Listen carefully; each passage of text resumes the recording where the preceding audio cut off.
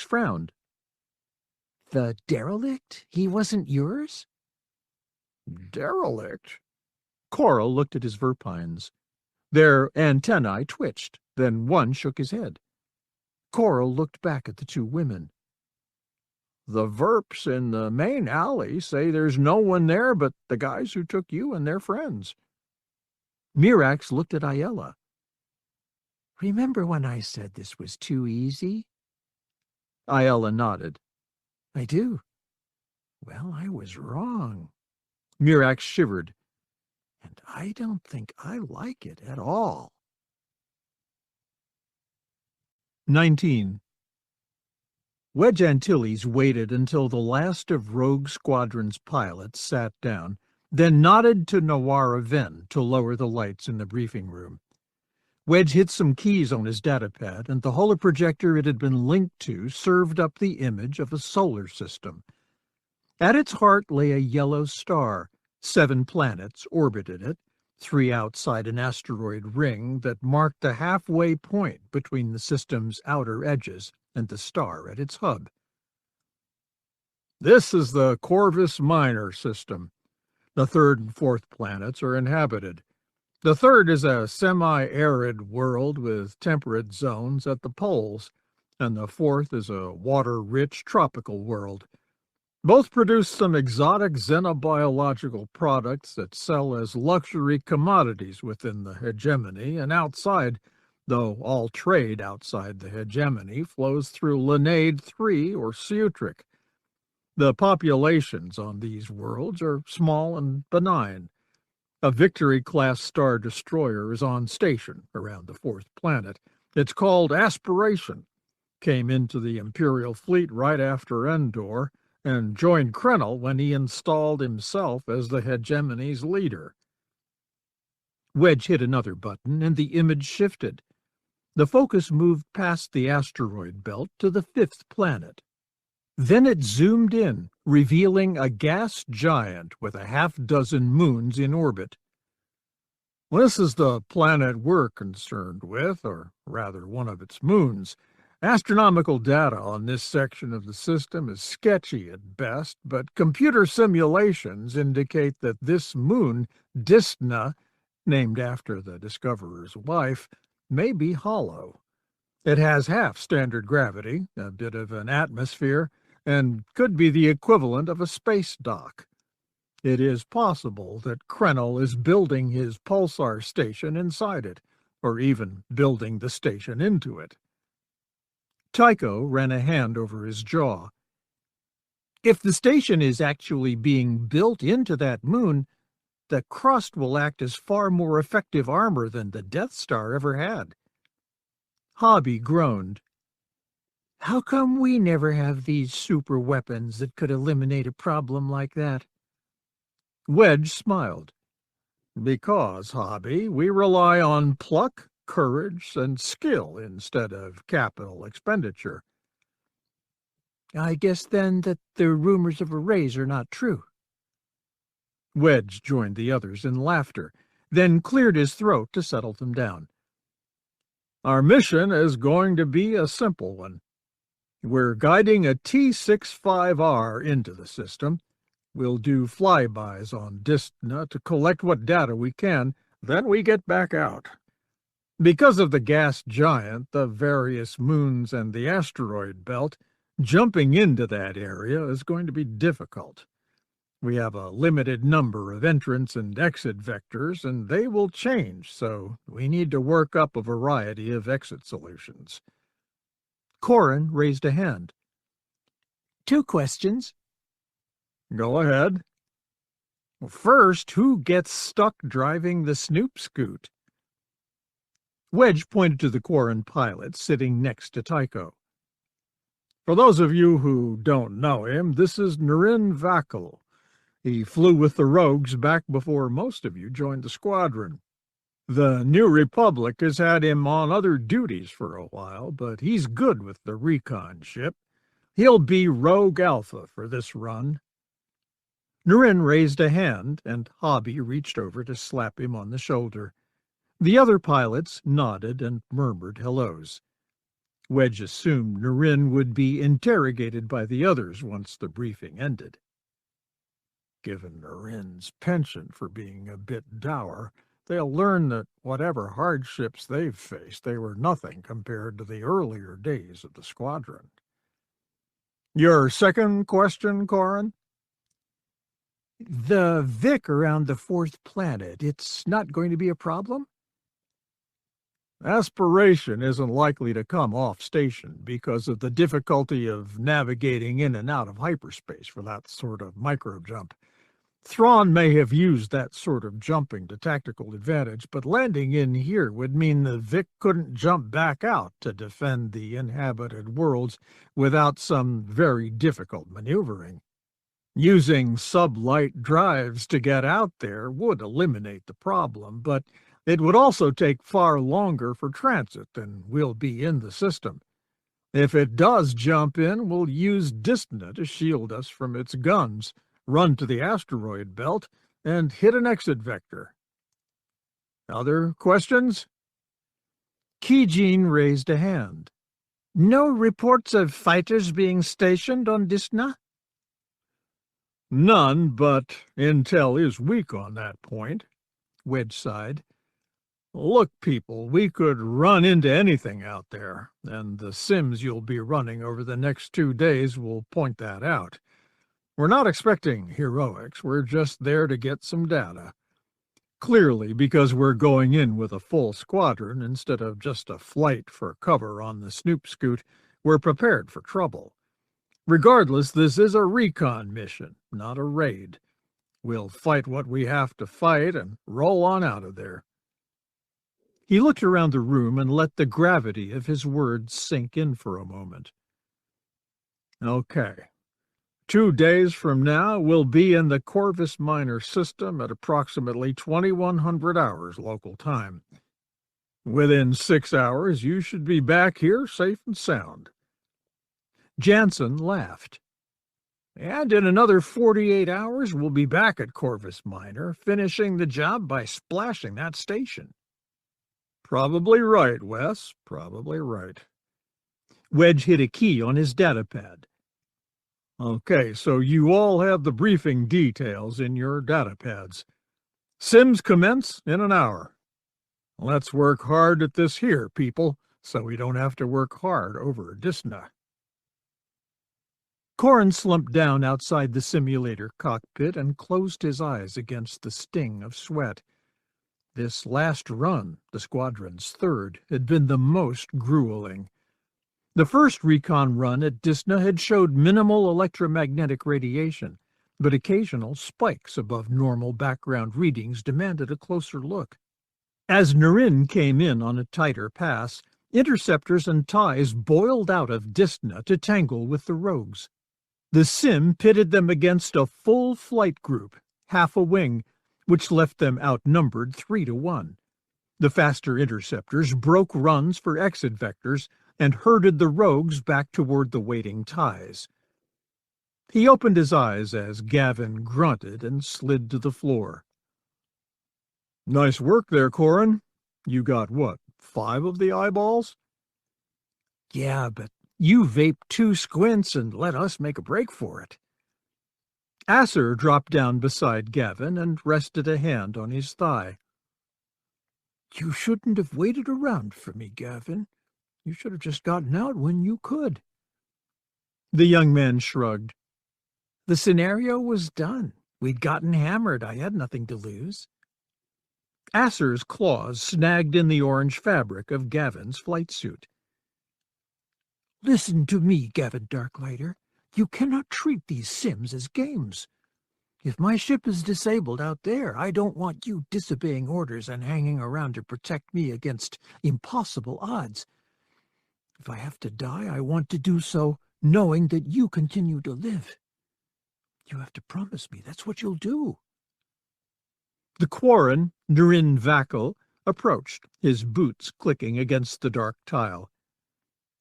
Do not, Captain Sailor, ask of Captain Darklighter such a sacrifice. Do not make him give such an oath.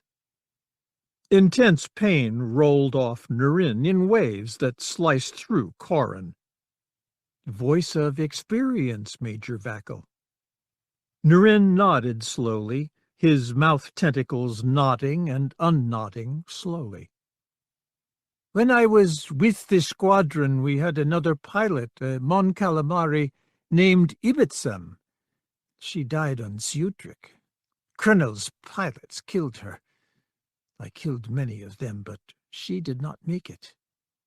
His shoulders slumped forward a bit, and he leaned against Corrin's simulator. She and I, we had been friends, close friends. Nurin crouched, resting his forearms on his knees, and looked at Asser.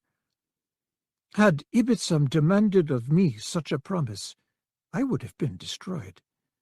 I could not have left her alone, but I would have hated to violate my promise to her. In your heart, in all of our hearts, we know what the right thing to do is. We have to trust each other that we will do it, keeping faith with each other and with our mission. Corrin nodded slowly. Even more daunting than the idea of dying was the idea of surviving the death of others.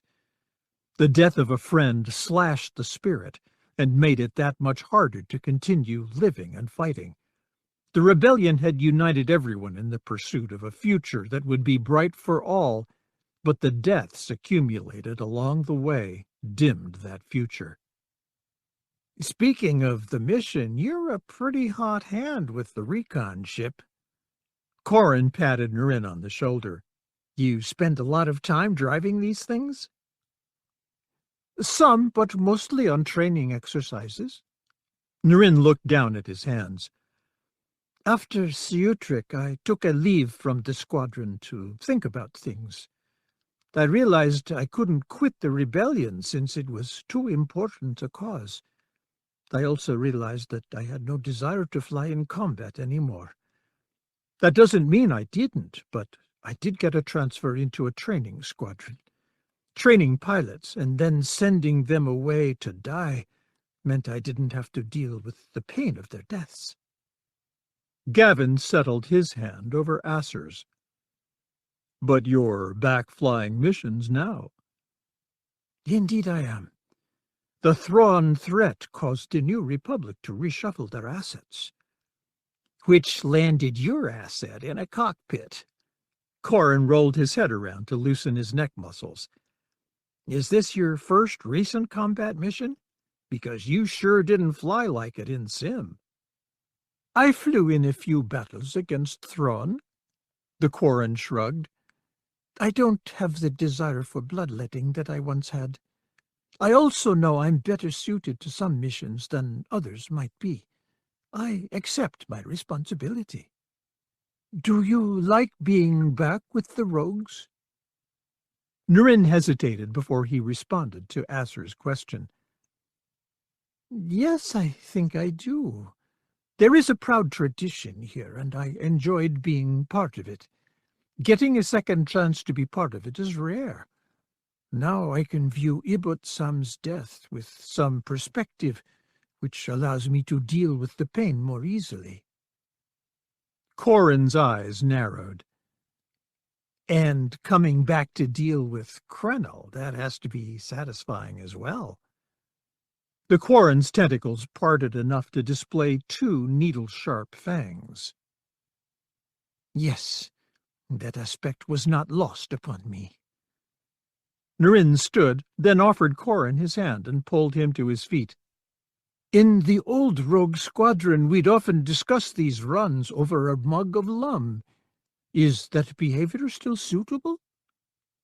Corrin stretched. Drinking? Rogues? Nurin blinked.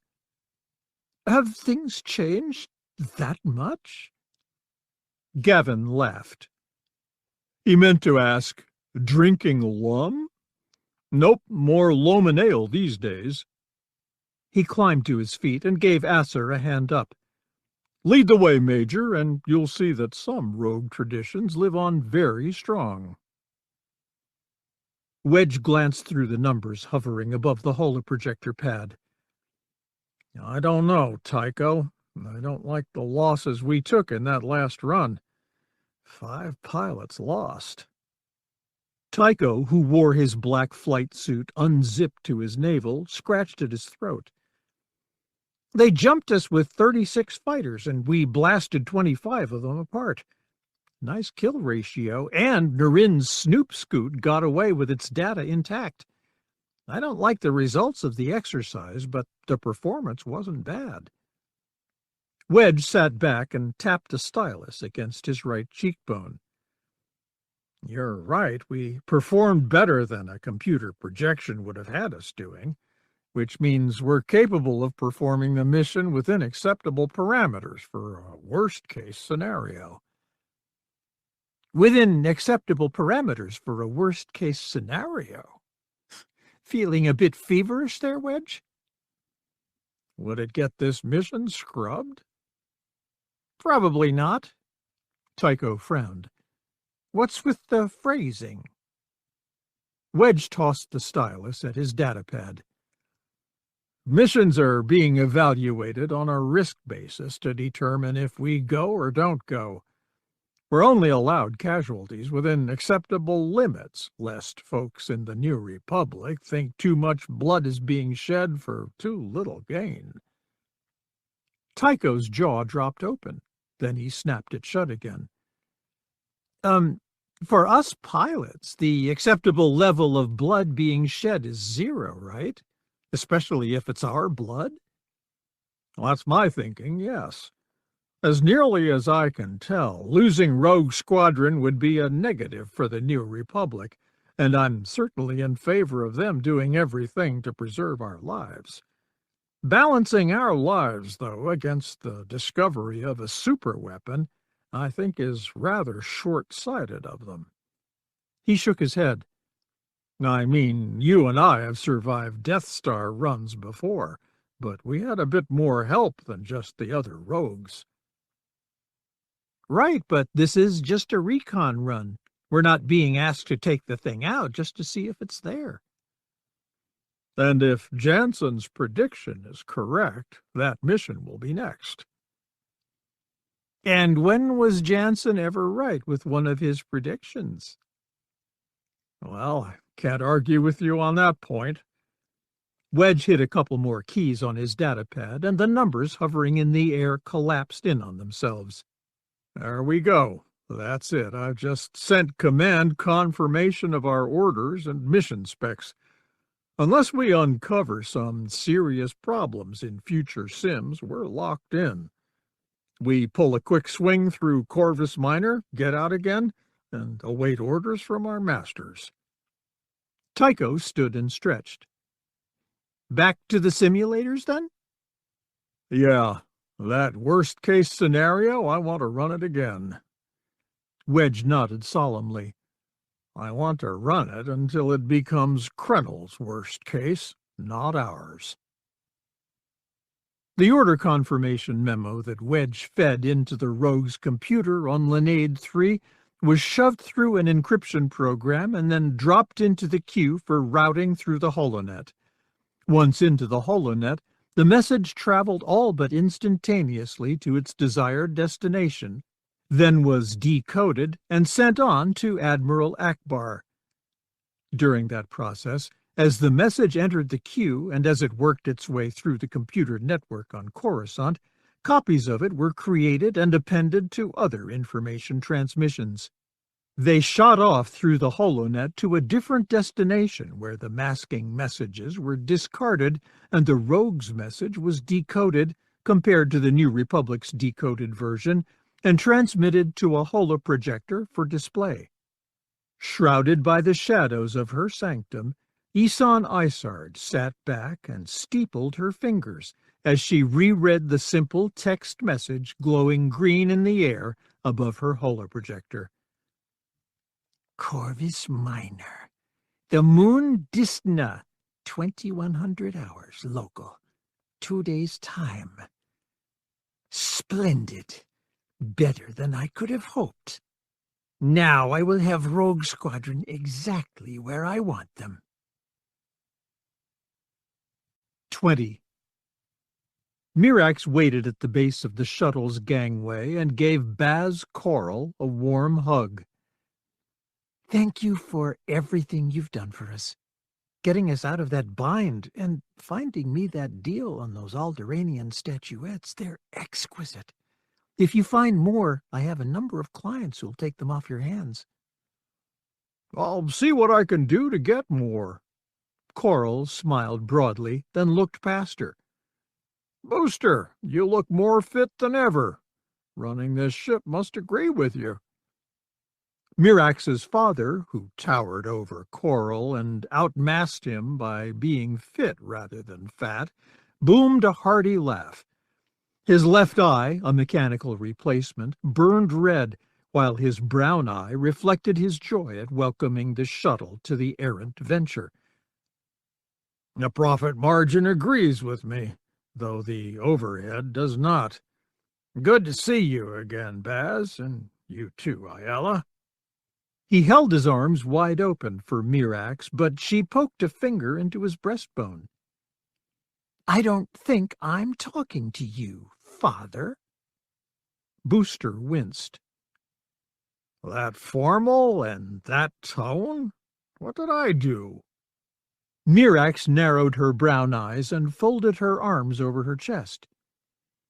You had Baz watching us, that's what. Her father looked confused for a moment. But having the Verpine watch you and report on what was happening saved you from being taken away and killed. Ayala shook her head. Booster, just leave it alone. No, just wait a minute there, Ayala. Mirax is my daughter, and I feel some responsibility for her safety. Mirax looked at Ayala. He's following the script, isn't he? Booster's head came up and his eyes slitted. Script? You two discussed how this chat would go? Ayala nodded and tried to pull Booster away, deeper into the Imperial Star Destroyer's aft docking space. We did, and you're following it too closely for my comfort. He slipped his arm from her grip and posted his fists on his hips. You have a problem with my having Baz watch you, Mirax? She studied her father for a moment, all tall and defiant, and felt years slip away. When she was a child, he'd been her hero. He told great stories and lived large, talking to her of places she'd only visited in dreams. After her mother died, Booster used to take Mirax with him in the Pulsar Skate on any runs that he deemed safe. When she couldn't go with him, he left her with friends, including Wedge Antilles' family prior to the death of Wedge's folks. As a child, she had worshipped her father and felt safe because he had been there to take care of her and protect her. Then Hal Horn caught up with him, and Booster was sent to the spice mines of Kessel for 5 years. Though not yet legally an adult, Mirax took command of the Pulsar Skate and built her own business. Instead of hauling highly illegal cargoes for next to no profit margin, she specialized in exotics for which people paid a great deal. Her father's reputation and a certain amount of sympathy for his current situation had given her a legitimacy and entree into the shadowy side of the Empire's economy, but she quickly made marks for herself and earned respect in her own right.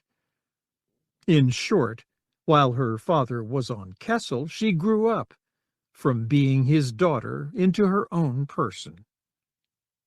But he never saw that. I don't know if any father would, but I know mine didn't. Even after leaving Kessel, he hadn't gotten in touch with her, and only a chance meeting a couple of years earlier on Tatooine had reunited them. She purposely kept her voice soft, but she met his hard stare without flinching. You're going to want to think a lot about what I'm going to say, Father, and that means you're going to want to listen, then walk away to think. If you don't, you're going to get into a discussion you won't like, and one you will lose, and you'll lose more than just the argument. Booster slid his hands around the small of his back. He glanced serenely around the errant venture's bay, nodding to a few people, waiting for the pace of activity to pick up again. He then nodded to his daughter. "Go ahead." "I've never had any complaints about having you as my father. Your getting tossed into the spice mines didn't bother me. Your gruff bluster about Corrin did grate a bit, but I understood. I have been overjoyed that you've come back into my life, and I'm very proud that you have the errant venture and are making it work. I'm proud to be your daughter, but I'm also more than your daughter." Mirax turned back and patted Baz Coral on the arm. "Yes, having your friend keep an eye out for us did get us out of trouble. By the same token, for all we know, the presence of his verpines in the building alerted the bad guys to something unusual going on. They might have been thinking Baz here was planning some sort of raid of his own, so they set a trap, and we fell into it. While he did pull us out of trouble, it could very well be your meddling that got us into trouble. And look, I know this isn't a male-female thing, though I do know you wouldn't have alerted Baz if Corrin were going to Comenor on the same mission we were." "True enough." Booster's expression tightened. "I'd have tipped the enemy he was coming." "And break my heart? Thank you, Father." "Mirax, you know I don't mean anything by that."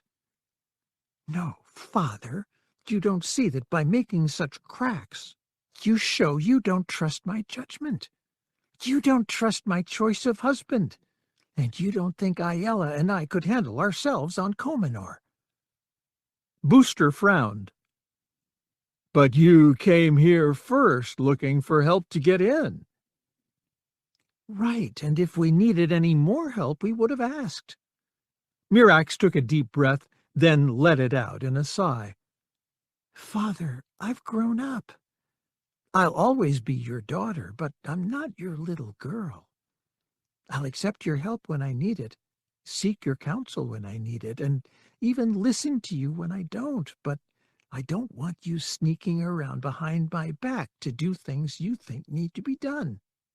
What would have happened if Aela and I spotted Baz's verpines, decided they were part of the enemy, and killed them? If you have concerns about what I'm doing, let me know, and I'll decide what to do about them. And if I need you to help me, I'll ask, no problem. Do you understand?" Booster's face remained a hard mask for a moment, and Mirax knew she'd hurt him. Her heart ached and her stomach collapsed in on itself, but another part of her felt buoyed and free. "The only problem with growing up in someone's shadow is that when you grow beyond it, everyone but the person casting the shadow can see how much you have changed." She reached a hand out toward her father and fought to control its trembling. Booster cleared his throat, but kept his hands at the small of his back. "I can think a bit faster than you probably imagine possible, Mirax, and I do know how to listen. I could tell you what billions of parents have told their kids. You'll always be my child, and I'll always worry about you. The thing is, you know that.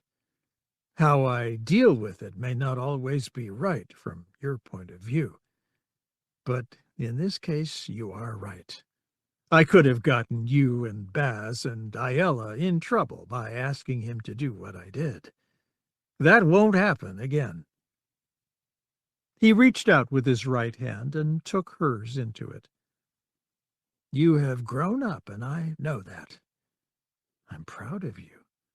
You can't know how it pleases me when people come here and identify me as Mirax Tarik's father. It hurts a little, sure, and too much of it can be irritating, but I'll get used to it. And it will make me work harder to earn back my infamy." Thing of it is, Mirax, the 5 years I spent on Kessel were years I can't get back. You went from being my little girl to the woman you are now, and I never got a chance to get used to that idea. Don't know if I ever will. Don't know if I would ever want to. I figured I'd delay trying until I had no choice. Delay's over. Mirax let Booster draw her into a hug, and she clung to him tightly. She said nothing and took refuge in his warmth and familiar scent, then let the vibrations of his low chuckle run through her. She rubbed her hands along his back, then slipped from his arms and looked up at him. "What's so funny?" "I was just thinking that I knew a heck of a lot less about parenting than I did smuggling, but did better at parenting than I would have ever imagined." Mirax smiled. "Just like you to take credit for the quality of the cargo when all you did was haul it around." Booster withdrew, a mock look of shock on his face. "Surely children are never pleasant." "That's all well and good, Booster, but we have another problem to deal with." Ayala held up a data card. "Before we got taken, we copied an encrypted file onto this data card. I need to slice it open and run it down now. In addition, we have the identification cards for all the men Baz burned down. We need to check them to see if we can determine who they were and who they worked for." Booster nodded. "Not a problem. We can get started after I treat all of you to dinner here on the diamond level. After all you've been through, you must want something to eat." "We're hungry, yes, Father." Mirax nodded, then moved over beside Ayala and headed toward her father's office. "We also have work to do, important work. That data card will confirm for us whether or not someone is setting a big trap for Rogue Squadron. No matter how good the meal, I'm not interested in delaying our work." Booster turned, flung his arms wide, and settled around the shoulders of both women. "No, no indeed. No delay will be acceptable. Come, ladies, the resources of the errand venture are at your disposal, and I am at your service. Whatever you want or need, you shall have, and anyone looking to ambush Wedge and his friends will have more trouble than they could ever expect." Mirax stared at the data readout hovering in the air above the desk Ayala had been given. Her father had provided them a suite of rooms on the level above the diamond level. It was not as opulent as the luxury level below it, but it was quiet and traffic was restricted. "I didn't even know it existed. But most of the other times I've been here, I've been passing through or with Corin." That her father would keep a level hidden from her husband rather amused her. The data did not. "Okay, let me see if I have all this stuff straight. The financial records from Wooter's office indicate that payments were made through financial institutions located in the Corvus minor system." Ayala swept a lock of golden brown hair behind an ear. "That's what it all comes down to. The files your father has on this ship, both old Imp intel files and new stuff that he buys, make it look like the payments were part of an intel op, which would make sense. The money was being paid to house prisoners from the Lusankia, so it must have come from some resources Isard had hidden away." "Okay, I'm with you there." Mirax pointed at a second set of data. "Now, here you've matched dust samples laminated on the identification cards of the men in the alley with traces of mineral content from the bones of the prisoners dug up on Kominor." "Not exactly. The forensics tech worked up a profile of soil composition needed to accomplish the decay and leave the correct trace elements on the bones. It matches the dust on the ID cards. Those 2 samples also match a planetoid in the Corvus minor system, Dysna, a moon orbiting the 5th planet in that system. Which is where you think the Luzankia prisoners are being housed. Ayala shook her head. That's where I think someone, Isard, wants us to believe they're being housed. I think they're bait to get Rogue Squadron there and into a trap. Mirax stood, a chill running through her. We have to tell them. I tried the direct route and sending information through New Republic intelligence. No reply. Ayala hit a key on her datapad, killing the holographic data feed. I also spoke with your father, and that's why we entered hyperspace. Mirax's comlink squawked. Mirax, this is your father. Please join me on the bridge. On my way. Ayala is coming too. Good. The two of them raced to the turbo lift and descended to the bridge. The lift opened and they stalked out to join Booster where he stood before the large viewport. Below the catwalk, a variety of ship's officers carried out their duties. Beyond Booster, the errant Venture's bow sailed through a white tunnel of light. Booster's expression appeared as grave as Mirax could ever remember seeing it. Getting into Corvus Minor around the 5th planet will be difficult for a ship our size. Had we not been coming from Komenor, the trip would have taken another 12 hours.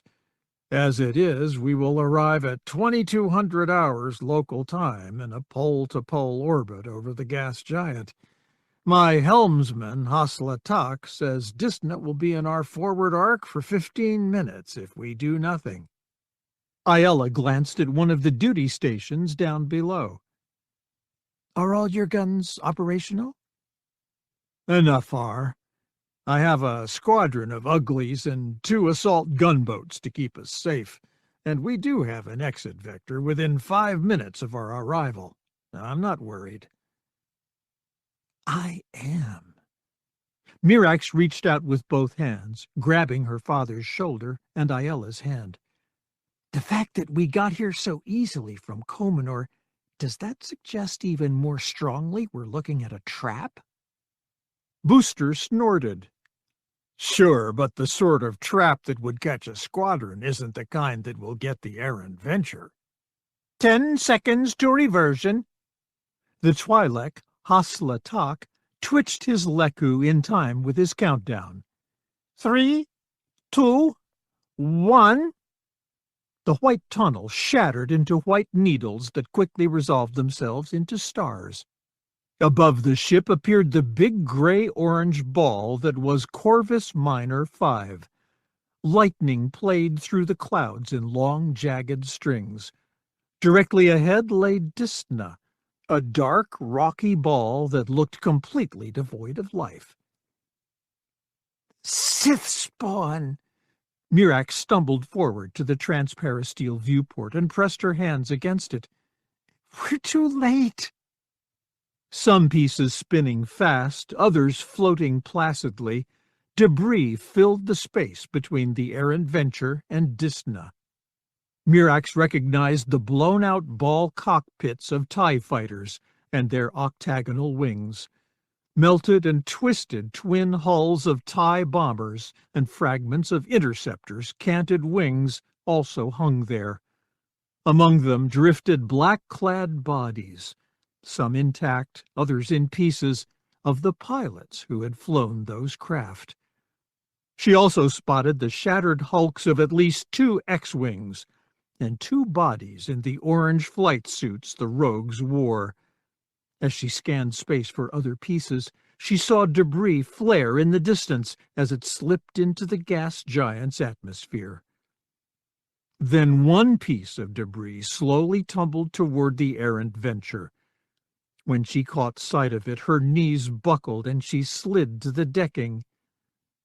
No, Emperor's black bones, no! The S-foil had been painted green and bore the distinctive markings that left little doubt it belonged to her husband's X-wing. She felt Ayala's hands on her shoulders, and heard her father's gruff voice fill the bridge.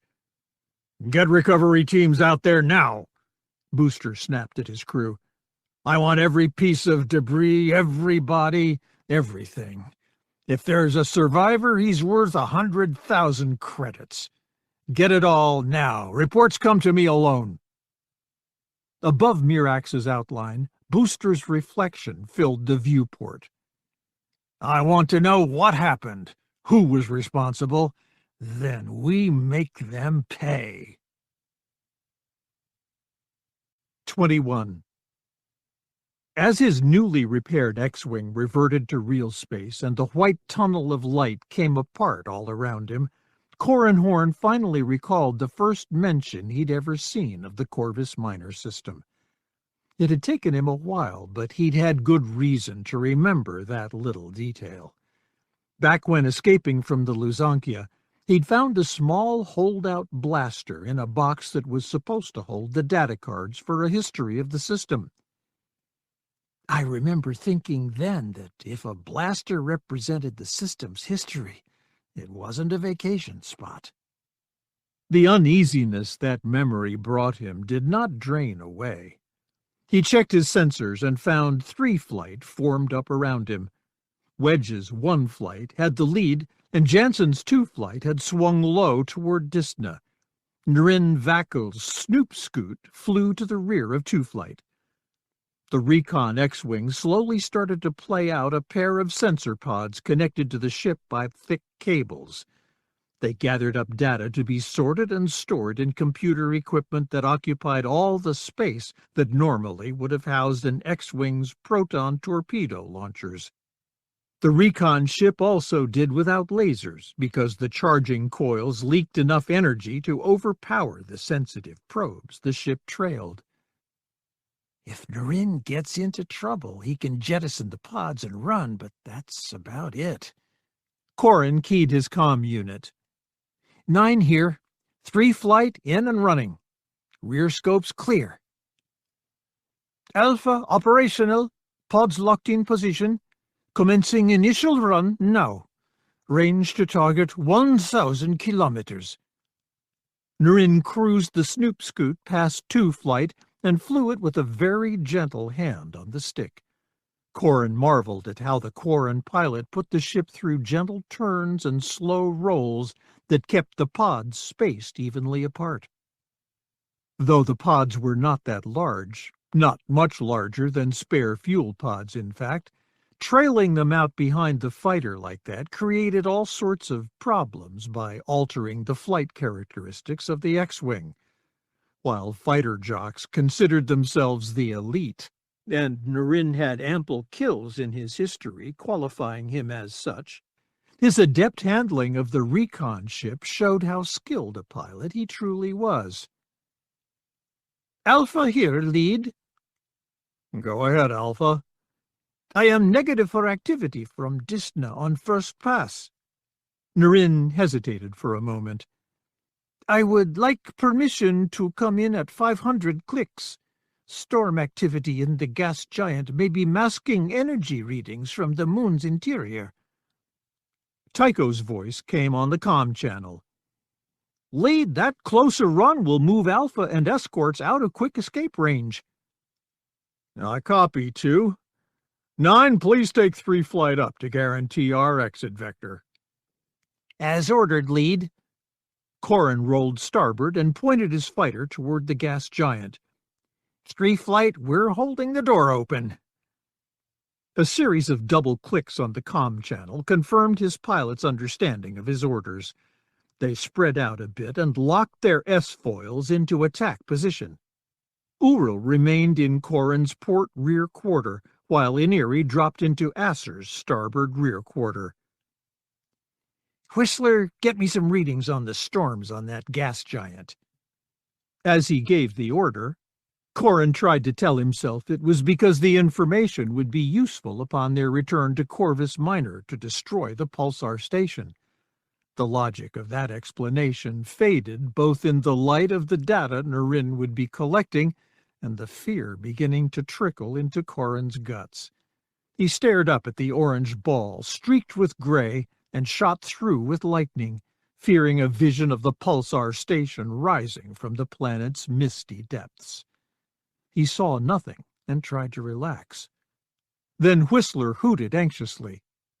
Corrin glanced at his sensors, then up at the gas giant. Black specks rose up through the clouds, looking for a moment like insects trapped between two panes of transparasteel. Though kilometers distant, he knew what they were. TIE fighters, interceptors, and bombers. He keyed his comm unit. "Lead, I have multiple contacts coming up out of CM5. Eyeballs, squints, and dupes. Enough for a squadron of each." "I copy, 9. We've got contacts coming from Disna. Similar numbers." Corrin's mouth went dry. 6 squadrons.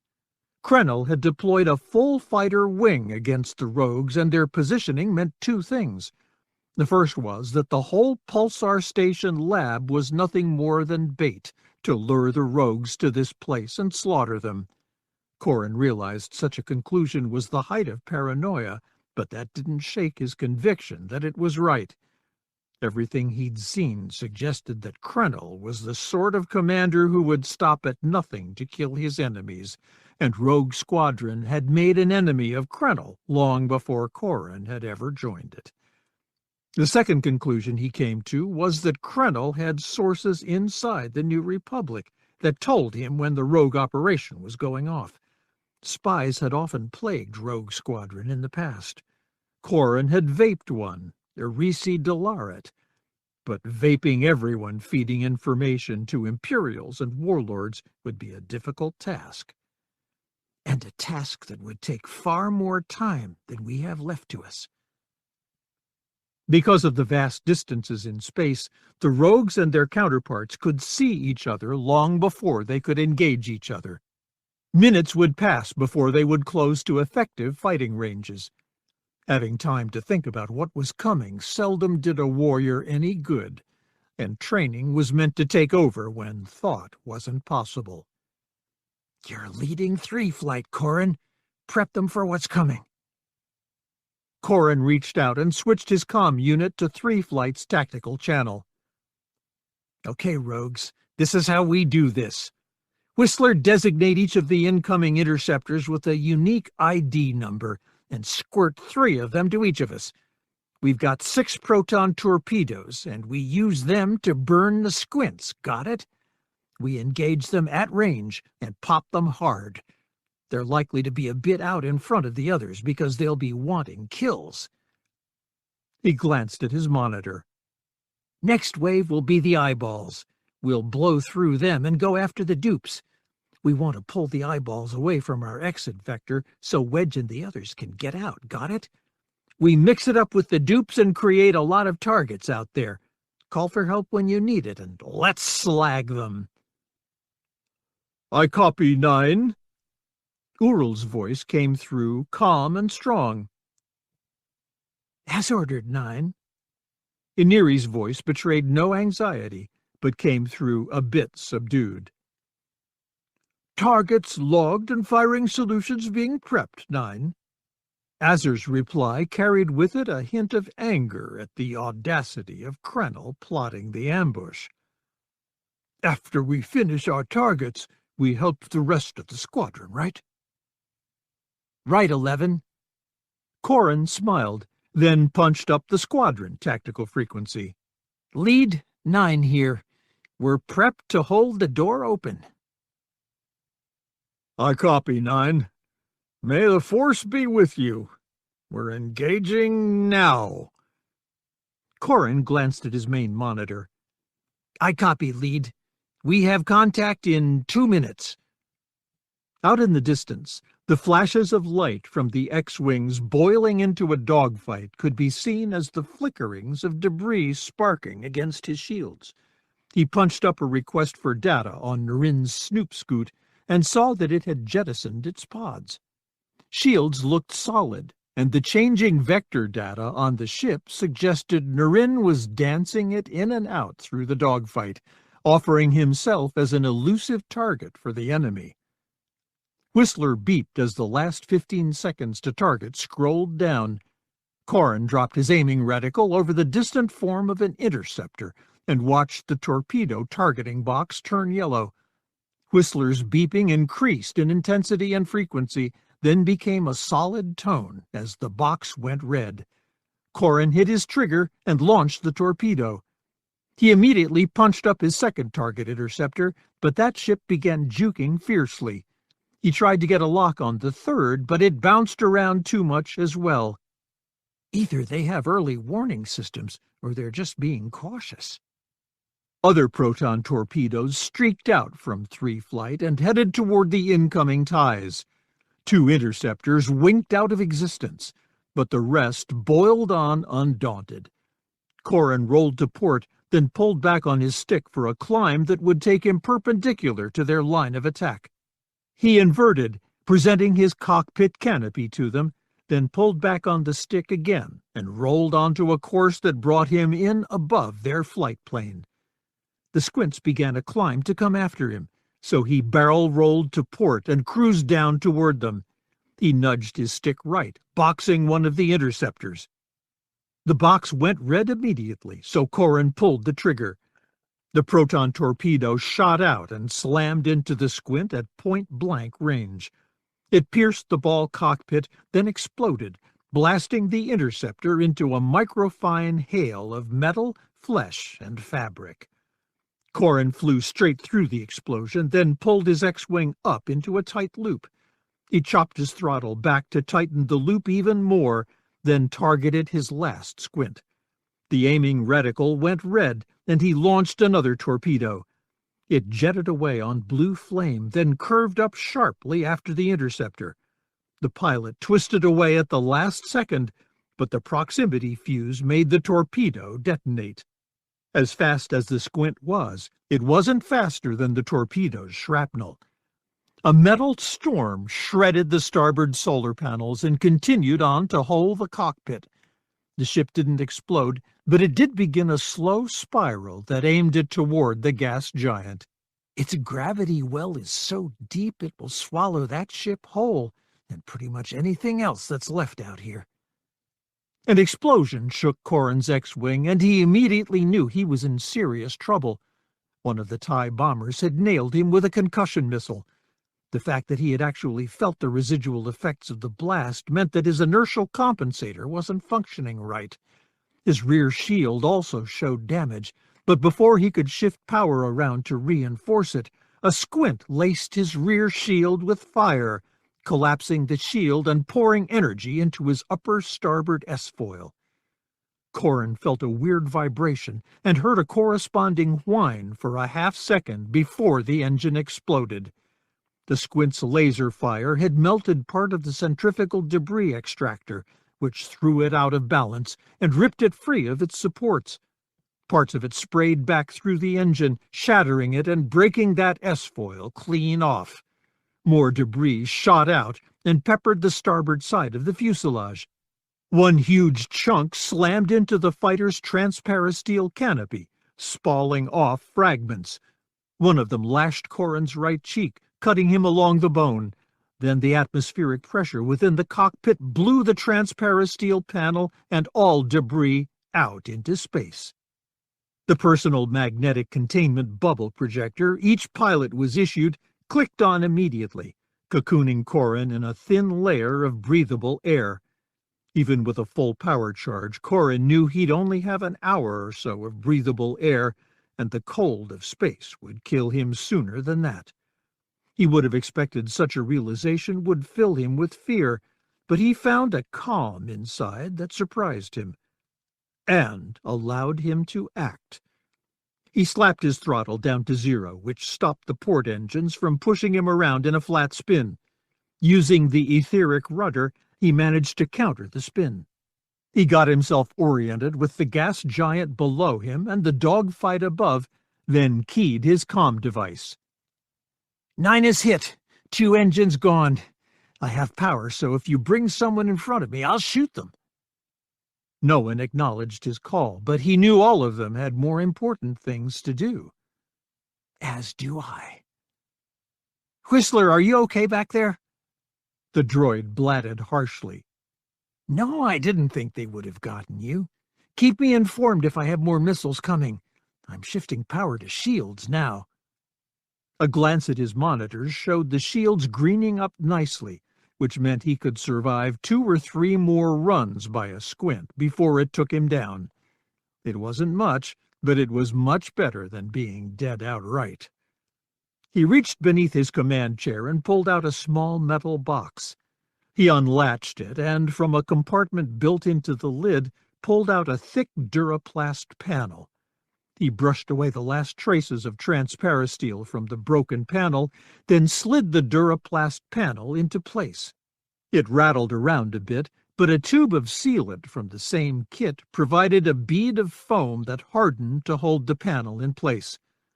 Corrin closed the box and returned it to its place beneath the seat.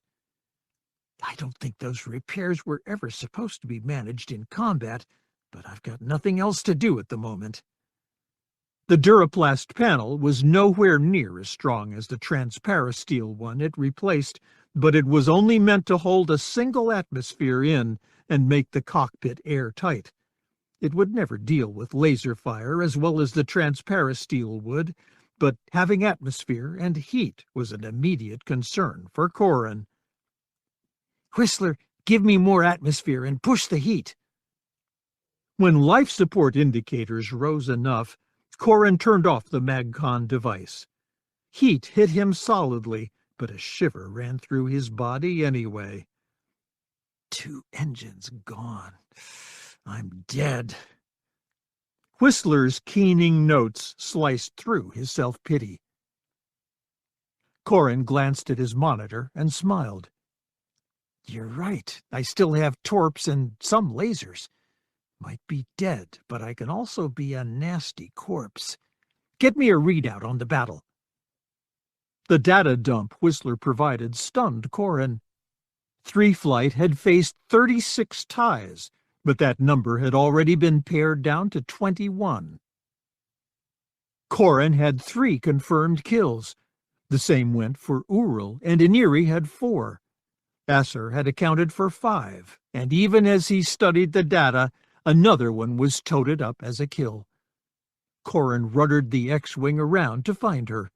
Her X-Wing flashed through the dogfight with a pair of ties hot on her tail. She had the X-Wing dancing up and down and side to side, letting their lasers slash green bolts wide. In the distance, some of the bolts hit other ties, and somewhere along her line of flight, an eyeball or dupe would catch her quad laser fire. Asser was flying as he'd never seen her fly before. Asser's X-Wing broke hard to port, then immediately rolled up onto its starboard S-foil and cut back along the way it had come. A roll back to port brought her ship back on the tails of the ties that had been following her and managed to overshoot her as she pulled the tight turns. A quartet of red laser bolts burned through one eyeball, letting loose a seething golden cloud of energy that devoured the ship. A little rudder reoriented her ship and let her blast her second tie. The shots evaporated the fighter's starboard solar panel. It began a roll that took it high and out toward the gas giant. Asser made no attempt to follow it or fire again. She rolled right and started to climb right back into the fight, which was when her X-Wing collided with a dupe. At the speeds the 2 ships were traveling, there was no chance for avoidance. The shields in front of the X-Wing sparked as they hit the dupe first, crumpling the starboard solar panel. They drove it back against the ball cockpit and shattered the transparasteel viewport. At that point, the X-Wing's forward shield flashed opaquely, then imploded. The X-Wing's nose stabbed into the dupe's cockpit and lodged deeply. The slender fighter's nose snapped off about a meter in front of the cockpit. Unspent proton torpedoes spilled out as the aft end of the fighter tumbled up and away from the bomber. The broken imp craft continued its flight toward the gas giant, while the remains of Asser's rapidly disintegrating X-Wing launched themselves up and away from the planet. "Asser, do you copy?" Corrin dialed up the gain on his comm unit. "Asser, repeat, do you copy?" He got no reply from her, but another message blared loud through his comm channel. "Rogues, interloper, and stranger squadrons are friendlies. Don't make us defend ourselves." What in the shadows of Coruscant? Corrin looked down at his main monitor. It showed a dozen new contacts, which appeared as red specks on his monitor, indicating they were using Imperial ID codes. He selected one of them as a target, and an image of the ship presented itself on his screen. The fighter had a Tie's ball cockpit and an interceptor's canted wings, but all in a very unusual configuration. The wings had been turned so they canted out, not in as they did on the interceptor. There were also 3 of the wings, one mounted above the cockpit and the other 2 at angles that allowed them to cover low port and starboard. More important, the sensors indicated the ships were sporting shields and had enough power output to support hyperspace drives. Whoever the new arrivals were, they fell on the remains of Krennel's pilots with a vengeance. 3 Flight had all but evened the odds for the new fighters, which Corrin chose to designate as trips for their triple wings. The trips let off a volley of proton torpedoes that savaged the remaining bombers. Then they swooped in on the eyeballs. Quad bursts of green lasers melted Ties ruthlessly. Within 5 minutes of their intervention, the trips had destroyed all of Krennel's forces. Rogue Squadron regrouped on the exit vector, with Corrin's ship limping along. Wedge's voice filled the comm channel. "I appreciate the fact that you saved us, and I'm willing to accompany you out of here. I even understand the need for comm silence, but I can't leave without seeing to the pilots who are extravehicular." "General Antilles, I understand your protest and have logged it." Colonel Vessery, the commander of what had been identified as 2 squadrons of TIE defenders, spoke in strong, even tones. "We've made runs looking for survivors, but we find no traces. We have to leave now. Krennel will be sending reinforcements, and you're in no shape to survive another fight." The comm channel remained dead for a moment. Then Wedge replied, his voice weary, "You're right. It's just—" "I know, General. It's always been said you were an honorable man." Vessery's voice carried compassion with it. 8 and 12, if you will tractor your charges, we can head home." A little shudder ran through Corrin's fighter. A defender latched onto his ship with a tractor beam and would accelerate him to the appropriate speed to make the jump to light speed. On only 2 engines, Corrin's ship wouldn't have made it, though those engines were enough to power his hyperdrive. He slaved his navigation to that of Interloper 8. "It's just as well. I don't think I want to be flying right now." He sat back and shivered. 3 Flight had lost Asser, but the rest of the squadron lost 3 other pilots. Kijin Slee had been the first to die, followed by Lear Zatok and then Wes Jansen. Corrin had a hard time believing Jansen was dead, but a concussion missile had blown the back off his fighter and left his body floating in space. All 3 of the pilots had been people he thought of as friends, but already his memories of them were beginning to fade. Corrin punched up 1 Flight's tactical channel. "Lead, is it safe to be going with these guys?"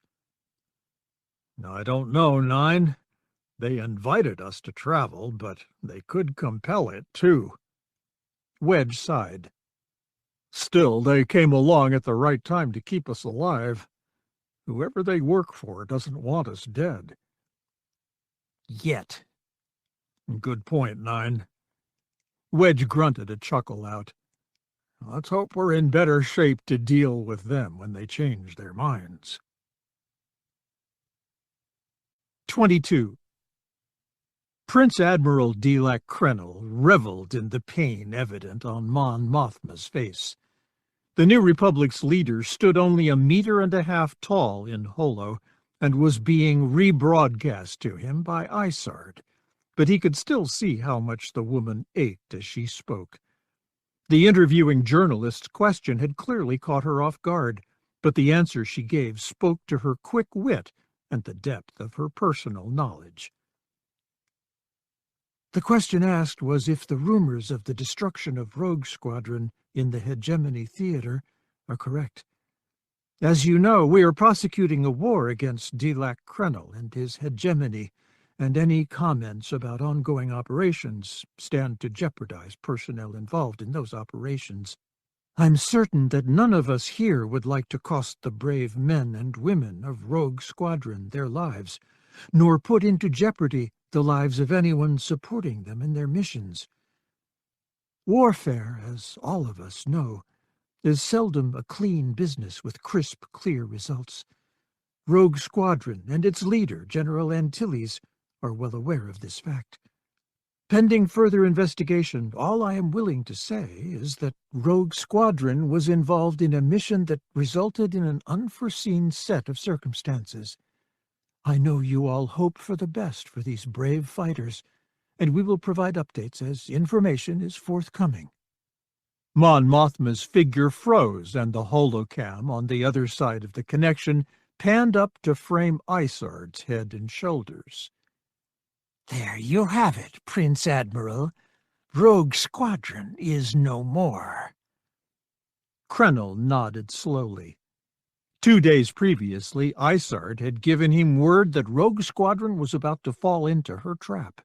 Information from Corvus Minor had indicated that there was an engagement, and no word was received from the Hegemony fighter wing that had been hidden in the Distna area to spring the trap. Observers on the aspiration had little to report, and only after Krennel insisted had they sent a shuttle out to the area of the battle.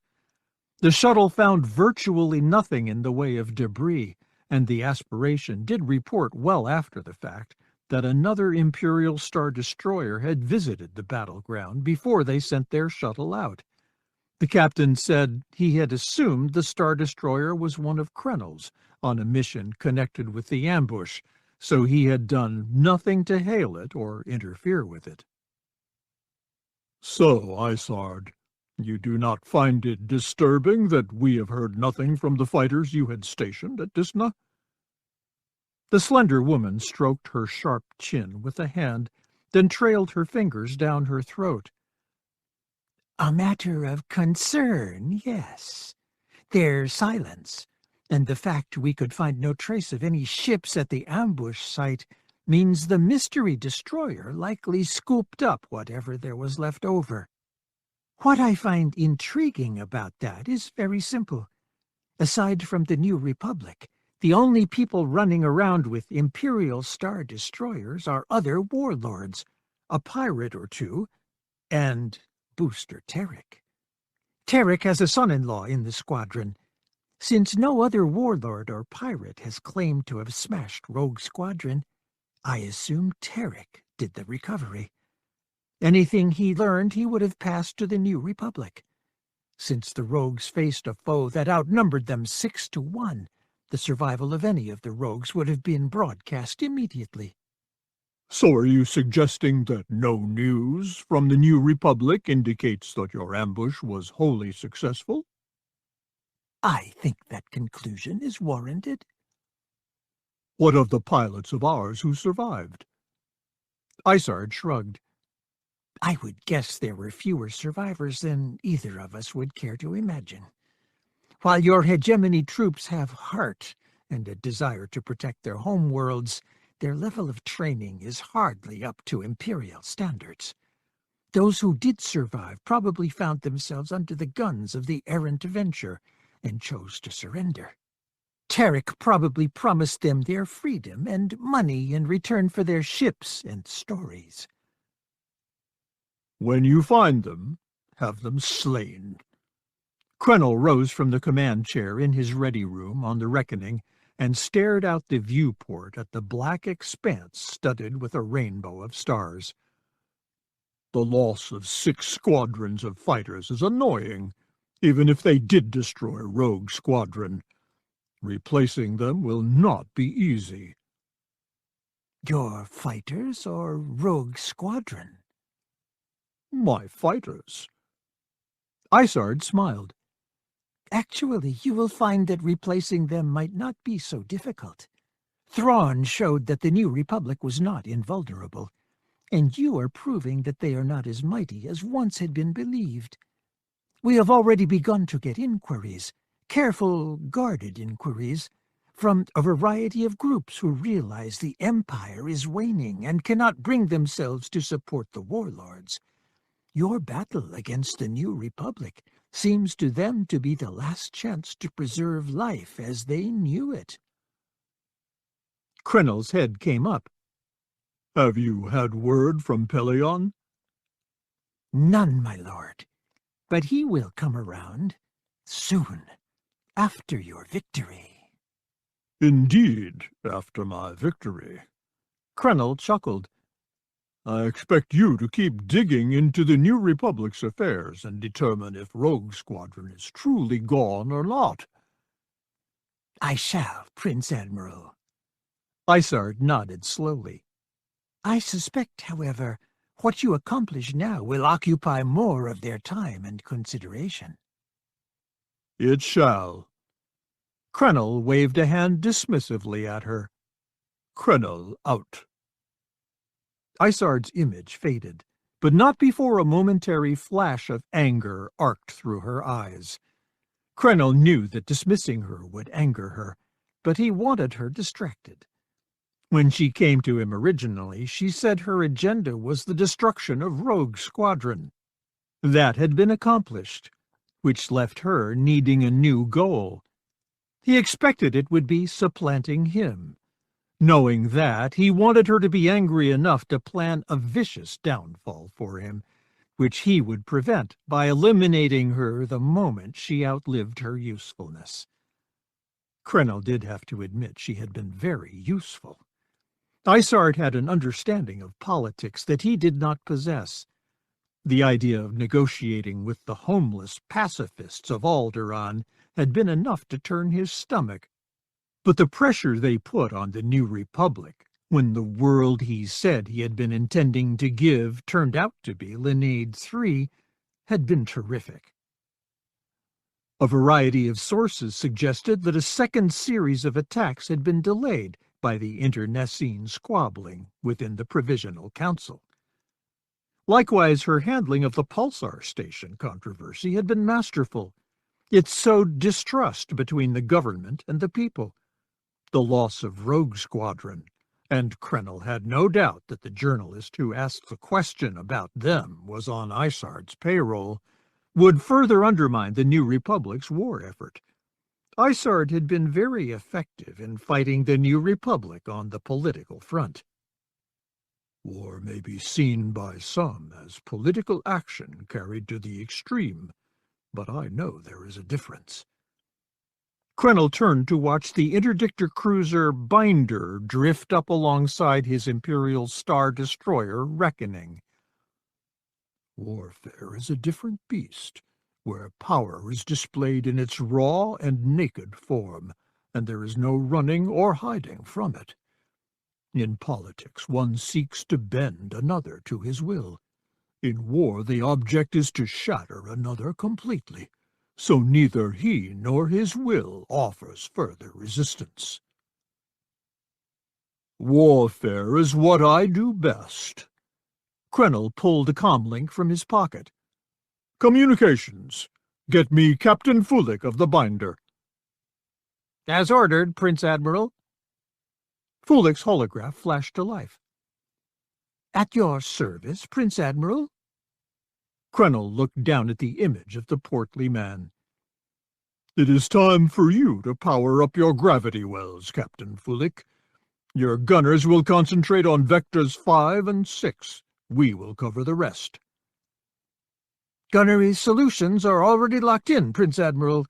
My people await your command to fire. Fulik looked off-cam for a moment. Gravity wells coming up now. A slight tremor ran through the Reckoning as the interdictor's gravity wells powered up. Their power was sufficient to momentarily override the inertial compensators built into the larger ship. With all 4 gravity wells online, the binder now projected a hyperspace mass shadow roughly equivalent to a good-sized planet. Any ships moving through hyperspace in the area would automatically revert to real space, since the alternative was to smash into whatever was creating the shadow. Interdictor cruisers often accompanied larger ships on missions because they prevented enemy ships from escaping into hyperspace. Any course laid through hyperspace had to avoid gravitic anomalies, so transit routes were plotted out with precision and, depending upon where bodies were in their orbits around a star, a system could be wide open or only have a narrowly defined route through it. The advantages of flying through or near systems came if a ship suffered damage, since out in deep space, the chance of being rescued was slender.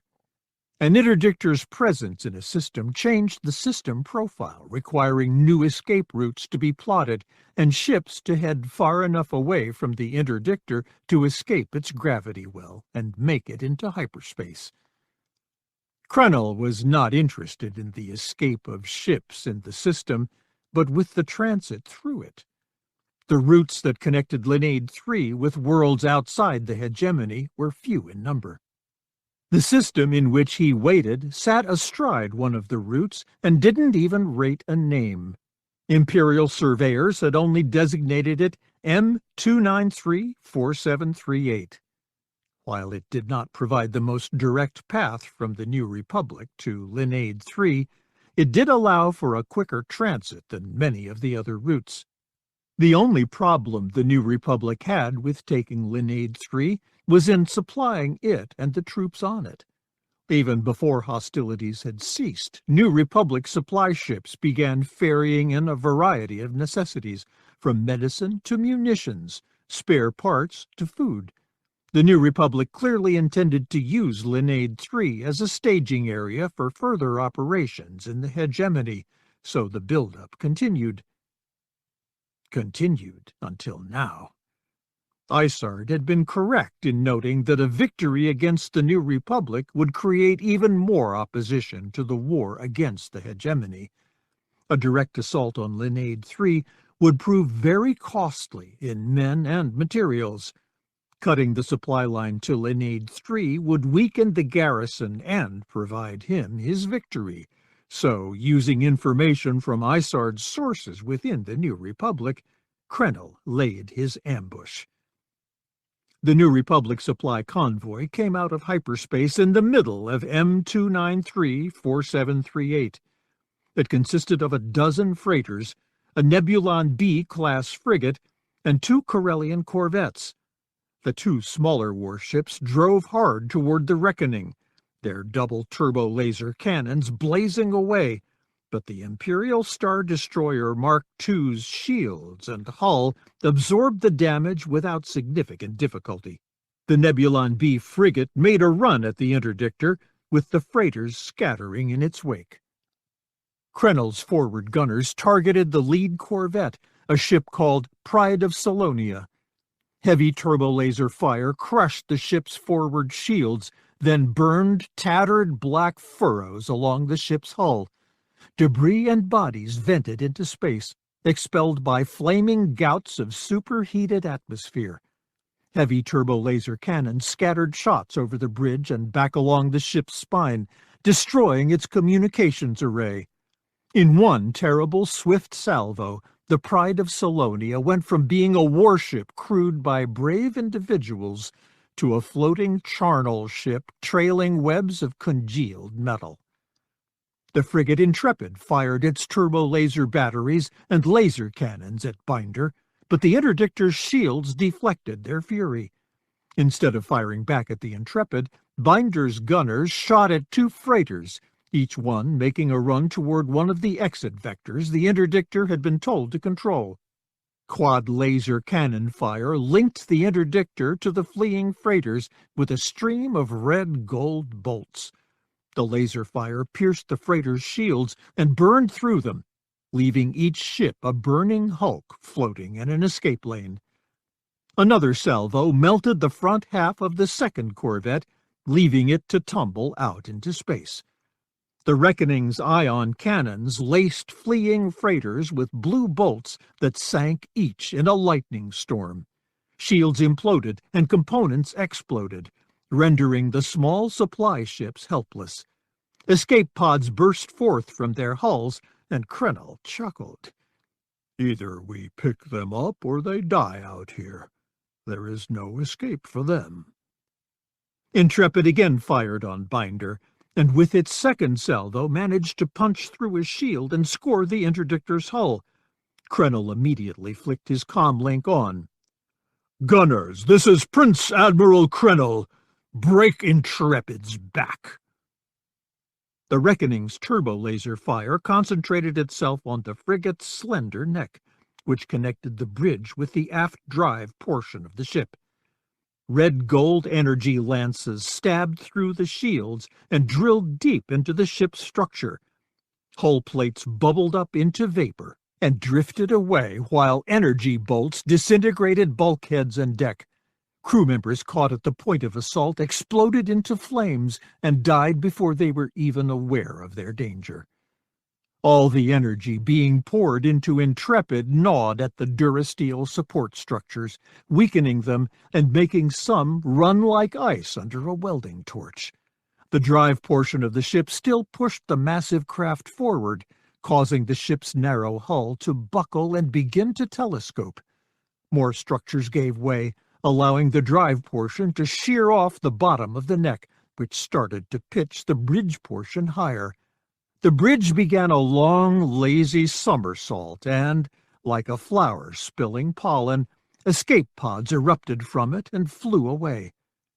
Krennel watched and nodded, then even allowed himself a smile. Grand Admiral Thrawn had always maintained that studying the art of a people would give an insight into how to deal with them. What Krennel saw floating in System M2934738 appeared to him to be art, and he very much enjoyed the fact that he had created it. How better to be the artist than to be the one studying the art? He flicked his comlink over to a channel that would address the Reckoning's crew. "This is Prince Admiral Krennel. You have all done very well today. I want recovery crews out there to pick up the freighters we have disabled and bring their supplies to us." He hesitated for a moment, mulling a point over, then decided to address it in a way he thought Isard would approve of. "I want shuttles to go out and see to the escape pods. Inform the people in them that we are fighting the New Republic, not them. We will take them aboard and return them to the New Republic, asking only their parole. As long as they agree not to fly or fight for the New Republic for the duration of its war with the hegemony, they will be free to go. Otherwise, we will treat them as prisoners of war and house them in accord with all civilized regulations concerning such prisoners. Krennel out." He allowed himself a smile, and imagined the praise Isard would heap upon him for his decision concerning the prisoners. "She may know politics, but I am learning. When I know enough, I will no longer need her. That day will come sooner than she can imagine, to her regret, and my great joy." 23. Wedge Antilles was glad Colonel Vessery remained silent as they walked through the interlopers' base. Wedge didn't know where they were and respected Vessery's being tight-lipped about their location. The base looked relatively new and decidedly Imperial, with personnel being almost entirely human, mostly male, and outfitted with Imperial uniforms. Broack Vessery could have stepped from a recruiting poster. He stood a bit taller than Wedge, with black hair that was beginning to lighten at the temples and sharp, noble features. His grip was firm when they met face to face for the first time and shook hands. He chose his words carefully, it seemed to Wedge, and had a nervous habit of picking all but invisible pieces of lint from the sleeves of his black jumpsuit. Wedge walked beside him and realized that he ought to be drinking in more of the base's details. The two squadrons that had come to rescue the rogues had more TIE defenders in them than Wedge thought had ever been manufactured. He wouldn't have been surprised to find out that the base belonged to High Admiral Teradoc, or even had been set up by Grand Admiral Thrawn. And if that's the case, I should be gathering all sorts of intelligence here. The industrious portion of his mind couldn't shift the weight of his emotions and the numbness he felt inside. He'd lost 4 pilots in the Disna ambush. While part of him acknowledged that survival rate was miraculous considering the odds they faced, the pilots resisted becoming statistics. Lear and Slee had been relatively new to the squadron, but the fact that he identified them by their first names meant they'd gotten past the defenses he usually raised against getting to know new pilots. Asser's loss sent a chill through him. He'd liked her and admired how she had defied the Bothan hierarchy in continuing her membership in the squadron and her relationship with Gavin. Asser never compromised or backed down from a fight. Her spirit and determination had always pushed everyone in the squadron to perform at their highest level. The pride that the Bothans felt in her exploits meant Borsk Failya and other politicians left the squadron largely alone. Wes Jansen's death. Wedge couldn't even begin to think about it without feeling an invisible hand squeeze his heart. He'd known Wes for what seemed like forever. They'd been through everything together since just after Yavin to when the squadron had been reformed. After the overthrow of Isard's regime on Typhira, Jansen had joined Wedge in running Wraith Squadron, then had stuck with him during the Thrawn crisis. Though Jansen's sense of humor rankled from time to time, Wedge would have given his right arm to have Jansen pop up with a quick, "Yub yub, Commander." Vessery looked over at Wedge. "I don't wish to intrude on your thoughts, but I have 2 things to say to you." Wedge sniffed and blinked. "Please, Colonel." "First, I wish my people and I had gotten there sooner. I count the deaths of your people as failures on my part. Traveling through hyperspace seldom allows one to get split-second rescues right, but I should have. If I had trimmed some margins on some of the courses, we'd have been there on time." Vessery's voice came low and sincere, bringing a solemn nod from Wedge. "Thank you, Colonel. You couldn't know exactly when they would strike, so it's not your fault. The fact that you did arrive means we lived, and for that I'll be eternally grateful." "You are too kind, General." Vessery paused before a door. "The second thing I would like to say to you is this. The person you'll meet in here is responsible for our arrival. Without orders originating from this office, Rogue Squadron would be dead. Try to remember that." Wedge frowned. "You shouldn't believe Imperial propaganda, Colonel. New Republic officers can be very grateful and gracious." "Good." Vessery punched a code into the keypad on the lock plate, and the door slid open. He waved Wedge into the darkened room. "After you." Wedge entered the darkness boldly, striding ahead for the full length of the patch of light streaming in through the door. When the door closed and cut off the illumination, he stopped and clasped his hands at the small of his back. He heard the scrape of Vessery's boots on the floor as the other pilot joined him. The lights in the room slowly came up, infusing an orange glow into the wooden strips that formed the walls, floor, and ceiling of the oval room. The woods had been fitted together with such precision and artistry that the growth rings and grain formed exquisite patterns in which the casual observer could easily become lost. Cabinets built into the walls were faced with great slabs of golden-brown wood featuring wonderful grain markings into and out of which the wall designs flowed. While everything remained static, the eye was drawn through an intricate tracery of lines that made the room seem alive. The desk across from the door had likewise been fashioned of heavily patterned wood, and seemed as if it had grown up out of the floor. The back of the chair behind it rose above the head of the person seated in it, and matched the wood designs of the wall. It took Wedge a moment to recognize who he was looking at. Then that realization tightened his guts and threatened to drop him to his knees. He couldn't remember ever having seen her in the flesh, but her image had been burned into his brain during the years after Endor. She still wore the scarlet uniform that had been her trademark, though her hair had gone completely white, and her face and figure had thickened slightly. She was still a handsome woman, but had slipped beyond middle age toward becoming a matron. Any thought that she might have softened was banished by her eyes.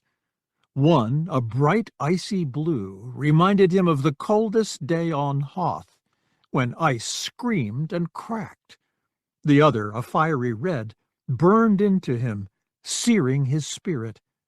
He'd thought her dead at Typhira, and even though the Comenor prisoners had said they'd seen her, he refused to believe she lived until he saw her now. Wedge's brown eyes narrowed. General Wedge Antilles reporting. Isan Isard stood slowly behind her desk. You know who I am. It is interesting that we have not met before, you and I, having been foes for so long. I expected you to be taller. I expected you to be dead. She nodded. Defiant, I like that. It makes you an interesting enemy, and, I trust, a more interesting ally. Wedge blinked. Me, an ally? After what you did with the prisoners on Comenor, leaving them to starve like that? He turned to Colonel Vessery. You can take me away from here now. Isard raised her hand. If you will indulge me, General, I will explain a great many things to you. You owe me at least that much, since I sent Colonel Vessery to save you. The remark brought Wedge's chin up. After all you have done, the debt I feel to you for saving us is still very small. Of this I have no doubt. Isard leaned forward on her desk. After I had taken control of Typhira, and you began your campaign to oust me, I realized that if you succeeded, I wished to rob you of the goal you truly sought, the prisoners from my Lusankia. I decided to scatter them. This was a mission I felt I could entrust to no one. It was one I wanted to handle myself, but I was needed on Typhira. What I did was activate a clone of myself, lead her to believe she was me, and charge her with the task of scattering the Lusankia prisoners. When she returned to Typhira, with her task complete, I had her killed. Or so I thought. Isard's face hardened as scorn entered her voice. Your assault on Typhira meant the job was not completed, and the clone survived. How and why she was not recognized as me, I have no idea, but she believes she truly is me.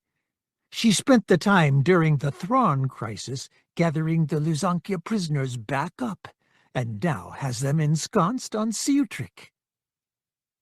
Wedge shook his head. Explain the prisoners on Comenor. Bait for a trap. Isard shook her head. She wanted to lure Rogue Squadron to Disna so you could be ambushed.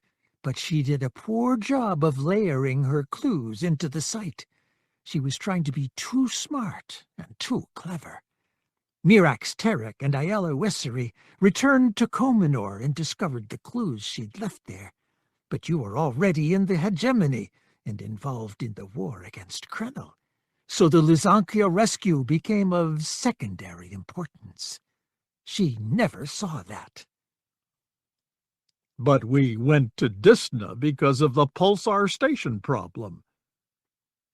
Isard smiled, and Wedge decided that her smile was not a pleasant thing to see. Yes, and Krennel's protestations of innocence sounded genuine because they were. The lab you discovered on Lineade 3 was one I had constructed there. I wanted you to go to Disna because I wanted Colonel Vessery to help you defeat Krennel's people. Without rendering that sort of direct aid to you, you never would believe that I could be your ally. I don't believe it now. Wedge's eyes became slits. You could have sent an embassy to the New Republic if you sought an alliance. She snorted a laugh. They'd no more have believed it than you do, but you already know things that point to my sincerity. Such as? Such as my ability to build the lab on Lineade 3. That means I have thoroughly compromised Krennel's security. How?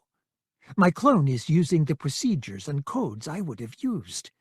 In this same way, I knew she wanted to ambush you at Disna, so I arranged for you to be saved. As far as the New Republic and Krennel are concerned, however, both forces wiped each other out. This means no one knows you are alive, which is something I also desired. Wedge thought for a moment. Isard's point about having compromised Krennel's security was right, and she had sent Vessery and his people to spoil the clone's ambush. Granted, Isard got us there, too, with the pulsar station decoy. But the clone's clues would have been found and led us there in any event. Isard had put together an elaborate charade that had Rogue Squadron dead, and therefore she had an ulterior motive in mind. What is it you want, Isard?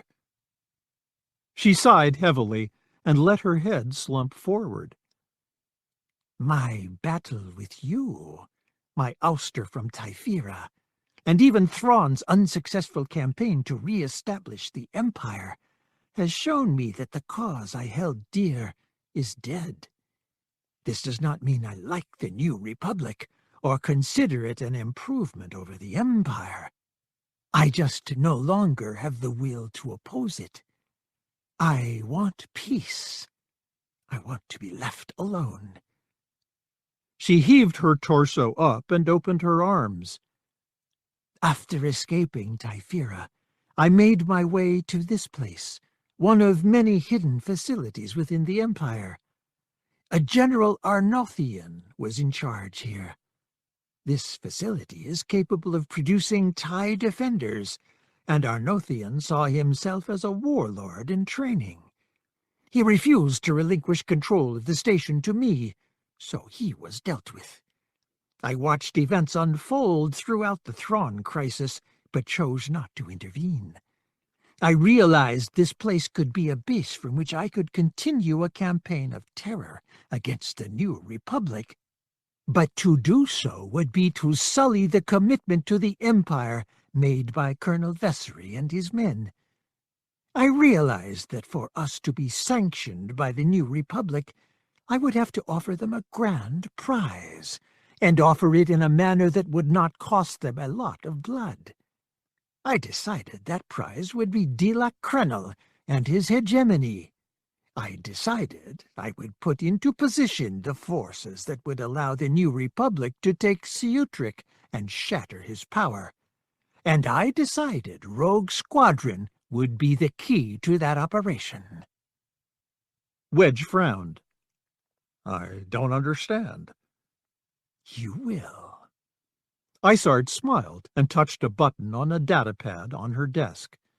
An image of a man with a metal prosthesis covering the right side of his face, replacing that eye, and an artificial right forearm and hand burned to life in the middle of the room. You will recall your posing as Colonel Antar Rowett. A trickle of ice ran through Wedge's guts. I assumed the Rowett identity when slipping onto Coruscant to liberate it. I have taken the liberty of updating Rowett's profile to reflect his being in charge of an experimental unit, 2 full flights of TIE defenders. You are in the process of negotiating a deal with Krennel that will bring your force in as part of his troops. You are one of many Imperials offering their services to him. You'll be able to slip into Sutric and wreak havoc there. What you did on Imperial Center to free it, you can do on Sutric. Wedge ran a hand over his stubbly chin. You'll give us Krennel to get the New Republic to leave you alone? I do not expect public rehabilitation, just a quiet retirement. Isard smiled coldly. As for why Krennel, you know as well as I do that he defied my orders in the Pestage matter. I also want my clone eliminated. One of me is enough. I heartily concur. I thought you might. Isard opened her hands. You and your people will begin training in defenders immediately. We will work up a plan of attack that will involve a New Republic fleet. When the attack is set, you will communicate with the New Republic to let them know when to strike. We can't communicate with them too early, because my clone still has some intelligence resources in the New Republic. If there is a leak, the mission will be doomed. Wedge nodded, then looked up. If we refuse to help you? Isard arched an eyebrow at him. Refuse? Vessery cleared his throat. If you refuse, General, then my men will go into Sutric in your place. Krennel will fall, but not quite so bloodlessly. He has to. The Imperial pilot rested a hand on Wedge's shoulder. Despite our differences, you and I are united in the knowledge that Krennel is a scourge on the hegemony's people. He must be dealt with, and with your help his disposition will bring other warlords in line. Wedge felt a shiver run down his spine. I know I can't trust you, Isard, but I also know that if I don't go along with your plan, you can kill me and my people, and no one will know you're out here until too late. I don't know what your plan is, but I know you have one, and that for now is enough. He nodded slowly. I hate to think you and I are of like mind in anything, Isard, but the desire to see Krennel taken down seems to qualify. The Rogue Squadron is at your disposal. Let's get started. 24. Corran Horn rested a hand on Gavin Darklighter's shoulder, noticing how the dark green of his own flight suit contrasted with the bright orange of Gavin's. He felt the younger man stiffen, so he gave Gavin's shoulder a squeeze and slowly lowered himself to a spot on the concussion missile storage crate. I hope you don't mind my sitting here, Gavin. The younger pilot looked at him with red-rimmed brown eyes. I'd really rather be alone. I know you would, Gavin, which is why I'm sitting here. Corran's left hand slipped from Gavin's right shoulder and patted the man's knee. I remember back when we were first on Coruscant, you came to me to ask me about Acer and if things could work between you. You wanted some perspective then, and you need some perspective now. No, Corrin, what I need now is grieving. I know. The bleak pain in Gavin's voice stabbed deep into Corrin's heart and threatened to reopen the wound left there by his own father's death. No, now's not the time for self-pity. Look, Gavin, there's all kinds of trite things I could tell you. I could tell you that I've been where you are when my father died. I could tell you the same things that folks told me at that time, that I had to buck up, I had to be tough, because that's what my father would have wanted of me. And you and I both know that's what Asser would have wanted of you. Gavin sniffed and glanced over at him. You're right. That's pretty trite, and doesn't help at all. Corrin nodded and glanced around the hangar area into which the surviving rogues had been conducted. The site itself appeared to be vintage Imperial. The rogues had been in enough captured facilities to know the architectural style. The main difference here was that the Imperials were in full force, and 3 squadrons of TIE defenders filled the launching racks above the scattered X-wings. The R2 and R5 units milled about together, while the pilots had broken up into small groups, each one dealing with the loss of his comrades and wondering what news General Antilles would bring on his return. I know that, Gavin, which is why I'm going to share something with you that I've not shared with another living being, except Ayala. Even Mirax doesn't know this. He took a deep breath and hesitated until Gavin nodded slightly. You've heard how my father died, but not my mother. In Corsec, given what my father and I were doing for a living, we figured that we were more likely to die than she ever was. But she went first. It was a stupid land speeder accident. A truck was blocking the other lane. Some lum-dum whipped around it and smashed head-on into her. It busted her up badly, too badly for Bacta to help. My father and I arrived at the hospital as fast as we could, and we were allowed to visit her. We'd been told she had no chance. There'd just been too much damage. She knew that, but she lay there in bed just talking to us about what we'd be doing the next week and month. She wasn't regretting the fact that she'd not be there with us, but pretty much letting us know that she would be, in our memories and in our hearts. The whole time she was dying, she just went on living. And when she finally closed her eyes, it came as a surprise to everyone, her included. Corrin brushed a hand across his face, smearing tears away to nothingness. Understand this, Gavin. The pain you're feeling right now, it never really goes away.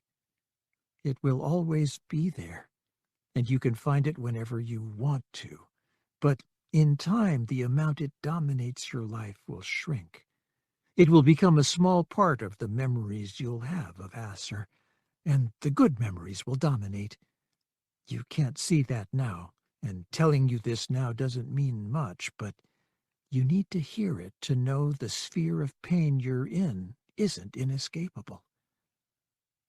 Gavin rested his head on his hands, with the heels of his palms grinding into his eye sockets. It was in the squadron that the first person I actually knew died, Lujane Forge. I remember. And I remember wondering if I could have saved her. I wonder the same thing about Asser. You're not alone. But let me tell you, Asser was wondering what she could do to save us. She was magnificent out there, Gavin, flying beyond herself. Corrin rubbed his left hand over Gavin's back. All of us knew we were in a hopeless situation, but she understood it and rejected it. It was as though she stopped being a flesh-and-blood pilot and became flight and fight and death all rolled into one. We didn't fail her, nor she us, but some obscure rule of the universe broke her ship and grounded her back in reality. She was truly stellar, and after that performance, I don't know that there was any way for her to return to just being mortal. Gavin sighed and sat back, raising his face toward the dim ceiling of the cavernous room. That's it, though, now, isn't it? She's no longer mortal. She joins my cousin Biggs and Lou Jane Forge and Wes Jansen and Dak and the others on the Rogue Squadron roll of the dead. The Bothans will have another martyr to celebrate. Corrin's eyes narrowed. And you're afraid that they'll take her away from you, right? You're afraid the Aesir you knew will be forgotten as she's memorialized. Gavin's lips pressed together tightly, his goatee bristling. His larynx bobbed up and down once, then he nodded, splashing tears down his cheeks. His voice failed him as he first tried to speak. He rubbed his throat, then nodded. I think I knew her better than anyone, and that with me, in private moments, she could relax. She didn't have to be a Bothan hero. She didn't have to be a pilot. She could just be herself. When we talked about getting married, adopting kids, she came alive. His voice trailed off, and Corrin sensed a flash of anger like lightning run through Gavin. What is it, Gavin? He frowned. She met with Borsk failure. She didn't tell me what happened, but I think he tried to make trouble for her about adopting. I think she may have fought as well as she did at Disna in the hopes that no one, not failure, not anyone, could deny a hero of her stature what she wanted. She would have gotten her way, but now she's dead, so the point is moot. Maybe your chance to adopt kids with her is gone, but remember what was behind that whole plan. The fact that you'd make great parents. I'm not going to tell you that you owe it to her to continue on and prove her right, but you can bet the Emperor's black bones that I'd rather see you teaching a child right from wrong than any of a billion ex-imp bureaucrats. Maybe it's a plan for the future. Gavin shook his head slowly. Admitting there's a future at all is the tough part right now. I don't really care, and I've heard enough that if there isn't one, it's all the same to me. A fearful bleating from Whistler and the droid's sudden appearance as he raced around from behind Corrin stopped the pilot's response to his friend. What's the matter? Clattering after the droid came an Imperial tech with a restraining bolt and a welding rod. Gotta put a restraining bolt on him. All droids get them. Corrin shot to his feet. I can tell you where you can affix that restraining bolt, hut puss for brains. The tech raised a hand, and two armor-clad stormtroopers came jogging over, blasters in hand. You want to get out of the way, Captain Horn? You've no idea what I want. Corrin dropped a hand to the lightsaber hanging at his left hip. You're putting a restraining bolt on Whistler over my dead body. The tech raised an eyebrow. Over your stunned body, perhaps. I have my orders. Back off, Captain Horn. Wedge Antilles entered the hangar area and headed toward the confrontation, drawing the rest of the squadron in his wake. Let's not make things more complicated than they need to be. Corrin turned to Wedge and was pleased to notice that Gavin had risen to his feet and was shielding Whistler with his own body. General, they want to put a restraining bolt on Whistler. Wedge nodded solemnly. I know. All our droids get them, even Kate. He held up a hand to forestall comment. The situation here is complicated, but it's working out in our favor. We're going to be trained to fly these defenders, then we'll be given a back door into Krennel's capital. We're dead right now, and if we can stay that way, as far as Krennel is concerned, until we're ready to strike, he will fall and fall hard. What that means, though, is that our droids have to be stored away for the time being. Tycho arched an eyebrow. Hostages? Wedge shook his head. Just more variables than can be controlled right now. They'll be locked away, safe, out of trouble. Corrin frowned. I don't like it, but if you say that's the way it has to be. He walked over to the tech and snatched the restraining bolt and welding rod from the man's hands, then dropped to one knee in front of Whistler. Sorry to do this, pal, but it's not the first time. You'll get through it. He pressed the bolt to the droid's chest panel, then turned to the tech. Okay with you?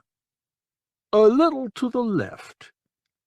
Corrin made the adjustment, then used the welding rod to fix the bolt in place with a shower of sparks. The tech pointed a remote at Whistler, hit a button, and the droid shut down. Another button, and Whistler was back on, moaning mournfully. Corrin rose in one swift motion and gently tapped the tech under the chin with his dormant lightsaber. Hey, just because you have the power, don't abuse it. Wedge laid his hand on Corrin's forearm. Put it away, Captain. The tech here will take good care of all the droids, won't you? You lock 'em up snug and tight. He glanced at Corrin. I may not understand your attachment to the droids, but I'll respect it. We aren't all heartless monsters. Good. Corrin smiled coldly and tapped the man on his chest with the lightsaber. Something happens to Whistler, and you will be. You have my promise on that. Borsk Failure was not accustomed to be kept waiting, but he understood Booster Tarik's game and decided to humor him. The Bothan counselor had never before been on the errant venture, and he occupied his time studying the ship. He recalled his ire when General Kraken reported that an intact, though largely disarmed, Imperial Star Destroyer had been turned over to a smuggler who had served 5 years on Kessel. The idea that a private citizen, an outlaw even, could bully the government into tolerating his possession of a war engine seemed the first sign of impending anarchy. Failure wanted to demote Kraken for his failure to secure the errant venture for the New Republic, but the rest of the council disagreed.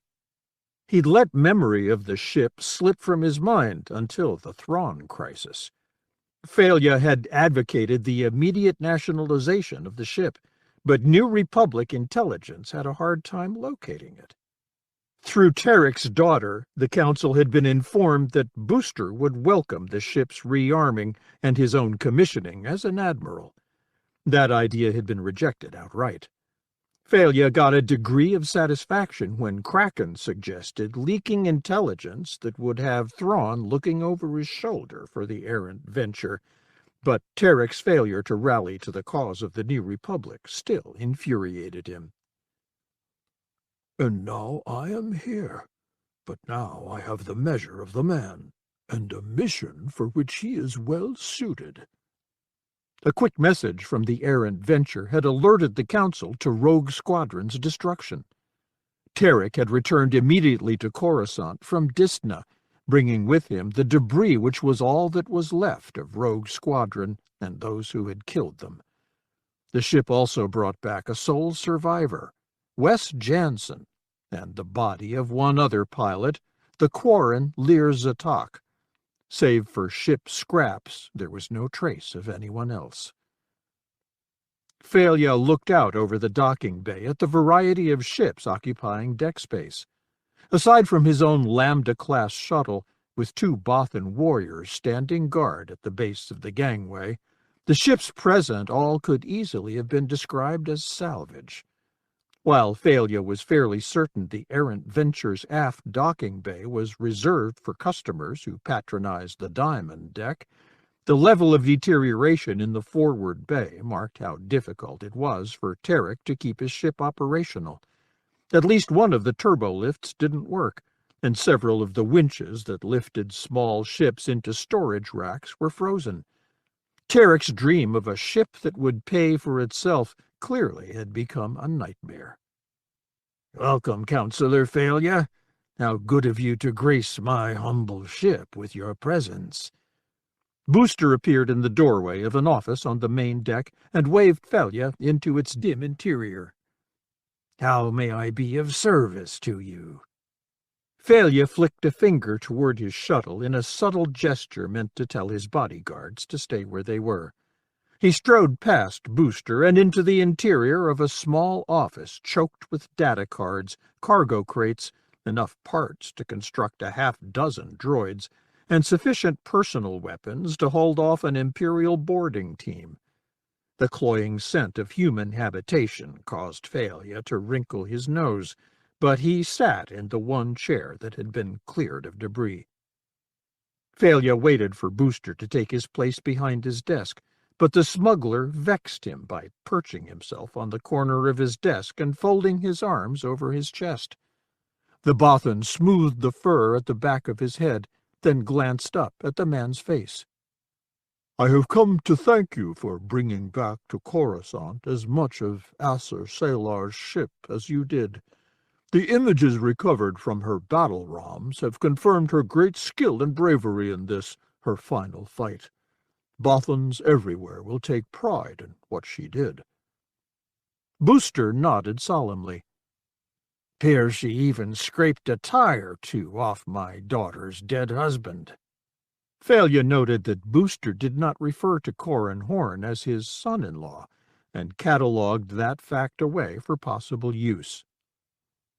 "Her devotion to her squadron mates was quite clear. Likewise her devotion to the highest of Bothan ideals." 25. Corran Horn saw the Imperial flight instructor vectoring in on him as he entered the simulation chamber, but he didn't slow or alter his course. He snapped the comlink into place inside the TIE pilot's helmet and headed toward where the rest of the rogues stood, dressed in black flight suits. Only Tycho looked natural in it, mainly because he'd always worn black and still had his rebel battle tabs sewn on the flight suit. "That big, bright Coruscant one really has to gall the imps."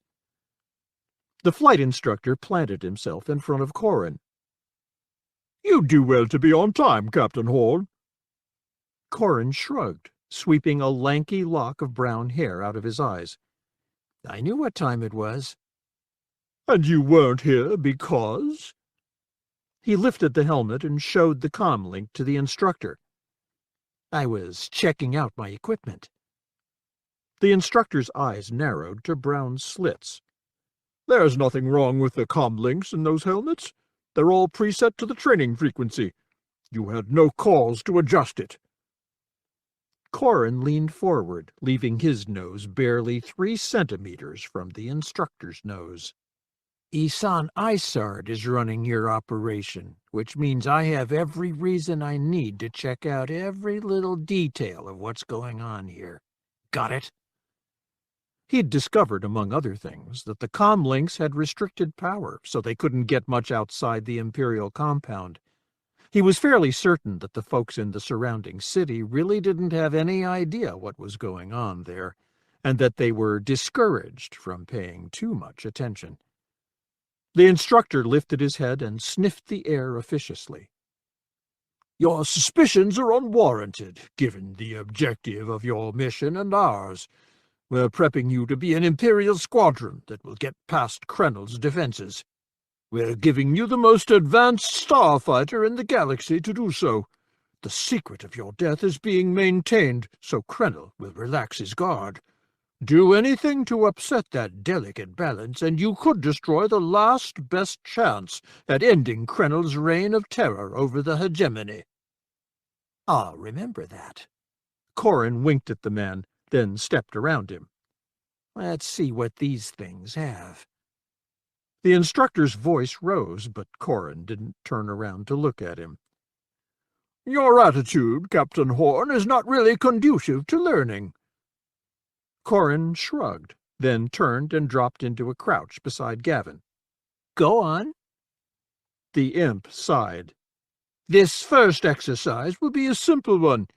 You'll find the Scianar Fleet System's TIE Defender is the fastest, best-equipped starfighter in the galaxy. Unlike other TIE designs, it incorporates shields, which provide the pilot with an improved survival profile. It has 4 lasers that can be fired singly, linked, or quadded, as well as 2 ion cannons. It carries 8 concussion missiles, or proton torpedoes, depending upon the mission profile, and has a tractor beam. It is very fast and highly maneuverable, both in space and atmosphere. Finally, it has hyperspace drive, which allows the ship to accomplish deep space missions without requiring a larger ship to deliver it to the target." Corrin shifted his shoulders uneasily while Hobby coughed into his hand. Had the Imperials managed to deliver the TIE Defenders in sufficient quantities before the Emperor's death, the rebellion could have foundered. The shields alone would have allowed pilots to survive errors and learn from their mistakes, which would have made the Imperial Navy's fighter corps much deadlier. While it still took a good pilot to get a fighter through combat in one piece, pilots only got good if they didn't die, and the Defender would keep a lot more of them alive.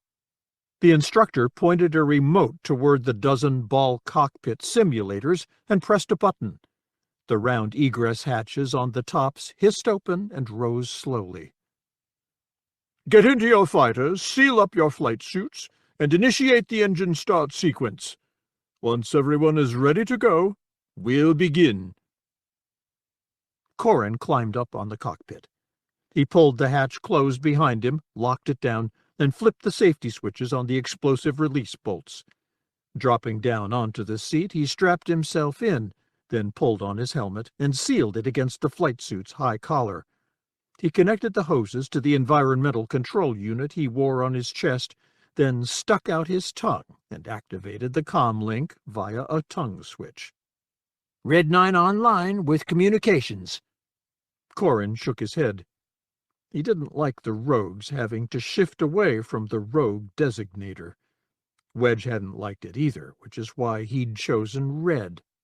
As he'd explained, out of earshot of the imps, Red Squadron had been the designation for the group that destroyed the first Death Star, and that made the choice a bit more palatable to Corrin. He shrugged. "We'll just have to use the Red designator as inspiration, I guess." Corrin punched up the ignition sequence and got console lights showing his engines were both running at 100% efficiency. He hit 2 other buttons that shunted energy into the shields and energy weapons. He brought his heads-up display to life, then reached out with his gloved hands and took hold of the fighter's controls.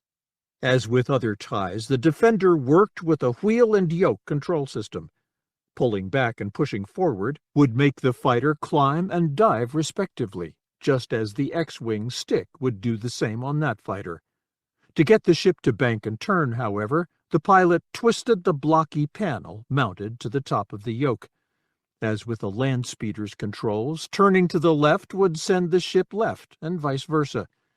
The grips on either end of the panel had trigger switches to fire weapons, and between them lay an array of buttons and switches that controlled the throttle, weapons selection, target acquisition, data streaming to the primary monitor, and a variety of lesser functions.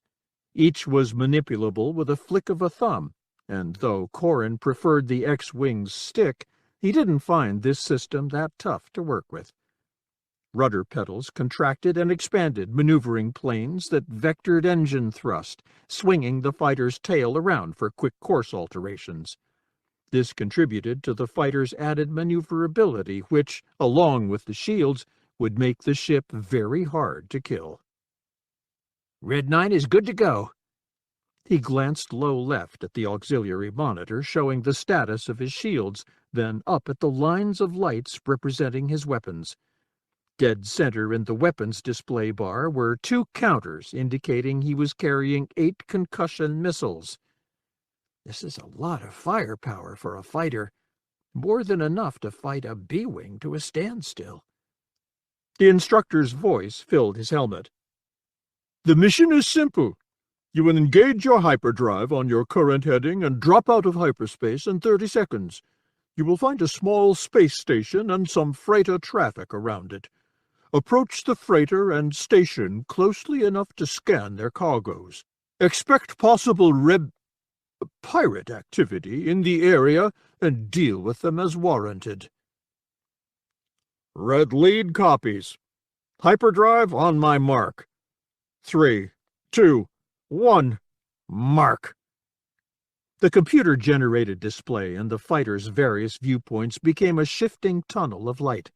Corrin began to yawn and lifted his hand to cover it, but his hand bounced off his helmet. He growled mildly. Having to wear these helmets is reason enough for any imp pilot to come over to the rebellion. He watched the chronometer on his main display trickle down to 0, then his ship reverted to real space. A space station with 3 wedge-shaped platforms grafted at regular angles to the middle of its long central spindle came into view. He dropped his crosshairs on it and called up a sensor scan. The computer designated it Yag Prime, and a chill ran through Corrin. It's the station at Yag Dul, the one we used as our base for ending Isard's rule of Typhira. Someone here is being very cute. Corrin brushed his right thumb over a targeting selection switch, toggling his way through the variety of ships in the system. One freighter came up as the Pulsar Skate, another as the Last Chance, and yet another as the Millennium Falcon. They even have the Star's Delight here, the freighter that took me off Garqui and brought me to the rebellion. Isard's tossing up here all the freighters I mentioned in my Luzankia interrogations, reminding me how much she'd gotten out of me. He keyed his comm link. They're playing some games with us, Lead. Not a problem for me, but we need to stay sharp. My thoughts too, 9. Wedge's voice faded for a moment. 5, take 2 flight and head along 24, mark 273 to check the 2 bulk freighters, then take a run by the station. As ordered, Lead. Tycho's voice crackled along the comm frequency. 2 flight on me. Corrin rolled his trip to starboard, then leveled out and swooped in behind Tycho's fighter. Iniri brought Red 6 up on Tycho's port side, and Ural dropped 7 aft right of Corrin's fighter. Narin cruised 8 into a high cover position to the formation's aft. Their course brought them in below the Falcon, and sensors reported it was hauling droids and weapons. Corrin snorted, half expecting Isard to have filled the imaginary freighter's hold with spice. Next came the Pulsar Skate, but sensors showed it as carrying passengers. Neither of the freighters reacted in any way to the fighter flyby, but Corrin kept watching them on his aft scope. If the shields come up, they could be the backstop for an ambush. He ruddered his fighter around to starboard, following the course correction Tycho made to bring the flight in on a long loop toward the station. Way out to port, he could see flashes of one flight lining up to do the same thing. 6 has readings of ships powering up the station. 7 confirms. Profile is that of defenders. Corrin frowned as a dozen TIE defenders came up out of the station. A red light began blinking on his HUD, indicating that something had a target lock on him. Then a second burned to let him know a missile had been launched at him. 9 has incoming missiles. Evasive, all, now! Tycho's fighter rolled hard to port while Corrin went starboard. He hesitated for a second, then began to thumb his way through the various threats in the system. He found the missile heading his way and turned his ship until it was coming straight in at his tail. He watched its range scroll down on the main display, and when it hit 100 meters, he snap-rolled to port, inverting his fighter. Then he dove for a second. The missile shot past, and its momentum took it well beyond his ship. Reversing his roll, Corrin brought the defender's nose back up and targeted the missile. He ruddered his ship around, keeping his fighter facing the missile as it cruised through the arc that would bring it back on target to him. When it oriented on him again, he hit the trigger under his right index finger. 2 pairs of green laser bolts hissed out. The second pair hit the missile, melting it. The propellant combusted into a big ball of flame, and an explosion by the warhead a second later snuffed it. Something inside of Corrin kind of gave way as he glanced at his scopes. The Yagdul station bristled with turbo-laser batteries and was filling the space around it with lots of cohesive light. A dozen enemy trips twisted and spun through the system, while the rogues scattered via evasive maneuvers. Part of him realized it was only an exercise, and the fact that the imps would ambush them just to show the cocky rebels how good they were didn't surprise him. He even allowed as how in their boots he'd have seriously contemplated the same thing. It probably was good for both groups of pilots. Another part of him disagreed, though. For these imps, this simulator battle was redemption and justification. If they could beat the rogues, then the empire for which they worked, the empire that had been their mentor and provider, that empire suddenly had been lost only because they had not been employed in its defense. The frustration they felt at not having been present at Endor could be erased. In their minds, the Emperor could have lived, his empire could have continued, and Coruscant would never have fallen, if only they had been there to defeat the rebels, to defeat Rogue Squadron. But they weren't there, Corrin snorted angrily. Time to show them why it was just as well they weren't. Hitting switches on his control panel, he flipped his weapons over to concussion missiles and doubled them up. Then he dialed his throttle back to 2/3 of maximum. By hitting another switch, he shunted the energy stored in the energy weapon capacitors into the engines, bringing his speed back up to the maximum the fighter could do while fully recharging weapons and shields. Rolling to port and starting to climb, he oriented himself toward a pair of trips that were cruising in on Ural's fighter. The Gand had his defender dancing, making it tough for the imps to do more than hit him with grazing shots. 7, this is 9. Move to 240 Mark 10, now. Break port on my mark. A double click came back on the frequency to let him know Ural heard the order and would comply.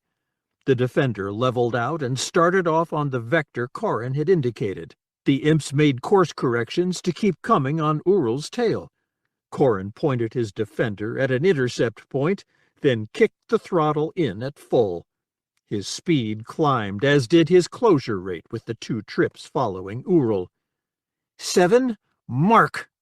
Ural's defender rolled hard to port, and the imp trips trailed after him like hatchlings after a mother Minok.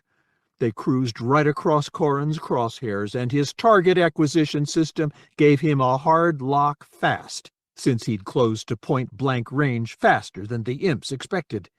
He hit his trigger, drilling 2 concussion missiles into the first trip, then ruddered around and launched 2 more at the second one. The first pair of missiles hit the defender's aft shield simultaneously and collapsed it, only expending half the energy released by their detonations. The rest of the burning plasma ball they created melted away the top fin and took with it the top of the cockpit. It also fused thrust louvers, whirling the defender into a spin that sent it back toward the Yagdul station. The next pair of missiles hit their target in sequence. The first missile blast took down the aft shield, while the second missile flew straight into one of the 2 ion engines. Ion thrust flared into a silver-white cone. Then the missile's explosion blew the cockpit's forward viewport out. The defender ripped itself into huge pieces, and Corrin flew through the middle of the dying explosion. He nodded grimly. Given the defender's warning systems for target locks, any long-distance shots would give his prey the same chance to destroy the missile, or begin to evade, that he would have. Only by refusing to aim at them until the last second could he take them by surprise. The only true surprise he had to work with was the enemy's failure to realize that he could manufacture strategies that would work with their equipment as well as they could, if not better. Two of the enemy defenders vectored in on his aft, so he rolled to starboard and began a weaving run in at the space station. Green laser bolts flashed past him from the rear, while curling lines of red bolts rose toward him from the station. Course-correcting a bit to the right, he raced in at the station's central spire. His flight path set him up to run a bit starboard of it, and on his rear scope he saw the defenders split to pursue him as he came around. As he came in tight, he chopped his throttle back, then activated the defender's tractor beam. It latched hold of the space station, but since it massed far more than the starfighter, it didn't go anywhere. Instead, the tractor beam acted like a line that shortened the arc of Corrin's turn. The pilot flicked the beam off again, then throttled up and hauled back on the yoke to climb. His HUD went red as his crosshairs swept over one of the defenders coming after him. He launched another pair of concussion missiles, which drilled into the trip and ripped it apart. Then the missile lock warning light flashed on his display, prompting him to invert and dive. The concussion missile that had been coming at him shot past, but his dive carried him straight into a turbo-laser salvo from the station. The simulator screens went black. Then the egress hatch's emergency release triggers snapped back into the safe position, and the hatch opened. Corrin pulled off his helmet, released his restraining belts, and hauled himself up out of the simulator. Sweat poured down his face and stung his eyes. He licked salt from his lips and sat perched on the hatch, luxuriating in the cool air of the simulator chamber. Looking around, he saw some of the rogues chatting with Imperial pilots. That surprised him, but as he watched the men and women weave their hands through simple pantomimes of the battles they'd fought, he began to smile. They ambushed us, but they ended up being as surprised as we were by it. Toward the back of the room, he saw Wedge and the Imperial leader, Colonel Vessery, smiling as they conversed closely. Corrin nodded slowly. Both leaders had clearly seen that their pilots would be suspicious and defensive, ready to take offense at whatever the other group might say or do, yet both groups needed to work together. This little exercise pointed out that each side had good pilots, and that the pilots had more in common than they might have otherwise expected. Mutual respect will bring us closer faster, and let us compete as equals. That's good. He swung his legs up over the edge of the hatch and slid down to the deck. He stumbled as he landed, but an Imperial pilot helped steady him. Thanks. Not a problem. The imp smiled at him. You were the guy who tractored the station. Guilty as charged. The imp nodded. Very impressive. I'll have to keep my eye on you. Corrin laughed lightly. Use both of them. I am a rogue, after all. 26. Whistler's lights popped on, and the little R2 droid began surveying the room in which he found himself. Aside from the light he produced, he detected no other source of light energy. His scan did reveal power conduits, computer cable conduits, and a fairly large system of air ductwork behind the walls. The room had only one door, which appeared to be quite dense, and he found no thermal bleed-through from any living creature standing guard near it or against the wall. All of this data filtered into a simple program that assessed his situation and made available different options for his future actions. In the past, the program had recommended returning to a dormant state, with lights off, monitoring local comm frequencies for any communications from Corrin. He had been in that passive wait state from the moment the Imperials had placed him in the room with the rest of Rogue Squadron's astromech droids. Corrin had managed to communicate with him via comlink and gave Whistler access to the scrambler codes the Imperials used, as well as a way to tap the comm traffic during the training sessions they went through. Corrin had also informed him of the rogues' status. The circumstances they found themselves in were indeed alarming. Whistler's awareness of this fact was based on his analysis of Corrin's speech patterns and the signs of stress in his voice. He catalogued those signs of anxiety along with the key words that seemed to trigger them. Isard. Status alive. Imperial base. Secret. TIE defenders. Secret. And mission. Secret. Dangerous. Whistler began a passive scan of comlink frequencies. He catalogued the vocabulary being used on each, then ran a correlation between them. First he determined that the rogues and their Imperial counterparts were running yet another simulation that pitted the rival pilots against each other. Over the past 2 weeks, this sort of training mission had become common. On the other frequencies, he began picking up comments that indicated Corrin's hunch about the base had been correct. The pilot had guessed that in such a small facility, with no serious threats to deal with, watching the simulator battles between the rogues and the imps would attract a lot of attention. Whistler's correlations indicated voyeur traffic on 65% of the local frequencies, and, more importantly, 85% of the security frequencies. That percentage flipped a bit in a program. A line of code called up Whistler's evasion and escape programming. Such programming was not common in an astromech droid, but few astromech droids had been refitted for work in the Corellian security force. Not only had his preparation for that work equipped him with special circuitry that allowed for surveillance and analysis, escape and evasion, and an array of code-slicing programs, but it had even shifted internal components around such that when a restraining bolt was fastened to him, it did little more than communicate the results of commands sent by a remote. When the Imperial tech had used the remote on him, Whistler feigned shutting down and starting up again. More than once, criminals had assumed a security droid was disabled by a restraining bolt, and had learned to regret that assumption. Regardless of the fact that the cylindrical device affixed to his torso did nothing to restrain him, Whistler rolled over to the corner of a shelving unit, lodged the cylinder next to the edge, and quickly spun his body. The restraining bolt snapped off and clattered to the floor. Whistler allowed himself a low, barely audible whistle.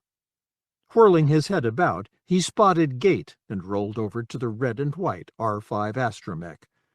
Whistler reached out with his pincer arm, set a blue trickle of energy over the restraining bolt on Gate's torso, then pulled it free. Gate's lights flashed on, and the droid began to shudder, bouncing from foot to foot. Whistler tootled at him to calm down, then quickly answered the taller droid's inquiries about location and status. Whistler reassured him that the mission they were being sent on had official sanction. He also informed Gate of the highly risky nature of their mission, with a low tone.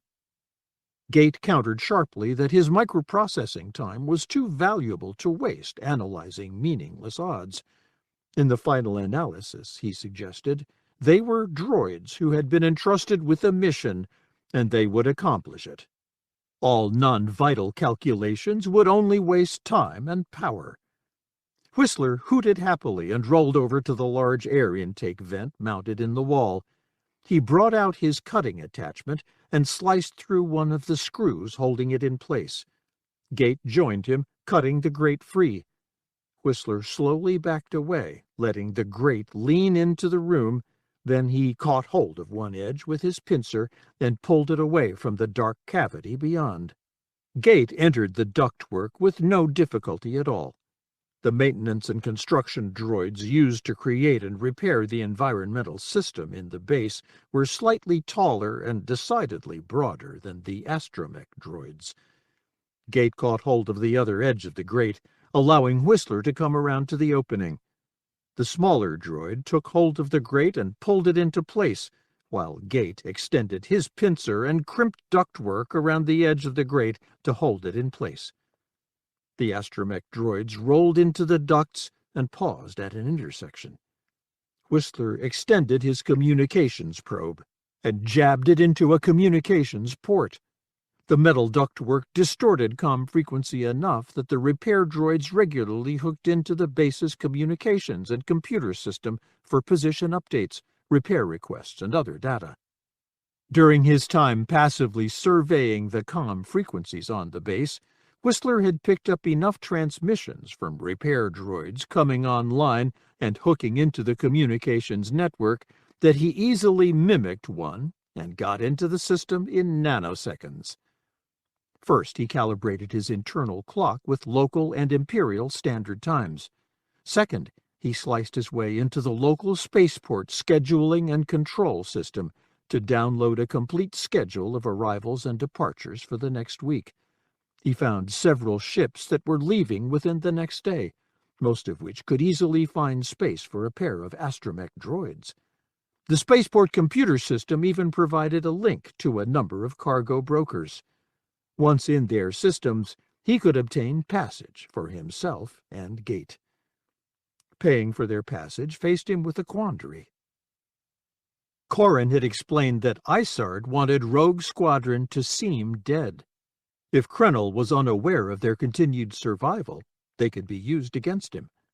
The very fact that Rogue Squadron had been ambushed at Disna indicated that Krennel had some intelligence resources in the New Republic, and the intervention of Isard's forces meant she had intelligence sources within Krennel's hegemony, and possibly within the New Republic as well. Paying for the passage from the various accounts Corrin held, accounts Whistler could embezzle from without too much trouble since he knew all the relevant passwords and numbers, might suggest Corrin lived. That word would get back to Krennel and Isard, placing the rogues in danger from whatever Isard's angry reaction might be. From his communications with the Pulsar Skates computer, Whistler had drawn a list of accounts that Mirax maintained for her business dealings. Using one of them seemed most effective, since she often authorized shipments between points so she could pick them up at some way station. Still, unauthorized use of one of her accounts would likely attract too much attention and might suggest to her that the rogues had survived. While Whistler had no evidence to suggest Mirax was anything but smart, her reaction in absence of solid evidence might also jeopardize things. The Skate had yielded yet older accounts, ones that Mirax had not tapped in a long time. All the data concerning them indicated they had been established by Booster Tarik well before he'd been sentenced to Kessel, and had not been touched since. Whistler analyzed the account activity and balances and picked one of them to finance their escape. Whistler ran through a quick threat analysis of their escape route, cross-correlating reports of crimes, percentages of Jawas and Ugnaughts in the local populations, and the fluctuating resale prices on droids along the course to their destination. Most of the risks seemed minor, but there were a couple of points where the potential for interference seemed high. That assessment clicked in another piece of program that sent off a message setting up a rendezvous with someone who would be able to get them past the dangerous part of their journey and to their final destination. If he showed up. Whistler went over the text of the message again, edited it more closely, and sent it. He would show up.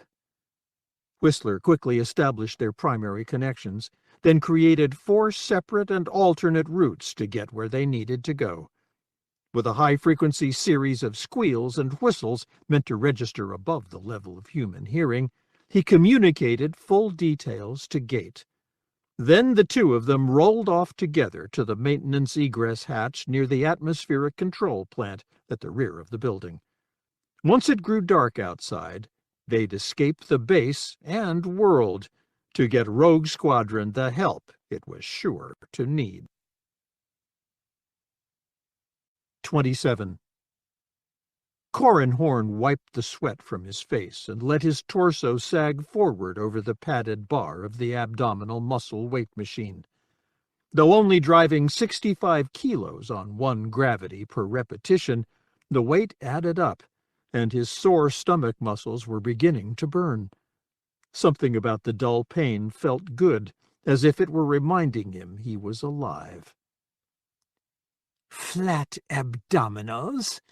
I suppose your wife likes them? Corran's head snapped around. Isard, clad in a skin-tight workout uniform that covered her from knees to elbow and throat, stood in the doorway. Black stripes running down the sides of the arms, flanks, and legs of the red body stocking matched the fingerless black gloves she wore. She clung to each end of the black towel she had looped around her neck, making her appear almost casual, as if their meeting in the base weight room had been by accident. Nothing she does is by accident. The pilot narrowed his eyes. You want something? Isard shrugged and moved into the room to seat herself at a leg curl machine. I thought I would tell you that your latest attempt to get a message out to your wife has failed. Using her designator code as the origin code for a message destined to be rejected by our system was an interesting idea, but an old one. Our systems here are quite secure. So far, you mean? Corran gritted his teeth and curled his body forward, hoisting the machine's weight with his stomach muscles. He forced himself to breathe with each repetition, focusing on the burning sensation in his muscles and using it to drive Isard from his mind. She waited until he finished. Your persistence is admirable, as is the passion you express for your wife in the messages. Enjoyed them, did you?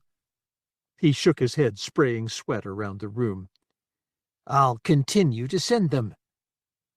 Why, you know I'll intercept them all. Nice to know you'll have something to do with your time. Corran unwrapped his body from the machine and slowly stood. As for why, it's because I love her, and I know she'll be hurt thinking I'm dead. Isard raised an eyebrow. You'll be reunited with her once you've destroyed Krennel. So that's what, another month of pain? No good. Corran frowned at her. Haven't you ever loved anyone? The question seemed to catch her off guard, and Corran felt a wave of surprise roll off her. Once again, Corran regretted not having gone with Luke Skywalker to train himself to be a Jedi, because he could have used that moment of vulnerability to open her up. I could find out what she's really planning, and prevent her from accomplishing it. Isard brushed her hands down the tops of her thighs. I have loved, yes, but I trusted that he would know if I lived or died. That's asking a lot. No one can possibly know. He stopped in mid-sentence as he recalled a rumor about her. The Emperor? You loved the Emperor? Captain Horn, the surprise in your voice is hardly appropriate. Is it any surprise that I would find myself attracted to the brightest star in the galaxy? I was raised on Imperial Center. I came of age during Palpatine's time. He was immensely charismatic. He could look you in the eyes and touch the person you were. He lived for his dream of a stable galaxy. Her voice took on an edge. And he died for it. I hope you're not expecting an apology. From you? For that? No. Isard set the weight machine for 40 kilos, then began bending her legs, lifting the weight. Her voice remained even, though the strain began to flush her skin. You do owe me an apology, though. Oh, really? For what? Corrin folded his arms across his chest. Not the destruction of Luzankia, I hope, because I'm not at all sorry about that.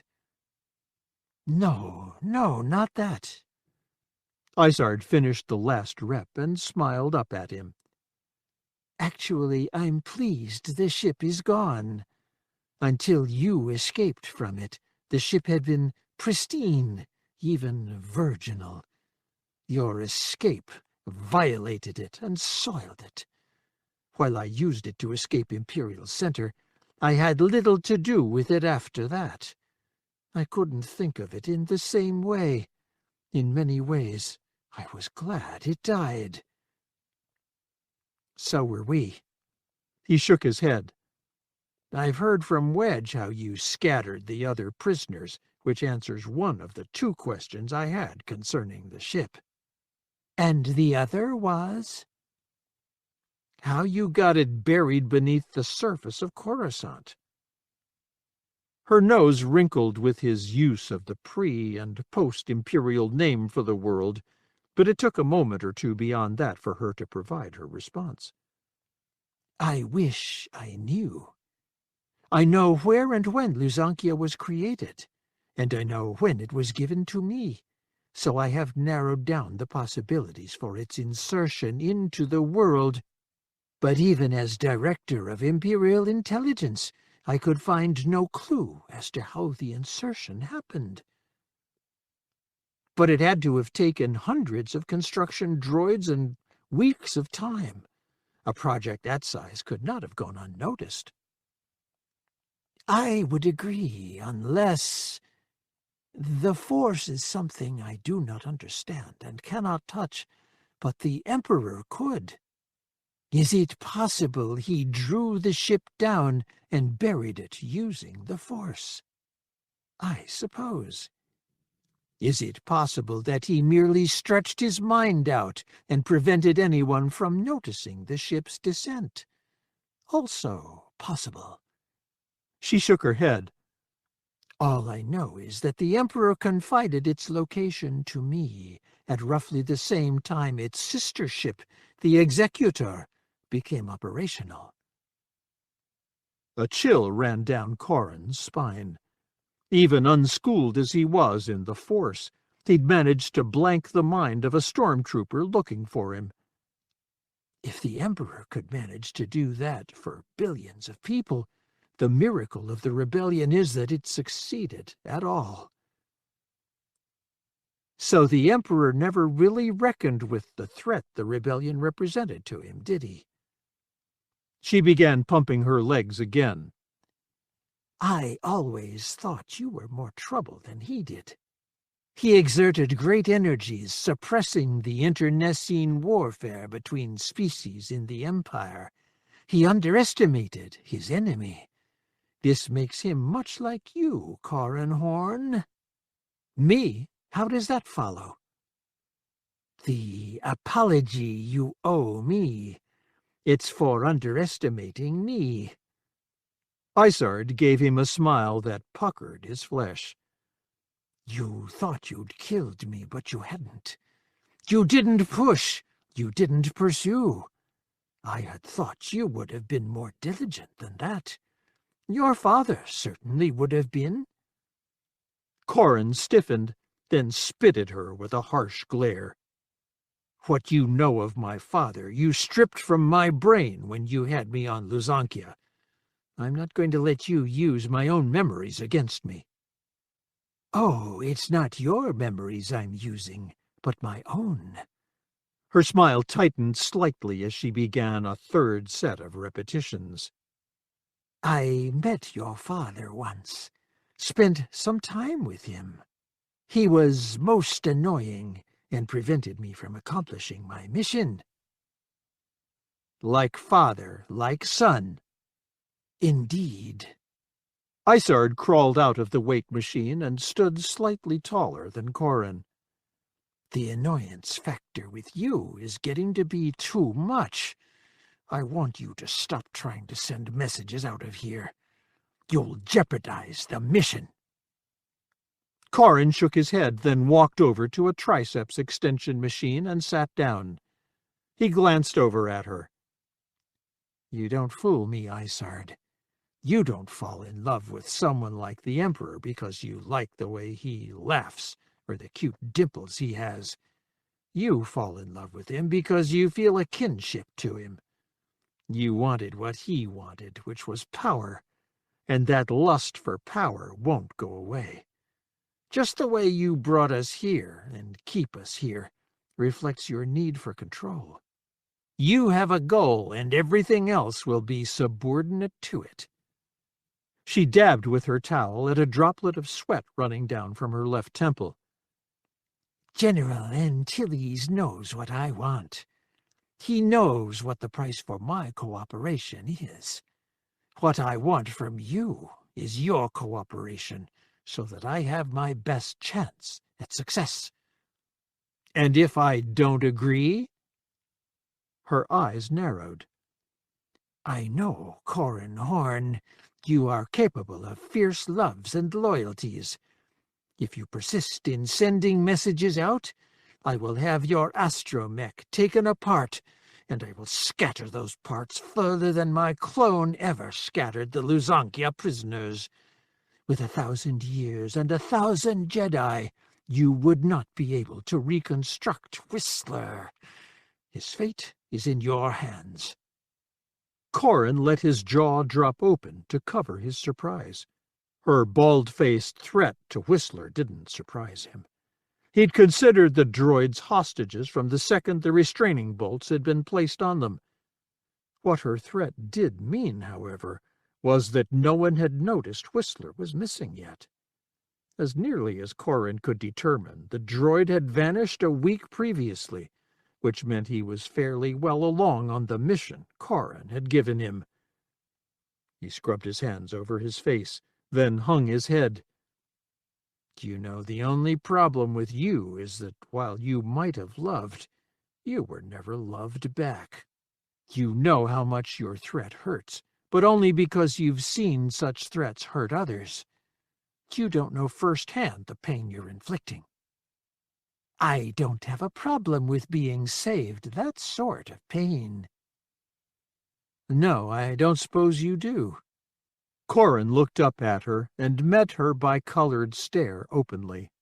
"You know, the real pity in that is this. You also don't know that the best balm for that pain is having a friend, a true friend, someone you can trust no matter what.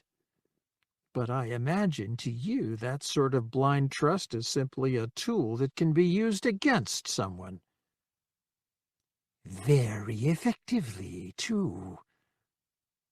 "I'm sure." Corran reached back behind his head for the weight bar. "Well, the one thing I trust about you is that you'll be true to your nature. And that nature, Madam Director, is what will kill you in the end." Wedge Antilles raked his fingers through his brown beard. He didn't think the beard made him look any different, and his mental image of himself still hadn't adjusted to include it. Even so, it changed the outline of his jaw enough to fuzz recognition, and combined with the prosthetic he'd wear to become Antar Roat again, it should enable him to get past any security screening Krennel put him through. Colonel Vessery looked over at him from across the holoprojector's section map of Sutric. "Do you have reservations about this plan?" Wedge shrugged. "Same I have about every plan before it goes off. We get slipped into Sutric as an Imperial unit looking for sanctuary. We fit in, then I send out a message that gets to you, and in 12 hours you show up with the commandos we'll need to break open the prison holding the Luzankia prisoners. At the same time, the New Republic shows up with a fleet that will pound Krennel and liberate Sutric. A lot of things can go wrong there." Vessery smiled. "True enough, but most of them come in along the lines of command and control. With the director controlling communications and making sure messages go where they're meant to go, everyone should show up on time. Your flight missions are fairly straightforward. One flight will eliminate the shields over Sutric, while the other neutralizes the defensive positions around the prison. Both units will then suppress ground defenses and air support. As you have seen in the simulations, the defenders are well suited to these tasks and more than capable of standing up to the punishment. Nice machines. I still prefer my X-Wing, but I'll take a trip in a pinch. Flying one in combat will convince you. Vessery looked over at the doorway as a silhouette filled it. Come in, Major. This is General Antilles, Major Tarik. Major Tarik will be leading the commandos on the operation. Wedge took the slender man in with a glance. His high cheekbones and sharp nose gave his face an angular cast. Dark brows, which matched the close-cropped hair on his head, shadowed deep brown eyes. Not terribly muscled, Tarik took Wedge's proffered hand and shook it with a surprisingly strong grip. Glad to have you with us, Major. My pleasure, General. He turned to Vessery. I've studied and annotated the plan for hitting the prison. I like the basic setup, but I've got a few changes in mind. I don't want to lock them in until I can run through a sim with my people, but I think they will streamline the operation and minimize casualties. Vessery nodded. That's to be desired. Tarik turned back toward Wedge. I would have preferred to be in on the planning from the start, but I was on Comenor and have only recently returned. While I was there, I saw two acquaintances of yours, Mirax Tarik and Aella Vessery. Wedge blinked. What were they doing on Comenor? Following up on the leads planted by Krennel's people to lure Rogue Squadron to Disna. Interesting. Wedge scratched at his throat. He'd noticed that Tarik had referred to Krennel's people and not Isard's clone as the one who had been planting those clues. Either he didn't know, or didn't feel he could pass that information on to Wedge if he did. Wedge expected no less in the way of informational security by Isard's people, which was why the whole mention of Comenor struck him as odd. Tarik smiled. The Vessery woman impressed me a great deal. She was in a difficult situation, and I managed to slip her a blaster, which she used to effect her escape. Tarik went with her, and later I saw they were fine. Not but 1 out of a dozen people could have done what she did. For as long as I've known her, she's been very good. Wedge pasted a smile on his face. There was no way Tarik would have mentioned his run to Comenor, his having helped Aella and Mirax and their escape, if Isard had not told him to do so. Hearing what he'd heard certainly put Wedge in Tarik's debt, which would help inspire the sort of trust that would make the mission work more smoothly. By the same token, I've just been told that Isard has a line on 2 friends of mine. If things do not go the way she wants them to go, Aella and Mirax could be killed, or worse. The sorry plight of the Luzankia prisoners had not escaped Wedge's mind. Just because Isard wants me to trust Tarik isn't a reason not to trust him, but I will guard against problems somehow. Wedge sighed. Well, we'll be going back and forth over these plans for a long while, I guess, since we don't have someone as good as Aella here to tell us how to fix them. It strikes me that the only remaining part of the plan to put into place is for me to record a message for Admiral Akbar that will get him to bring a New Republic fleet with him to destroy Krennel. Vessery nodded. 2 messages, actually. One will outline the plan and prepare the New Republic to move. The second will contain the order for them to go. Moving forces around the galaxy seldom allows for split-second timing. as we have all learned, but it can be closely simulated, and we'll have to settle for that. Worked when we took Coruscant. Wedge suppressed a smile.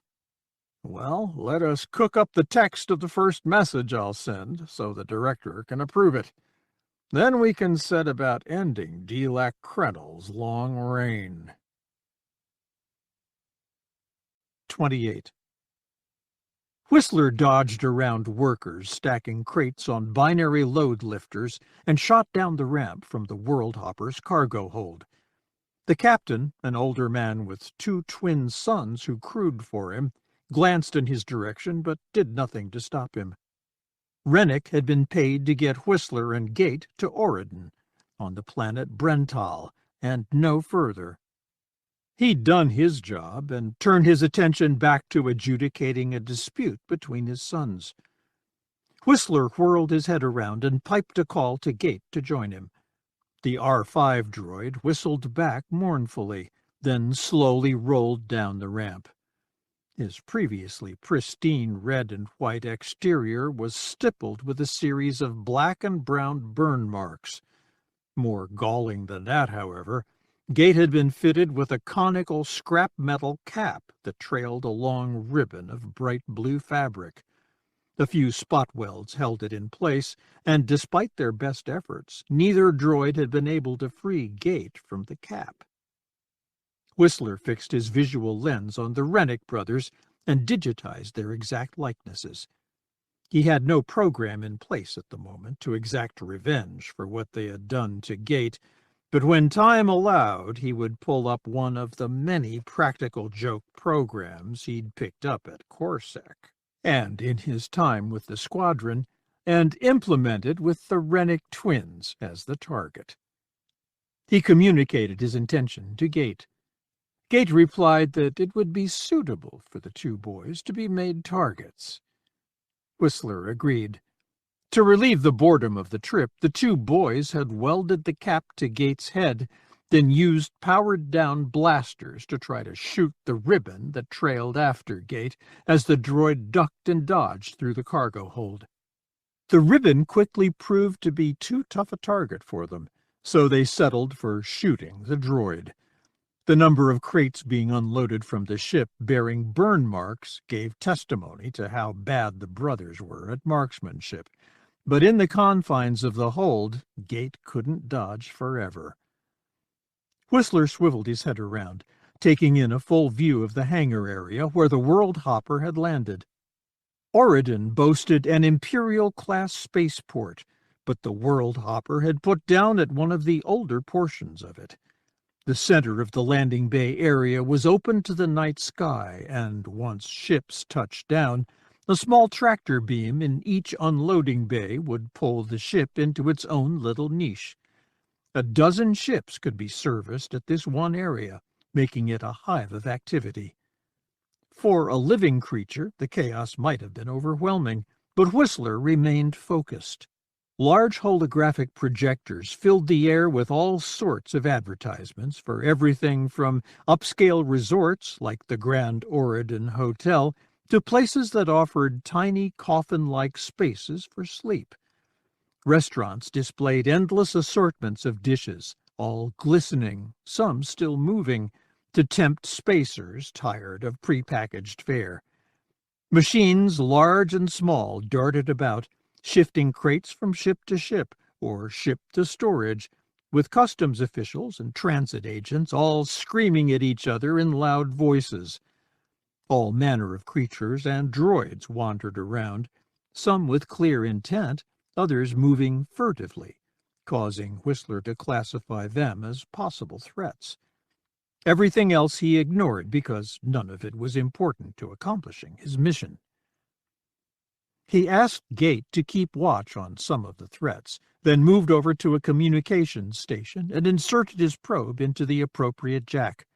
He entered the Me-Stop system with ease and fed into it the communications address he'd fabricated for any messages.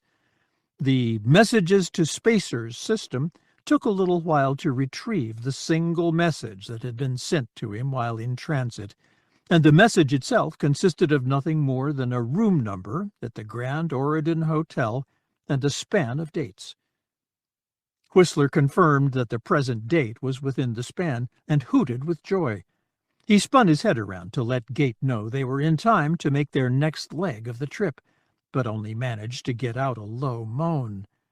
Gate echoed the tone and slowly rolled back toward Whistler. In knots of 2 and 3, some Ugnaughts slowly sauntered toward them. The little creatures avoided looking at them directly, but some carried restraining bolts and others the flash welkers needed to fix them to the droids. Lurking further back, a hooded Twi'lek flicked Leku impatiently at the Ugnaughts, encouraging them to be bolder. Whistler hooted at Gate, and the larger droid brought out his pincer.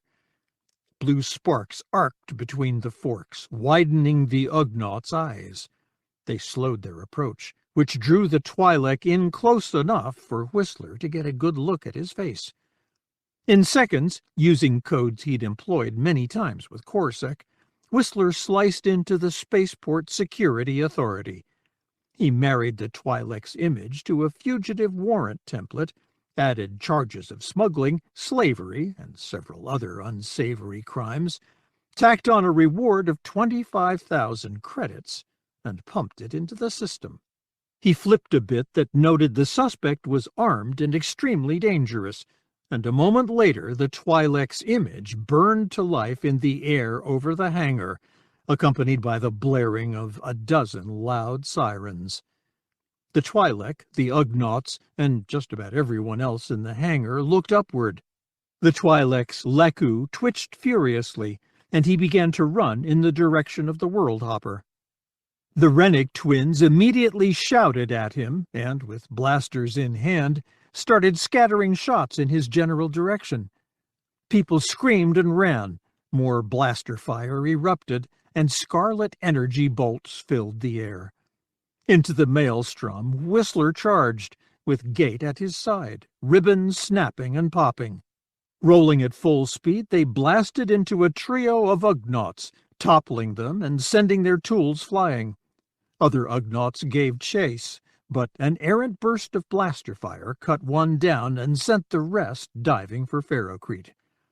Howling like wounded banthas in the Jundland wastes, the droids cut to the left and into a small corridor. Whistler took the turn a bit wide and crashed into the wall, with sparks trailing from his right flank. Spinning his head about, he saw the smear of green paint he left behind on the wall, but 2 blaster bolts burned into it, leaving guttering little fires to consume it. Cutting to the left to see past Gate and his ribbon, Whistler just missed toppling a customs official. The droid raced past her, ignoring her calls to stop, and sped out into the shadowy Oregon streets.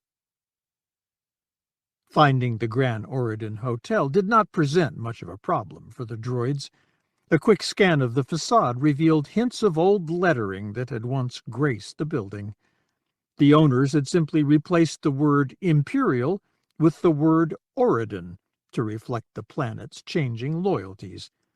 Inside the lobby, the Arabesh letter ISK still appeared in decorations, but all the new signs had the OSK for Oregon in the appropriate place.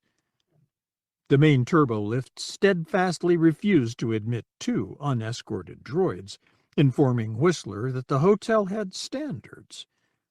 Whistler matched Gate's sulking tone, then headed off around the corner and through a door marked Staff Only. At the rear of the main lifts lay the freight lift, which was quite happy to help the droids out.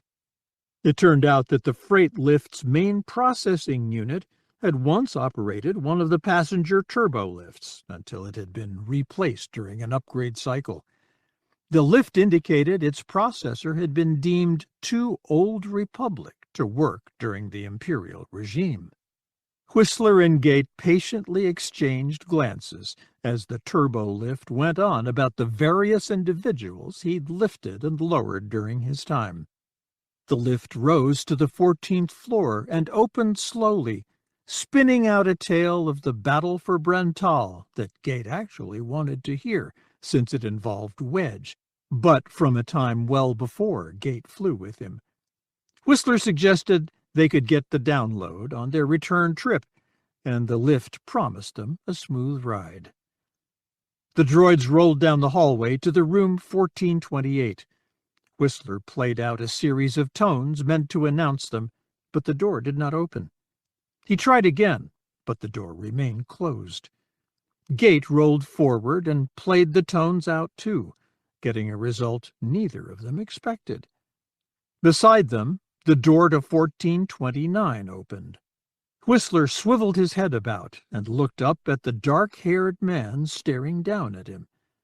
The man stroked his goatee, then smiled slowly. "Well, I knew Booster hadn't sent that message to me, but I didn't expect a droid, much less two." "You should be careful, Karrde. They could be bait for a trap." Talon Karrde glanced back into the room and tossed the datapad he'd been holding to the man standing there. "They didn't scan for explosives or weapons, though that hat looks somewhat lethal." Gate moaned. Whistler turned his body around and projected a message identifying himself. Karrde squatted down to read it. "Whistler, yes, the droid partnered with Booster's son-in-law. Now that's curious, since you've both been reported dead at Distna. What is it I can do for you?" Whistler spelled out his request. "Take you to Booster's errant venture?" He turned in the doorway and looked at the other men. "Mind if we take a side trip on our way to picking up your ship, Avis?" "I've waited this long for my own command, Karrde. Another week or so won't hurt." The man smiled broadly. "Besides, seeing Booster and the venture is always amusing." Whistler hooted and flashed another message in the air. Karrde laughed and patted Whistler on the head as he straightened up. "Yes, Whistler, I do demand payment for my services. I suspect there are things you can tell me that will more than pay for your passage. If you negotiate with me as well as you negotiated your way here, I'm certain we'll reach a deal that will work for all concerned." Waiting beside her father for the skip-ray blast boat to come to rest on the deck of the errant venture's forward landing bay, Mirax wished she could be anywhere else. Just thinking about meeting Talon Karrde again took her back to the time when they'd worked together closely to bring Isard down. And thinking of those times made her remember when Corrin asked her to marry him, and her father's reaction when he discovered they were married. Those memories ripped open the wound in her spirit caused by Corrin's death. In it she found echoes of the pain she'd felt when Corrin was believed to have died on Coruscant, but that pain seemed dull and distant. She realized that part of the reason she felt things more keenly now was because previously Wedge had helped her through the trouble, but he was gone too. Wedge's death also hurt Aela and conjured up for her the pain of having lost her husband, Derelict, on Coruscant. The fact that the errant venture had visited Distna and found evidence of Rogue Squadron's demise made it impossible to believe they had not all died. When Corrin went missing on Coruscant, the lack of a body meant she hadn't fully accepted his death as being real. While they found no body at Distna, they had found parts of his X-Wing, and some of the battle ROMs recovered from other ships showed Corrin's fighter had been hit and out of the battle fairly early on. He would have been helpless to defend himself. She looked over at her father as the blast boat's gangway extended itself and Booster started forward. "I really don't want to be here, Father." "I know, Mirax, but Karrde requested your presence." Her father reached out with his right hand and drew her in under his arm. "Karrde might not be as smart as he thinks he is, but he's not a cruel man. If he wanted you here, it's not to hurt you." She sighed and wrapped her left arm around her father's waist as they walked toward the ship. Booster had always bristled around Corrin and found fault with him, but since his death, Booster had been very kind and understanding. She was certain he would never admit to liking Corrin, but he clearly understood how important Corrin had been to her, and refrained from disparaging him in front of her since their discovery at Disna. She smiled. Part of his desire to avenge Rogue Squadron doubtlessly comes from his love for Wedge, but I'll bet he wants to take a piece out of whoever killed Corrin for having deprived him of something he planned to do himself someday. She looked up at her father, then laid her head against his chest as he looked down at her. Thank you. Booster gave her shoulder a squeeze, then brought his arm up over her head and extended it to Talon Karrde. You're looking smug as always, Karrde. I'm pleased to see you again too, Booster. Karrde smoothed his mustache with his left hand. You remember my associate, Avis? Booster shook the other man's hand. This is the one you're turning the last resort over to? Congratulations on getting that command, Captain Avis. Avis blinked with surprise, then looked over at Karrde. I'm getting the last resort? How come Booster knew before I did? Either our security is slipping, or I'm just as brilliant as ever. Booster beamed, and Mirax found his smile infectious. I deduced it, actually. Karrde arched an eyebrow at Booster. Deduced it? This sounds very good. It was simple, really. You'll recall that because you're now retired, I suggested obtaining the services of some of your people and ships. Avis frowned. You were going to sell him the last resort? I only wanted to lease it from Karrde, provide him some retirement income. Karrde laughed. As I recall, you don't have any money. Booster's head came up. I'm not as liquid right now as I would like to be, but that is beside the point. Karrde told me the last resort was not available, but that the new commander might consider it some sort of an arrangement. That's why you brought Avis here, isn't it, Karrde? Oh, you thought... Karrde shook his head. It's the right answer for all the wrong reasons. This is what makes you dangerous, Booster. Mirax's father nodded. Don't forget it. Not likely. Karrde reached out and took Mirax's right hand in both of his. I actually came to see you. I would never intrude on your grief, but I think I have some good news for you. Mirax rested her left hand on top of his and smiled. Thank you. Karrde freed a hand and waved back at the blast boat's hatchway. Mirax heard a triumphant squeal, then tore her hands from Karrde's and ran up the gangway. Dropping to her knees, she wrapped her arms around Whistler's cylindrical body. She clung tightly to the droid, feeling the breeze caused by his dome spinning around. She eased her hug open, then sat back on her haunches. Whistler, you're okay. Another droid behind him hooted, and she smiled at him too.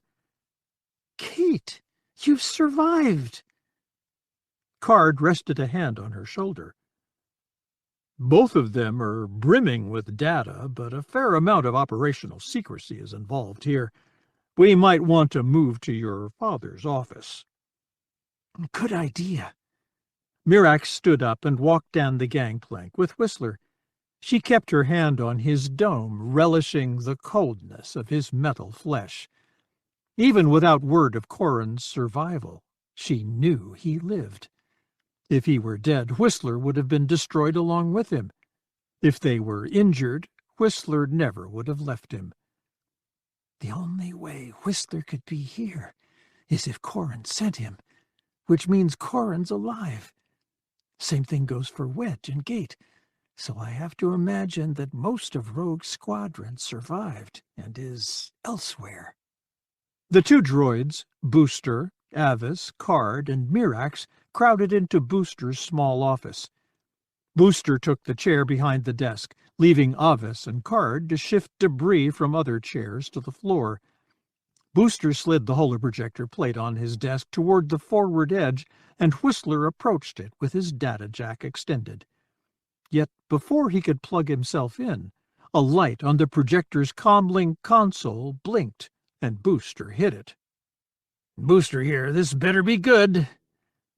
Ayala's head and shoulders appeared above the device. "Very good, Booster. I just had a message from General Kraken. He wants us on Coruscant as fast as possible. He didn't say much, but I gather he has news about Wedge. I can't believe it, but I gather Wedge and the others might be alive." Booster smiled. "I think you can believe it, Ayala.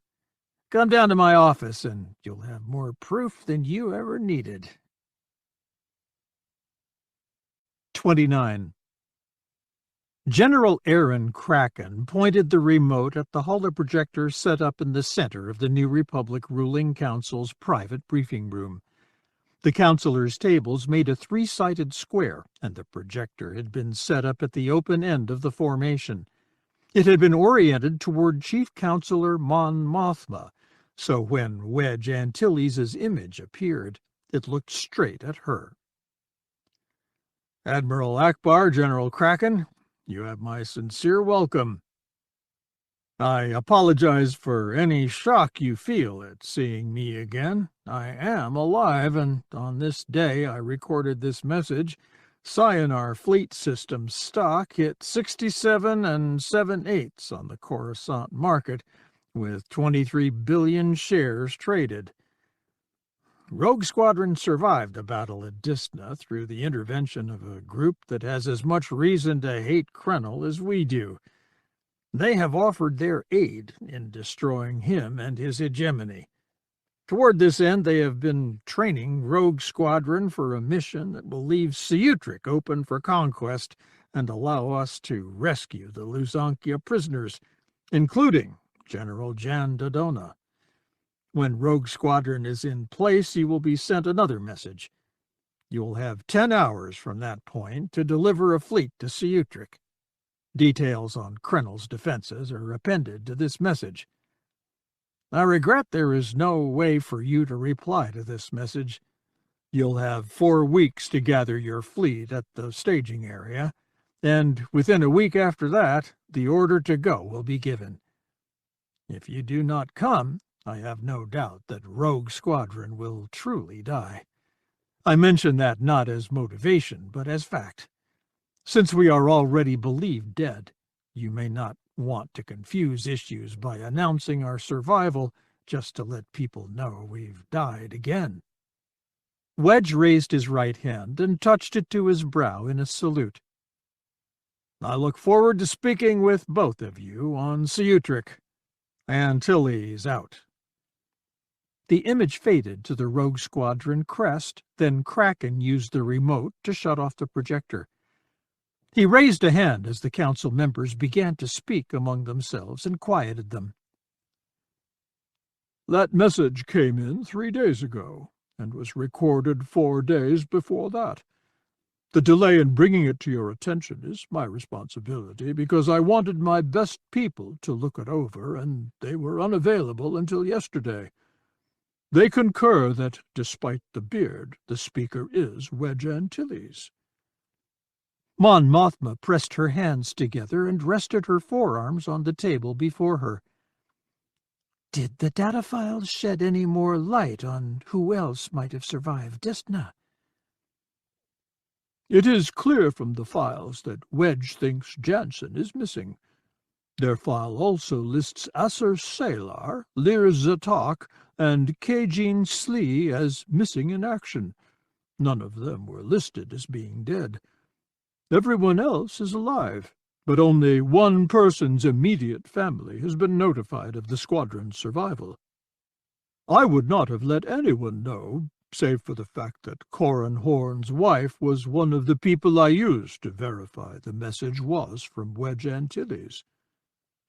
Leia Organa Solo nodded. Understandable, General. It looked to be Wedge to me, too.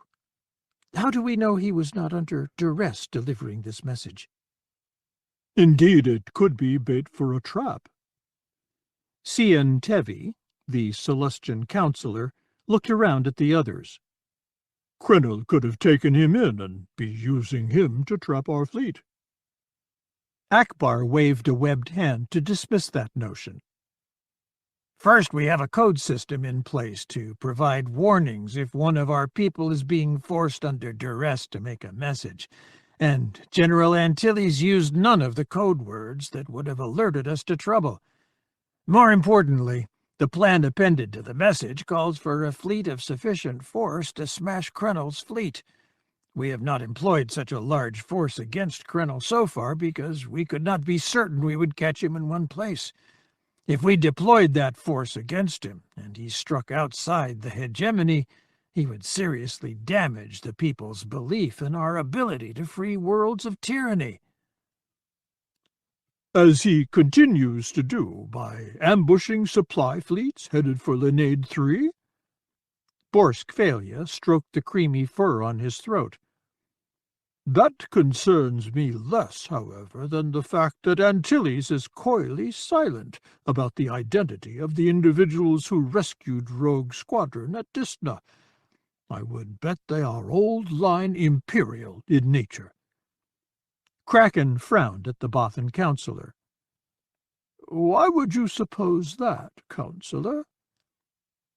Do you not find it curious that out of the 13 X-Wing pilots flying that day, the 3 confirmed kills we have were non-human? Over 3/4 of those rescued were human. It strikes me that the Imperial bias is at play here. Akbar shook his head. Ridiculous.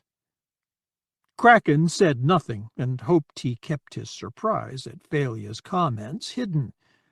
When Ayala had arrived in Coruscant, she asked Kraken to come to the errant venture and there revealed to him Whistler's evidence of Isard's survival and leadership of the group that was helping Rogue Squadron.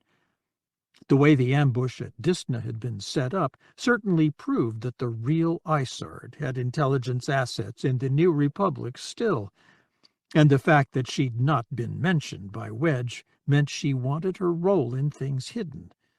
Since her help eliminating Krennel could be the basis for an amnesty, keeping her identity hidden seemed like a good ploy. But Kraken had sparred with her for too many years to let himself underestimate her or her penchant for duplicity. Leia glanced over at the Bothan. I would remind my learned colleague that the hegemony worlds, despite Krennel's attempts to make them into a haven for humans, are only 56% human in population, and several worlds have a strong non-human majority. Who are ruled by a human minority? Yes, Leia, I recall those worlds well. Phalia looked around the room at the other members of the council. I believe we have an unsavory situation here. I suspect very strongly that Krennel's subordinates are using Rogue Squadron to stage an uprising that will unseat Krennel, and they expect us to put them in his place. While they will say they are joining the New Republic, the reality of human oppression in the hegemony will not be changed. I think we should reject this plan because of the obligations it will place on us. Akbar stood to disagree. With all due respect, Counselor, I believe you are dreading a poor harvest, and the first algae cloud has yet to appear. The plan appended to the message is decidedly sound, and I see much of General Antilles' direction in it. This will be a stunning opportunity to smash Krennel. Even if he were to escape, we would still possess Sutric, which is the political and economic hub of the hegemony. We have always known a strike at Sutric would shatter the hegemony, and here is a plan that will allow us to do it. That is all well and good, Admiral Akbar, but it still says nothing about the shadowy partners in this enterprise. Failure stood and opened his arms. What do we do if we discover that Grand Moff Tarkin didn't die on the Death Star, but has been lurking, waiting for this opportunity to ask for sanctuary? What do we do when he asks to be repaid for his role in this conquest of Sutric? What if General Derelict, the architect of the Krytos virus, is not dead, but instead is behind this move? Do we welcome him? Perhaps this is Thrawn's ploy, or even one masterminded by Isard. Don't look so surprised, Admiral. I have my sources that have told me what your Luzankia prisoners from Komenor have told you. No matter how beneficial their contribution to the New Republic is in this operation, could we reward them? Mon Mothma raised a hand. If you will permit me, I must say that Councillor Failure raises some interesting points. The question of when and how someone who has worked for the Empire may make a transition from enemy to friend is one we have not sufficiently addressed. We have accepted people like General Dodonna and General Madine without question. Even after the Emperor's death, we allowed Imperials who had seen the folly of their allegiance come over to us without penalty. General Garm Bel Iblis presents a different sort of example, one of someone who, while he was one of the rebellion's founders, left us for a while because of differences with how things were being done. In choosing to rejoin us at an important moment, he contributed greatly to the New Republic's survival. We've accepted him, but there have been those who have grumbled over that fact. Borsk Failure smiled, bowed his head toward Mon Mothma, and seated himself. She continued, These questions, however important, really have little bearing on the issue at hand. We started a war with the hegemony, and so far have failed to achieve a satisfactory outcome. Wedge Antilles offers us a perfectly good plan that will allow us to end this conflict quickly. The only reason I can see for rejecting it is if it is unmilitarily sound. Admiral Akbar says it is not, and we have trusted his judgment before in similar matters. I see no reason to doubt him now. Akbar lowered himself to his chair. I believe I can assemble the task force required to take the world within the 2 weeks. We will be ready to go then. Sion Tev's large ears curled forward. You should take the full month. If you do, if the reports from the Bilbringi shipyards are correct, the Luzankia will be operational. I would think adding a superstar destroyer's firepower to any task force would be worth the delay. The Luzankia will take longer to be combat-ready. We have not finished training a crew, and several more shakedown runs will be needed before the techs turn it over to a crew that can fight from her. Admiral Akbar's barbels twitched. Still, your point about firepower is a good one. To be on the safe side, I will bring in more ships than called for, to provide me with a reaction force in case Krennel finds new allies. Kraken pointed a finger and swung it around to include everyone in the room. The most important point concerning this operation is simple. No word of it may leave this room. We suspect Krennel has some intelligence assets within the government here. Ex-Imperials, speciesist crazies, whomever. If any word of this leaks, the whole operation will fail horribly.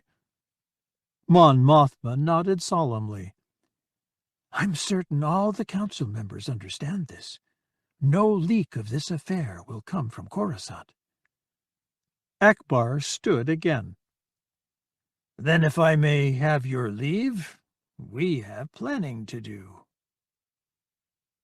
Outside the chamber, Akbar rested a heavy hand on Kraken's shoulder.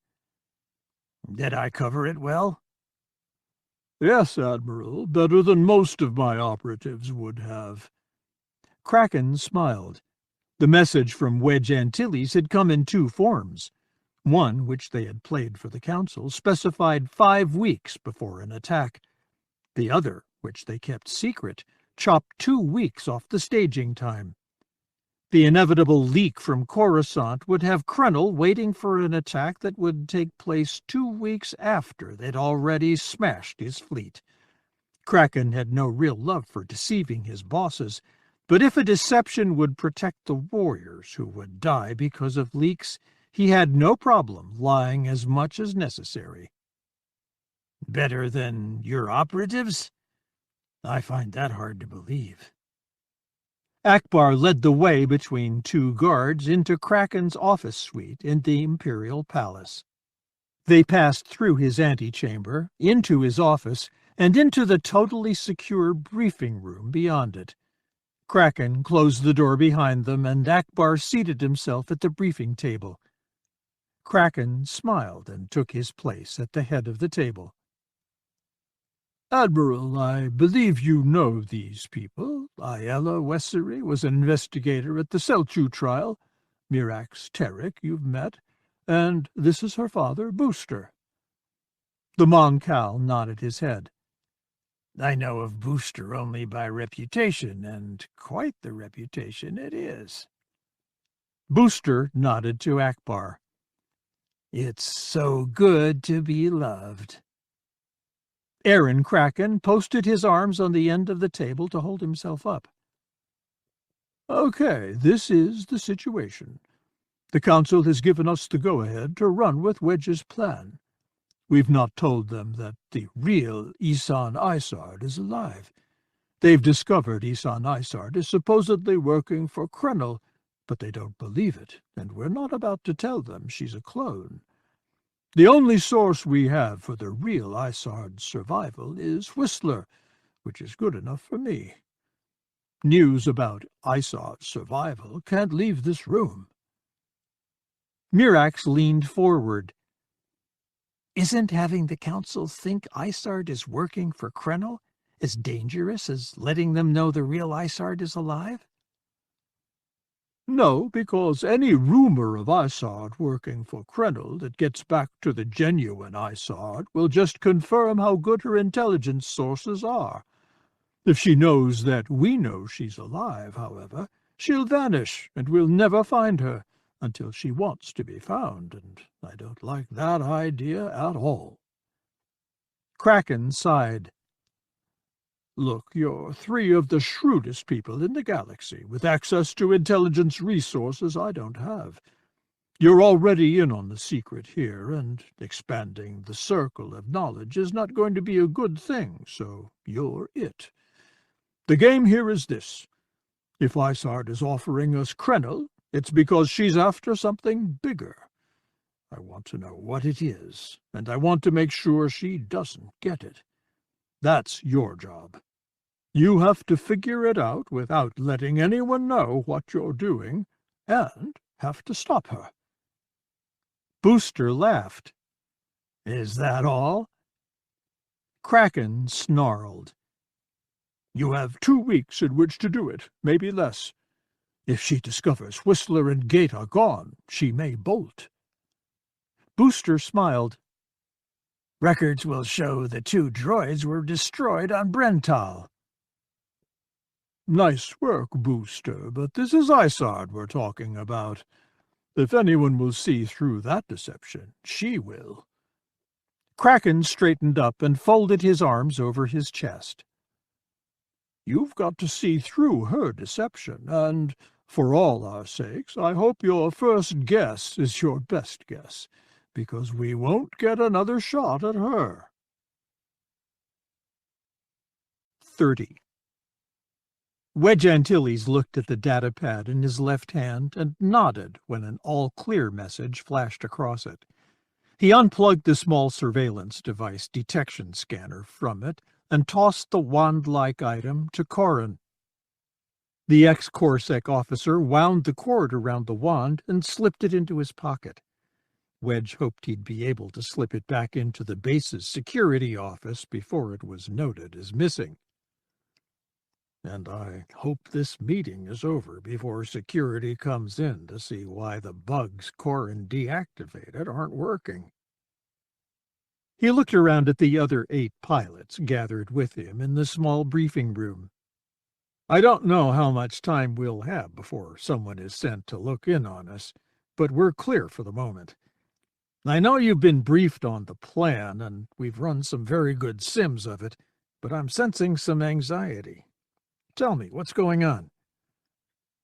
Down in the front row, Gavin leaned forward in his chair and rested his elbows on his knees. We're taking all the risk on this run. We go in first. We're there for a week before the attack comes. We have a lot of exposure, and I can't help but feel that Isard might just betray us to Krennel. Wedge nodded. Of course, if she wanted us dead, she could have killed us at Distna, or at any time she's had us here. She could have even brought us to Krennel as prisoners. But by having us inserted into Sutric, she shows Krennel the weakness in his security setup. Iniri Forge fingered her lower lip for a second. Revealing that breach to him could reinforce the idea that Krennel needs her. Tycho disagreed from his position by the square room's only door. Allying herself with Krennel wouldn't put her in an inferior position. If we pull this off, if she's instrumental in taking Krennel down and freeing the Luzankia prisoners, she'll put the New Republic's government in a difficult position. They will be in her debt, but she's the one who had the Krytos virus created. How she is dealt with could create major human-non-human fractures in the New Republic. I agree with Tycho, but I think that political pressure angle is too slow for her. Corrin sat back, tugging absently at one end of the long mustache he'd grown as part of his disguise. I think we can all agree that she's going to backstab us somehow, right? Wedge saw everyone's head bob in agreement with Corrin's question. Okay, so now we have to figure out how she'll do it. Mindonos raised a hand. Look, I don't have the same history with her that the rest of you do, but from all I've heard, I get the impression she's very pragmatic. Keep going, Min. Okay, so if she's pragmatic, it strikes me that she's going to use the group that beat her, Rogue Squadron, to hurt Krennel badly. You did it before on Axela and Sutric, so you can do it one more time, putting an end to him. This suggests to me that whatever she'll do to us, she'll do after we take Krennel down. Wedge felt a chill run down his spine.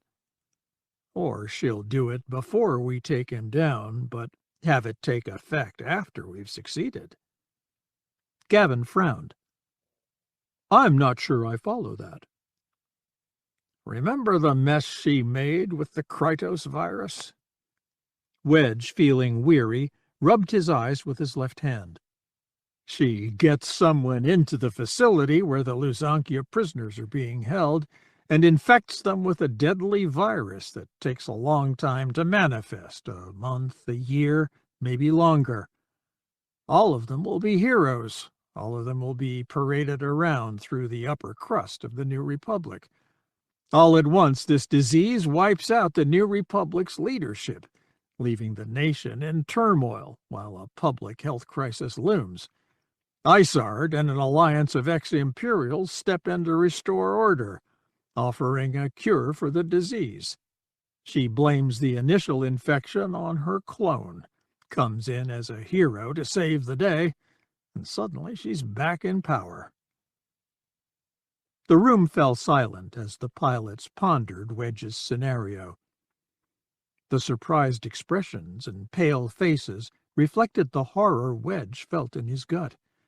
What amazed him the most was that no one offered a denial of the plot he'd described. We all know firsthand that she's capable of such cruelty. Corrin spoke first. The nastiest part of your scenario is that it would also kill off the Luzankia prisoners. When she and I spoke, she said she was glad that Luzankia had been destroyed at Typhira, because after I escaped from it, it had been soiled. The prisoners were part of that desecration, and I think she would have killed them if she had been in control of them. She doesn't like keeping reminders of her failure around with her. Wedge nodded. That's a good point. Tycho? I think we all agree she's more than capable of doing what you're suggesting. I also think there are simpler ways of causing us trouble. Perhaps the defenses for the prison are tougher than we imagine, so the guards will have a chance to kill all the prisoners. That would make us all feel horrible and likely get Two-Flight killed in its attempt to neutralize the defenses. Okay, so we run sims in which we toughen up the opposition. The general looked around the room. What else? Nurin raised a hand. I think it will be important for us to have a plan to quarantine the prisoners to prevent the disease from spreading. We need to let them know they're at risk. They'll need to speak with someone they know and trust, which means Tycho or Corrin. Corrin shook his head. The last time I was with them, I let them know that Tycho was a traitor. I can roll in and talk to them. Ah, Corrin, General Dodona knows me, too. Wedge smiled. We'll both record messages to him, and everyone will carry a data card with the messages on them. If we go down, the messages still get in. A knock at the door ended the discussion. Tycho opened the door and admitted Colonel Vessery. Sorry to disturb you. Just debriefing after a sim run. We want to make some changes, a worst-case scenario thing. We want to see how bad it can get. Vessery nodded. Good idea, but you'll have to hurry. Negotiations are final. You'll be going into Sutric 2 days from now. Krennel believes you'll be hyperspacing for a couple of days to get there, but the trip will only take 6 hours or so. Once you're in place, you send the appropriate message and set things in motion. Thank you, Colonel. We'll be ready. I'm sure you will. Vessery hesitated. I've enjoyed working with you all. I believe you have a saying for times like this. May the Force be with you. I really do hope it is. If you succeed, if we succeed, we can all go home again. Popping out of hyperspace near Sutric, Wedge tried to match his memory of the system with what he saw now. He got no sense of recognition of having been there before, but that struck him as just as well. On Sutric, Rogue Squadron had lost one of its most beloved pilots, Ibitsam. Remembering brought a lump to his throat, which he swallowed against. He keyed his comm unit. How are you doing, 8? Nurin's voice came back even, but a bit tight. I am fine, Colonel Roat. His words revealed none of the pain he had to be feeling. He had been closer to Ibitsam than anyone else had, a fact made remarkable because of the traditional rivalries between the Quarren and the Mon Calamari. Her death had crushed Nurin emotionally, and, after a leave of absence, he had accepted a transfer from Rogue Squadron to a training squadron. Good to hear, 8. Wedge flipped the comm unit over to the Spaceport Authority channel he'd been given. This is Colonel Antar Roat with Requiem Squadron. We are 9 ships in total and wish landing clearance. Sutric Spaceport Authority here. You will be switched to military control. Destination beacon at 13938, coming on now. Please tune your auto-landing function to that frequency and initiate auto-landing programs. As ordered, Sutric. Executing now. Wedge punched a red button with his left thumb and felt the control buck a bit as the defender's computer controls locked onto the beacon and began to use the data it was sending to plot the entry and landing speed and vectors. Wedge relaxed his grip on the yoke, but didn't let it go entirely. He had a pilot's distrust of mechanical flying systems, and since he was running into a hostile environment, he wanted to take full control of the ship if anything started to go wrong. Of course, the disguise he was wearing did make flying a bit more awkward. When he had assumed the Roat identity to get onto Imperial Center, the head prosthetic had been an extensive affair that covered the right side of his face, from forehead to cheek and back over his ear. A piece of it had wrapped down over his jaw and pressed against his voice box. Because Roat had been bound for Imperial Center for reconstructive surgery, the prosthetic had been modified and minimized to be a metal device that built up his right eye socket with a thin line of metal that led down to the blinking device that pressed against his larynx and altered the sound of his voice. The eye construct unbalanced his face enough that, coupled with the beard, he looked nothing like the various images the Empire had circulated of Wedge Antilles. His helmet hid the facial modifications, but his flight suit did not hide the other change. His right hand ended in a blocky construct that featured only 2 thick fingers and a thumb. It whirred and clicked as Wedge moved the hand around.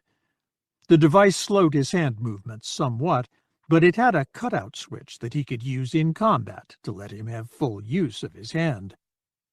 As annoying as all this stuff is, it's much better than flying with an Ewok puppet in my lap. That recognition tightened Wedge's gut.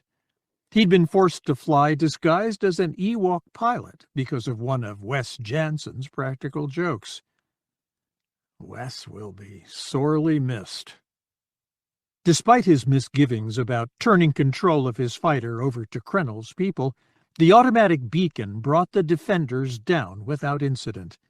Military control informed the pilots that they would have to land their own fighters and designated landing spots for each of them.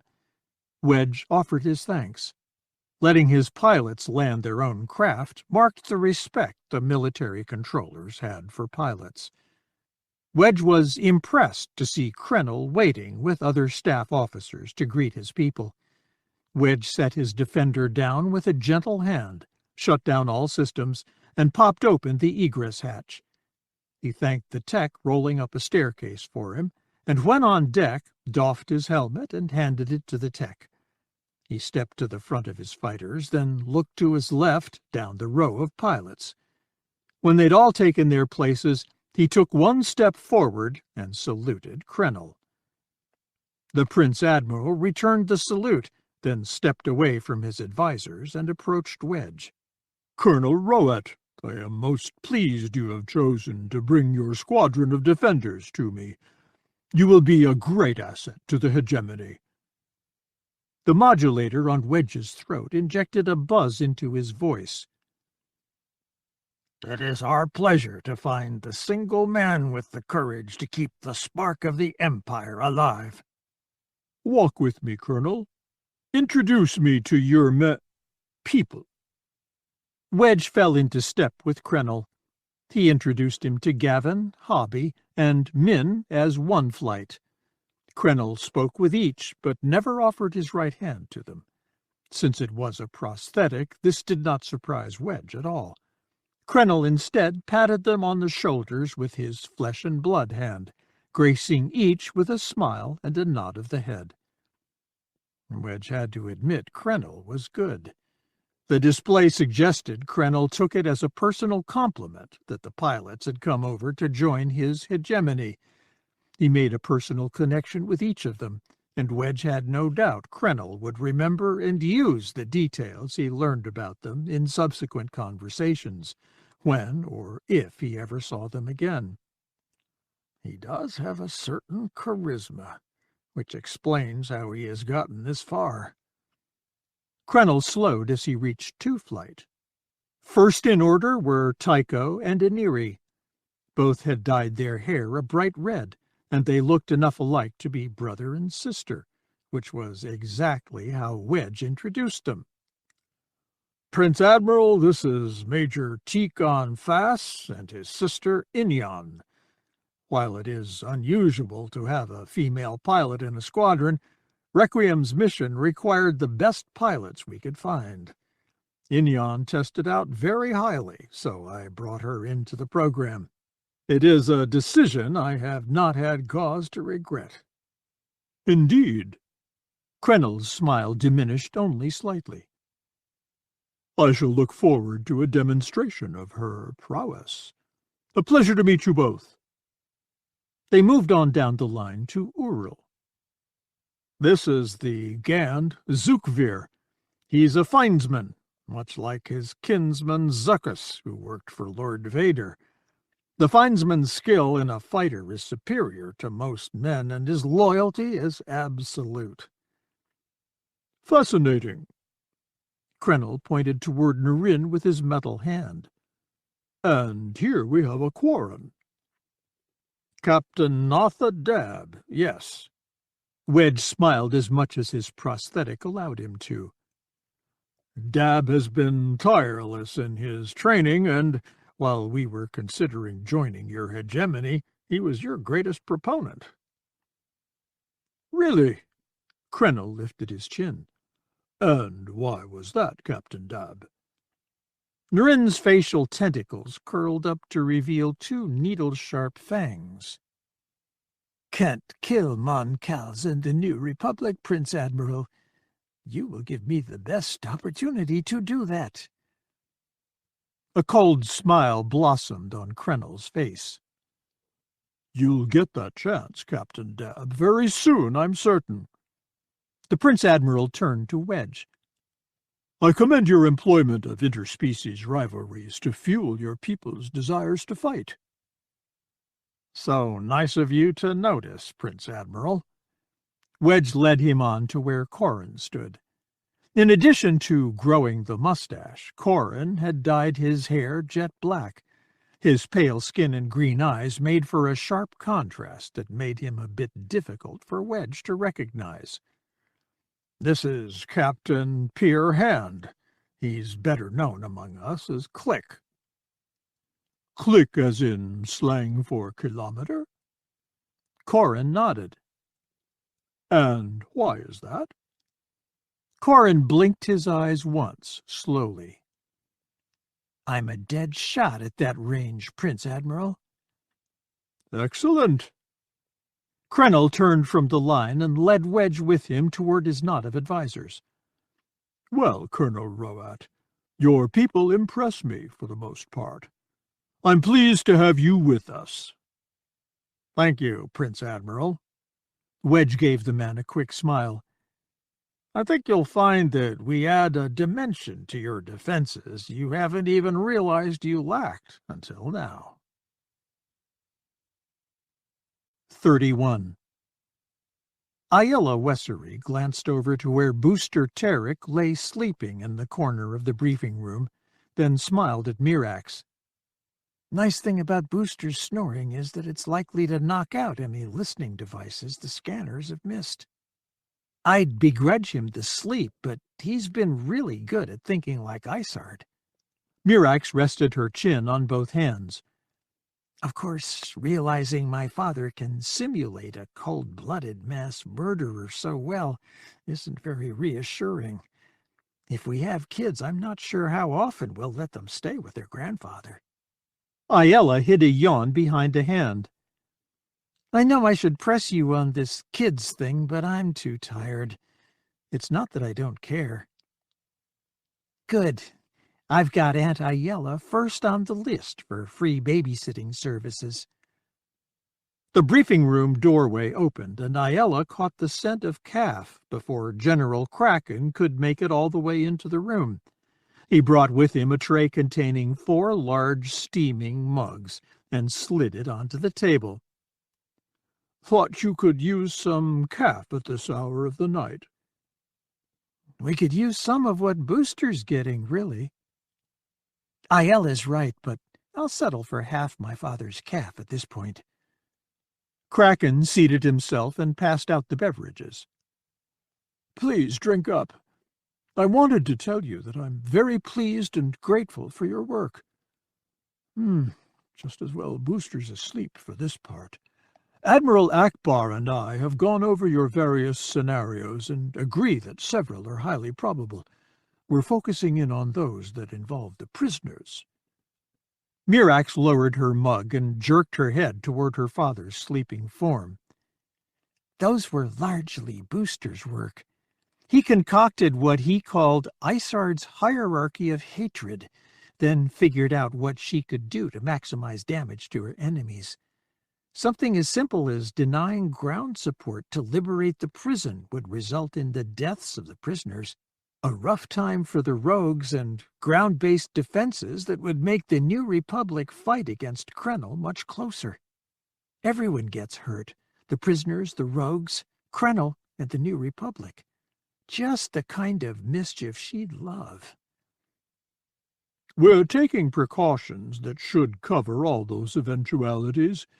No guarantees, but we'll be doing our best. Kraken sat back in his chair, wrapping his hands around the calf mug. The other scenarios, ones based on her repeating the Krytos virus situation, are frightening as well.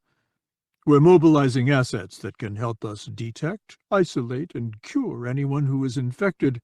But for all we know, Sutric is just going to be one big sick world. It's not at all what we want to deal with, but we can't discount that possibility either. Ayala shook her head. It doesn't seem like we've come up with much for 2 weeks' worth of work, but we've gone over every file that mentions her, all the rumors about her that we've heard over the years, and even had Booster trying to think like her. I know we've worked hard, but I can't help feel that we've missed something. Mirax reached across the table to squeeze Ayala's hand. Isard is just one big ocean of evil. No real way to know if we found all the currents running deep there. Ayala arched an eyebrow at Mirax. We really have been speaking a lot with Admiral Akbar, haven't we? Yeah, it'll be months before I stop using ocean analogies. Well, you'll get your chance to begin recovering soon. Admiral Akbar and I leave for the primary staging area in 4 hours. Kraken fished inside his tunic and withdrew 2 data cards. He slid one to Mirax and the other to Ayala. Because you won't be able to talk to us, I want you to have these. Ayala picked up the data card and turned it over. It looked entirely normal, save for platinum triangles at each of the corners. She flipped it front again, then held it up between her left thumb and forefinger. This contains ultra-clearance codes? Kraken nodded solemnly. Army, Navy, Intelligence, Governmental, from the Republic level on down to major municipal levels, and many corporate levels as well. It also has codes that will allow you to access 5 million credits each. Based on the authorization in the card, you can go anywhere and do anything you need to do. If you think of something, no matter how wild, and you need to take steps to stop Isard, this will allow you to take them. Booster rolled over onto his back. Good, we can use it to buy more guns for my ship. That's why you don't have one of the cards, Booster. The smuggler stretched. The New Republic has no sense of gratitude at all. Go back to sleep, Father. Mirax slipped her card into a pocket. I take it you want us to keep working on this until Isard is found or gives herself up. That's it. Do whatever you have to do. If you have to break laws, try to be discreet. And if you have to kill anyone, well, try not to raise any planets. Mirax blinked. You're serious about this? Very. Kraken finished his calf and stood. "May the Force be with you." Ayala watched him leave the room, then looked again at the card in her hands. They're putting a lot of trust in us. They're giving us a lot of responsibility. We can't fail. We won't. Mirax got up, walked over to where her father lay, and gently nudged his ribs with her toe. Wake up, old man. Time to start working again. Come up with something brilliant. Booster smiled as he sat up. He stretched again, then walked around and usurped Kraken's place at the table. Okay, ladies, we've examined Isard's history of atrocities. We've gone through her hierarchy of hate. There's only one thing left for us to look at. We have to examine her dream ladder. Ayala shook her head and bolted another slug of calf. I must be dreaming myself, because that made no sense. Her dream ladder? Mirax held a hand up. I think I know where he's going with this. Care to open the help files for us? It's simplicity itself, ladies. Booster hefted the remaining full mug in a salute. We look at her sense of greed. If control of the galaxy is her goal, we know where she'll get when she scales that ladder. Starting from the top, then, we go down rung by rung, looking at how she'll have to plan her ascent. Eventually, we'll work down to the lowest rung she has access to right now, and that's where we'll have her. Ayala exhaled slowly. That will take forever, and we have at best a week. Booster flicked a finger against her card. Let's order more calf, then. If you're right that we missed something before, this is the way we'll find it. And when we do, we'll spill Isard and her dreams into a black hole she'll never escape. Wedge Antilles kept his gloved right hand on his thigh, beneath the level of the table at Sheen Astara, one of the premier restaurants in Sutric's capital, Diplona.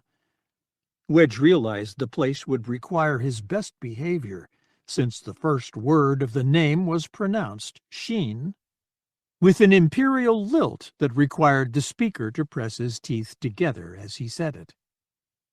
Given that I've already sent the message that will bring Admiral Akbar and Isard's people down on this world inside a week, being on my best behavior is the least I can do for my host. Keeping teeth clenched together that way did make it easier to sneer, a trait that his host, Colonel Lorir, had perfected. Lorir struck Wedge as being an Imperial's Imperial. Tall, slender, angular, and very proper, Lorir almost seemed to have been put together from a kit. The fact that he only had a white fringe of hair on his head indicated this wasn't true, since a full head of black hair would have made him the perfect image of an officer. Lorir made up for that defect by being very demanding, which meant working with him had been tough for Wedge. But shooting him down in Sim wasn't that tough. Wedge suppressed a smile. Colonel Lorir nodded in his direction. "You are to be congratulated, Colonel, for how well your troops are trained. You are very formidable in combat." He looked around at the others gathered at the table. "If you can believe it, Colonel Roat even shot me down." The other dinner guests gasped in astonishment, then looked at Wedge. "However did you manage that?" asked one officer's plump wife. "Colonel Lorir is too kind. He made shooting him down very difficult." Wedge nodded to his host. "His reliance on side-slipping to evade a following ship made me sure he was luring me into a trap. I was far too cautious because he's just not that great a pilot." "Colonel, you clearly have superior flying skills." You have many combat kills under your belt, I imagine. Laurier's bald head glowed golden in the restaurant's muted light. Yes, well, before I was transferred to the Prince Admiral's ship Reckoning, I spent some time in the 181st Imperial Fighter Group. That was back when Baron Fell was in command. I was a mere lieutenant, but a lieutenant in that unit was the equal of a major in any other. Wedge tuned the man out as a waiter came over with 2 bottles of wine. Since I am having the braised nerf, I'll have the green if you don't mind. The waiter hesitated, and Wedge quickly caught the curling of Laurier's lip into a sneer. Of course, I meant I would prefer the emerald. Wedge shook his head. Back where I came from, the weight beasts were hardly discerning enough to understand the proper terms for wine. They would even opt for a ruby when consuming fish, if you can imagine it. The voice modulator erased the slight mocking tone in Wedge's words, though he had serious doubts that the 2 hegemony officers or their wives would have caught them. Krennel's staff seemed to be largely filled with courtiers, whose ability to please the Prince Admiral outshone their ability to fight or properly administer a unit. He had no doubt that they followed orders to the letter, which made them perfect for Krennel's purposes, but dulled the sort of initiative that would have made them a threat to the rogue operation. Laurier's wife, Candice, patted Wedge's left hand. Now, don't you be worried about that sort of thing any more, Colonel Roat. The hegemony is a bastion of Imperial culture, so you are safe here. You are too kind, Madame Laurier. Wedge gave her a quick smile, then focused on her husband. You were telling of your time with the 181st.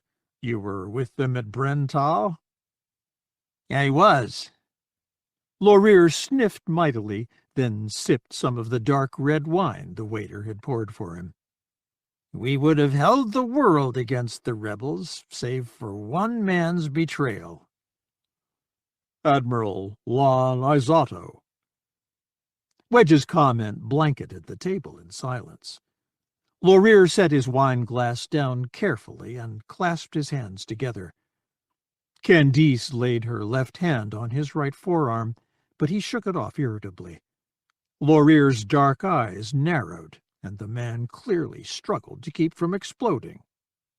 Colonel Roat, I shall assume that because you have been involved in researches and developments that have kept you outside the mainstream of the Empire, that you have said what you have said. Your ignorance of the true facts will shield you at this time from my wrath, but understand that I will not allow you to slander the name of one of the finest military minds the Empire ever had. Wedge went cold. Rogue Squadron had been part of the rebel operation that took Brental IV from the Empire. Admiral Lon Isato had been given command of the world and failed utterly to do anything that would protect it. He allowed the rebels to take the moon, and from there stage and land on Brental. The only serious opposition had come from Fell's 181st. I apologize, Colonel, for angering you. I assumed... But that assumption was wrong. Who was it that betrayed us on Brental? Baron Fell. What? Wedge made no attempt to cover his surprise. I find that hard to believe. Not to question your integrity, but I understood that Fell had fought hard at Brental. Oh, he did. Fought hard enough to lure us into a trap. Laurier's voice dripped with contempt. You probably are unaware that after we lost to Brental IV, Fell went over to the rebellion. He joined Rogue Squadron. Clearly, Brental IV was the price he paid for clemency in their eyes. Wedge nodded. Ah, I see. After Fell's defection, the Empire had begun a disinformation campaign that clearly vilified Fell and elevated Isato to the level of a hero. By doing that, they shielded others from facing the dilemmas Fel had, and prevented them from making the same choices he did. He saw the Empire was evil and rejected it. But these others, they remain willfully blind. He sipped some of his emerald wine and relished the hints of berry flavor in the vintage. I also understood Rogue Squadron was there at Brental 4. Yes, the squadron that cannot die. Lorir laughed, and his companions joined him. Rogue Squadron is the biggest fraud perpetrated by the rebels on their sick adherents. That squadron is constantly being rebuilt because they die so easily. We killed 8 or 9 at Brental and would have gotten the rest of them had they not run off. We shredded the Y-wings they should have been protecting, destroying an entire wing of them. That engagement alone around Auridon would have made me an ace, had I not already been one, of course. Fascinating. Wedge frowned for a moment. I did think, however, that some Rogue Squadron members had been around for a while. Indeed, and you can expect them back again. Antilles, Jansen, Selchu, they will show up as a nucleus for the unit. But they're dead. Didn't you destroy them at Disna? The rebels claimed they never found bodies. Part of the ploy to bring them back again. Lorir lowered his voice. Clones. Oh, my! Wedge shivered. I never would have thought they would do something like that. No, nor does anyone else.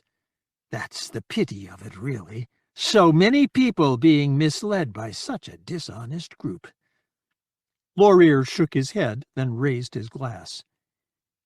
A toast to the time when such lies will die the death they deserve, and the truth will shine forth. I'll drink to that. Wedge touched his glass to the others. And may that day come sooner than we might dare to hope. 32. Colonel Vessery entered the dimly lit briefing room with his helmet under his left arm. He started to sketch a salute, but neither Major Tarik nor Isard looked up at him. Instead, they intently studied the small holograph of a man's head and shoulders. The holographic figure spoke in hushed tones. Akbar's fleet left here 10 standard minutes ago on an outbound course that will bring him to Sutric. Ship list appended. Tarik stood back and smiled. The message was sent 2 hours ago, which means Akbar has 8 hours to hit his target. We only need 6 to get to ours. Isard nodded solemnly, then turned toward Vessery. Colonel, I know you developed some affection for the rogues while you trained them. The cold tone of her voice sent a chill through Vessery, but he met her gaze openly. I did. They are fine pilots. I have little doubt they will acquit their portions of the operation admirably. My feelings and respect for them aside, Madam Director, my pilots and I stand ready to execute our orders as well. I had no doubt of that, Colonel. Isard pursed her lips for a second. I have allowed a message to reach Krennel that indicated another attempt to reinforce Linade 3 is being made in 2 days. That will keep Krennel at Sutric in preparation for another ambush. He may even call in additional troops and ships, which would translate into a surprise for Akbar. It will be a glorious battle over Sutric, I believe. Tarik shrugged. We would not have time to watch much of it anyway. No, indeed you wouldn't. So it's just as well you won't be there. She laughed, but Vessery heard no mirth in it at all. In rushing out to destroy Krennel, Akbar has stripped the defenses from the greatest prize of all. Come with me, men, and in 6 hours we will be in a position of power that will make the new republic tremble itself to pieces." Prince Admiral Krennel smiled predatorily as he listened to Isard's report. "Another convoy? How rich! How can they afford to be sending so many freighters on these very dangerous missions?" Isard stalked the shadows at the fringes of his office. "I am not certain they can continue to do so, Prince Admiral." Krennel looked up from his desk. "Explain." She stopped pacing and faced him. "The primary problem with a free society of the sort the new republic represents itself to be is that a great deal of information is available on any and all subjects, save those they wish to keep secret. The fact remains, however, that a great deal of the publicly available information does touch on the secret. For example, in the past, when freighters have been diverted from their normal commercial duties to haul supplies, commodity prices on worlds that are experiencing a delay in shipping tend to rise and fall depending upon their import and export status. Factories that produce the sorts of materials a convoy like that will carry have to hire new workers or offer overtime pay, all of which is data that is noted in stock advisories. These and dozens of other indicators like them can be correlated to a military operation. The plain fact is that I've not seen such indicators rise in the pattern set by the previous convoys." "No movement at all?" "I didn't say that." Isard frowned. "There are movements, but they hint more at another planetary invasion. It has been a quiet build-up and would have been unnoticed save for downward fluctuations in entertainment sectors of the economy that are tied to military bases from which the troops are drawn. As well, an inordinate number of ships are being reported as being on maneuvers, which usually presages action." "And this information about a convoy, it was leaked to you through a previously reliable source?" "Yes, though no report goes unverified." She pressed her hands together and rested her chin on her fingertips. "This is why I have noted the problems to you." "I gathered that. Thank you. I suspect if we check the course of that convoy, there is really only one good spot for an ambush, and we would have been hit there ourselves. 2 days, is it, when they expect to hit us?" 2 days, yes." "Good." Krennel stood and punched a button on his desktop comm unit. "Captain, have my shuttle standing by. I will be heading up to the Reckoning. Issue recall orders for all crew on leave. That recall applies to Binder as well. Have Captain Fulik meet me on Reckoning. Krennel out." Isard nodded her head at him. "You'll be striking somewhere in the New Republic." "I will. Once on Reckoning, I will call for Emperor's Wisdom and Decisive to join me here to stage our raid. They should get here in 4 hours or so. From here we will be ready to launch the boldest raid yet, one that will show the New Republic as the sham it truly is. 18 short hours after we leave here, they will learn the folly of attacking me." Isard's eyes glistened. 18 hours? You'll strike at Coruscant." "Yes. It's a lesson the New Republic has never learned." Krennel gave Isard a thin-lipped smile. "To kill an enemy, the quickest method is always to strike at the head." Corran Horn had actually gotten to like some of the pilots in Krennel's employ.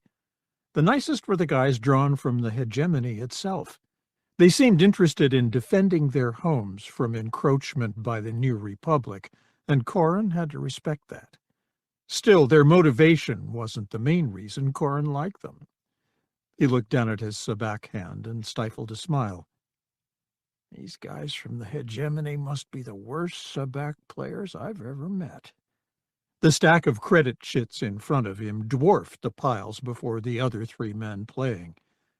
Better yet, he had the ace of flasks down on the table in the interference field, and the flux had shifted the two cards in his hand into the ace of coins and the court card endurance, which was worth -8.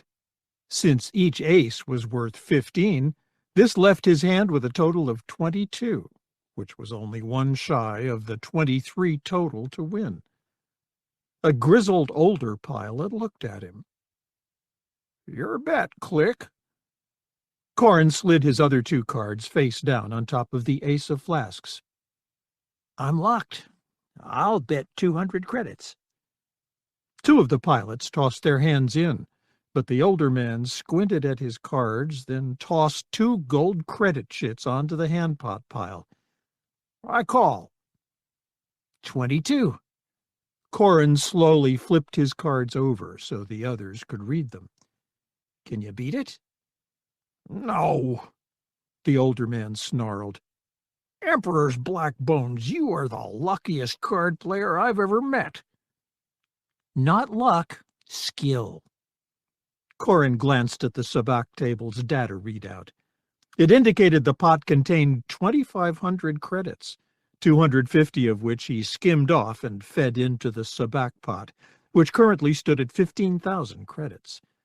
A 2-card 23, which was known as a pure sabak, or another 3-card combination of 0, 2, and 3, the idiot's array, would win that pot and end the game. My deal, I believe. Corrin gathered the cards and reached up to feed them into the Leisure Mech RH-7 Card Shark dealer droid. The dealer droid, which hung down from the ceiling, shuffled the cards, then extended its body so its manipulator arms could drop a card before each player. It swiveled around noiselessly, and the twin stun pikes, which most players called cheater prods, remained retracted. After a second circuit, the cylindrical body withdrew into its base. Its withdrawal triggered the flux, shifting the value of the cards. Corrin reached for his cards, but before he could get them off the table, a siren began to rise and fall in tone and volume. Yellow lights began burning over every doorway. The other players immediately looked up, scooped up their winnings, then turned away from the table. What's going on? The older man shrugged. Report to your ship. He gestured at a holographic imaging station at the far end of the hangar. If it's like before, the Prince Admiral will tell us what's going on. What about the pot? We give sabak pots to the Survivors Fund. You have a problem with that? Not me. Corrin stuffed his winnings into the pockets of his flight suit. Get going, I'm right behind you. They ran from the ready room, and Corrin split off to the right, where the whole Defender squadron had been assembled in the back of the hangar. He found the rest of the rogues already there, with Hobby and Min rubbing sleep sand from their eyes, and Tycho rubbing his wet hair dry with a towel from a refresher station. The only person he couldn't find was Wedge. The imaging station at the other end of the hangar filled with bright light that resolved itself down into the face of Prince Admiral Krennel. Greetings, loyal warriors of the hegemony. I would apologize for summoning you so abruptly, but this is a call to war, and one I imagine you will relish. Our enemies have made a mistake and have provided us an opportunity that is quite rare. With one blow, we can end the tyranny of the New Republic and send their shattered forces scurrying home. Corrin glanced over at Tycho, then tapped the chronometer on his left wrist. By my count, we've got a couple of hours yet before Isard's people in the New Republic get here.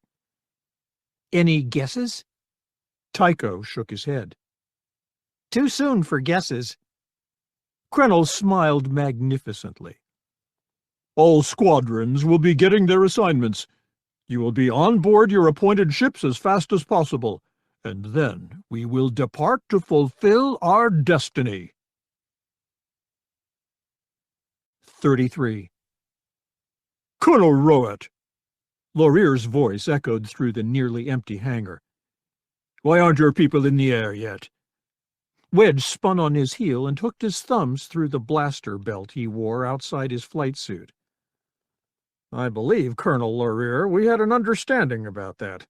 My defenders are equipped with hyperdrive. We don't need to be loaded on the Reckoning or any other ship to reach our destination. If we are to be loaded in the launching racks, it makes sense for us to be the last in and the first to be launched, because of our capabilities. And you noted yourself that the loadmasters on the capital ships are still reviewing procedures for our ships to be loaded. Laurier's face tightened into a scowl. That is no excuse for you to still be here in the hangar. But, Colonel, your interceptor is still here. Wedge held a hand up. Perhaps we should be discussing this in an office away from the troops. The hegemony officer nodded. With his helmet under his arm, he led Wedge off to a small office with a single rectangular window as tall as the door built into the wall beside it. The legend on the door proclaimed it to be the operations room. Once inside, Laurier perched himself on the desk and shook his head. This cannot be tolerated, Colonel Rowett. Wedge closed the door, then dialed down the opacity of the window, taking it all the way to black. No, Colonel, I expect it cannot. You have been given your orders, and I expect you to follow them. Wedge nodded solemnly and looked at his chronometer for a second. I am following orders, Colonel. He tugged the gloved construct off his right hand, then flexed his fist. What are you doing? Laurier blinked with surprise. What is going on here? You remember you told me about Brental the other night at dinner? You told me how the Empire had been betrayed by Baron Fell? Yes. Wedge reached up and pulled off the prosthetic over his eye, then peeled the piece off his throat. Much better. And you recall mentioning that you'd killed plenty of Rogue Squadron members on Brental, and that Wedge Antilles would be back.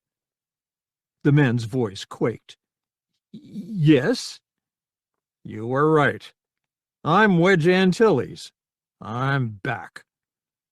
The couple of seconds it took for Wedge's statement to blossom with all its import in Laurier's brain proved to be about a second longer than it took for Wedge to draw his blaster and shoot the hegemony officer. The blue stun bolt hit Laurier dead center in the chest, pitching him backward over the desk. His helmet clattered against the floor, and a metal chair skidded back beneath him and bounced off the room's rear wall. Wedge holstered the blaster, then pulled the desk back. He stooped down, found a strong pulse in Laurier's neck, then yanked Laurier's right glove free of his hand. Wedge slid the glove on and picked up Laurier's helmet. I need a mask for a moment, so I'll keep this. You won't be able to go up without it, but then I won't have to shoot you down again. Sleep well. Donning the helmet, Wedge slipped from the office, locked the door, and closed it behind him. He walked sedately over to the rest of the rogues, then waggled his fingers at them. Tycho looked surprised. Things didn't go well? Laurier developed a new sense of irony. He found my revelations stunning. Wedge pointed to the defenders. Get in, get these things going. Fly in formation to the Southern Shield projector facility. We've got 10 minutes for incoming, and I want us ready to go. Everyone split to their machines, and Wedge climbed into his. He brought the power up, then locked the restraining straps in place. As the defender cycled power to systems, his communications console lit up with positive check-ins from the rest of the squadron. The fleet frequency button flashed, so he punched it. Colonel Rowett here. This is Reckoning Flight Control. When are your people going to report for loading? I understood we were to head up after Colonel Laurier. His interceptor is still here. Do you want me to find him? Negative, Colonel. Just get your people airborne and headed this way. Someone else will deal with Laurier. As ordered, Control. On our way. The clone of Isard did not realize she was a clone. She was possessed of all the original's memories, her entire life history up to a point just prior to the Luzankia's escape from Imperial Center. Along with these memories came the original's attitudes, which included a healthy dose of skeptical contempt for things mystical, including the Force. Yet despite those prejudices, something struck her as very wrong about the message she'd gotten from Krennel. He asked her to dispatch someone to find Colonel Laurier. She would have sent a subordinate, but she actually wanted to locate Laurier for herself and pass on the message of Krennel's displeasure. In Laurier she had seen a grasping man who was abrasive with his inferiors and fawningly obsequious with his betters. Because she stood outside the military establishment, he had treated her with cautious courtesy, which she knew would be stripped away and replaced with subservience once he knew how much power she commanded. She reached the hangar in no time and saw Laurier's interceptor still sitting on the Ferrocrete deck. She knew it was his because he'd painted red stripes on each wing, just as the 181st used to do. She thought it a pity that a man's life should be so paltry that he had to cling to a hideous defeat as the high point of his existence. The clone called a tech over and asked if he'd seen Laurier. The man pointed towards the closed operations room door. She walked over to it, tried the handle, and found it was locked. Glancing at her chronometer, she mentally calculated the security override code for that quarter hour, punched it into the keypad, and entered the office. She took immediate notice of the ozone stink in the air, which, combined with Laurier's body lying on the floor, told her the man had been stunned with a blaster. She squatted down and batted one of Laurier's feet aside, then pulled a black glove from beneath it. The glove only had 2 fingers and had been fitted with metal parts to make it appear to be a prosthetic replacement. Colonel Roat. If Roat's hand had not been genuine, then neither had he. This meant he and his group of defenders had been inserted into Sutric, but for what purpose? They could do no good on Sutric, she reasoned, unless... Throughout the building and the entire city of Diplona, sirens began to squeal with a pulsating message of warning. Red lights strobed, and out in the hangar, techs began scurrying around. She slapped Laurier to wakefulness, then hauled him to his feet. "Come with me. I need you." "Madam Director!" The man blinked his eyes in surprise. "It was a traitor! It was—" Yes, no time for that. You're under my command now." "What?" Laurier straightened up and smoothed the breast of his flight suit. "I'm a pilot." "So you are, and now you'll be flying for me." "For you? Why?" "Listen to the sirens, fool." The clone smiled and nodded a salute toward the sky. "There is a military operation planned. It's coming here. They don't care about Krennel. They're after me and my prisoners. We'll have to see they end up very disappointed." The primary monitor on Wedge's defender flashed brightly for a moment as image after image of ships filled the screen in rapid sequence. He caught a glimpse of a Mon Calamari cruiser on the scanner screen, then an Imperial Star Destroyer Mark II, which matched the Reckoning in firepower. After that came 3 Nebulon B frigates, a half-dozen Corellian corvettes, and a couple of fast little freighters. That's pretty much the task force description I sent Admiral Akbar, and it would have been more than sufficient for taking on Reckoning and Binder. The problem was that Krennel had called in Emperor's wisdom and decisive, giving the hegemony forces a hideous edge in firepower. The Victory-class Star Destroyer Emperor's Wisdom had 80 concussion missile launch tubes on it. Any single salvo could bring down the Mon Cal cruiser's shields, leaving it open for raking fire from the ship's energy weapons.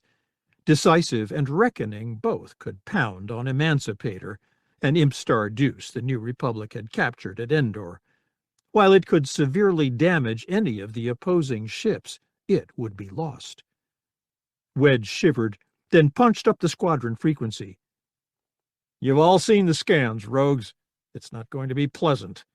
One flight, we take out the shield generators down here.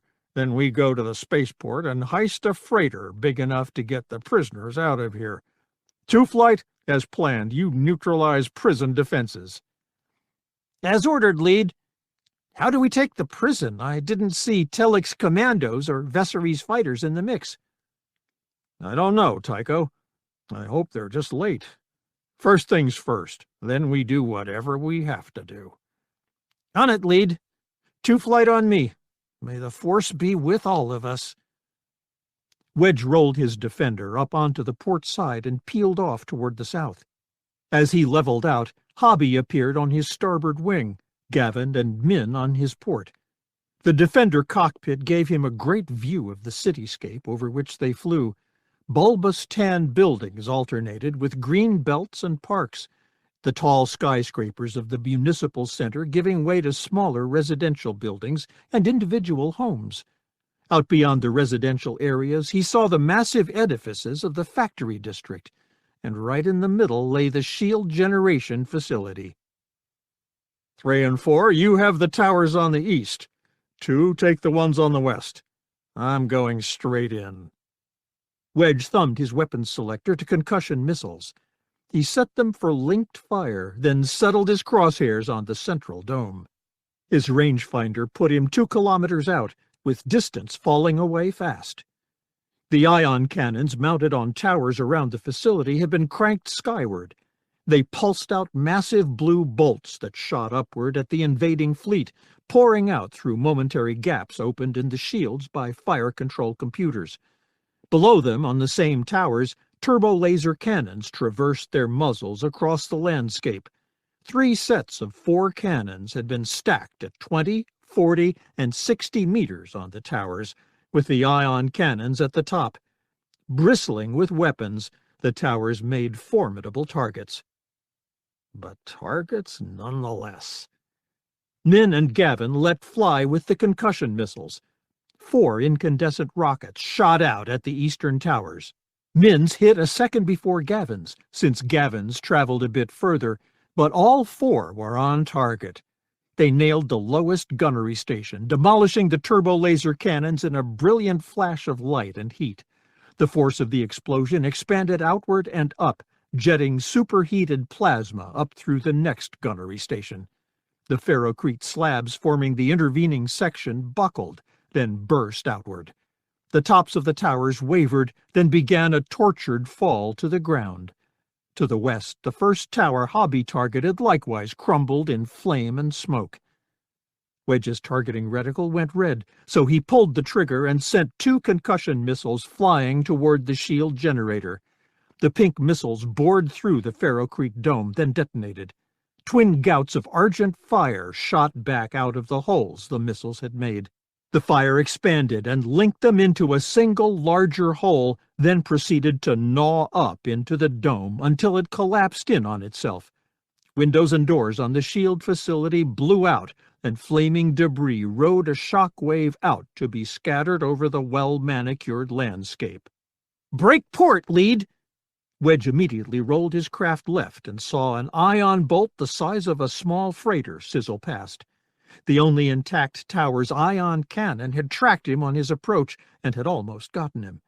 Before he could apply some rudder and correct for an attack run, Gavin and Min came in on a strafing run that pumped a pair of quadded-up laser bursts into the ion cannon.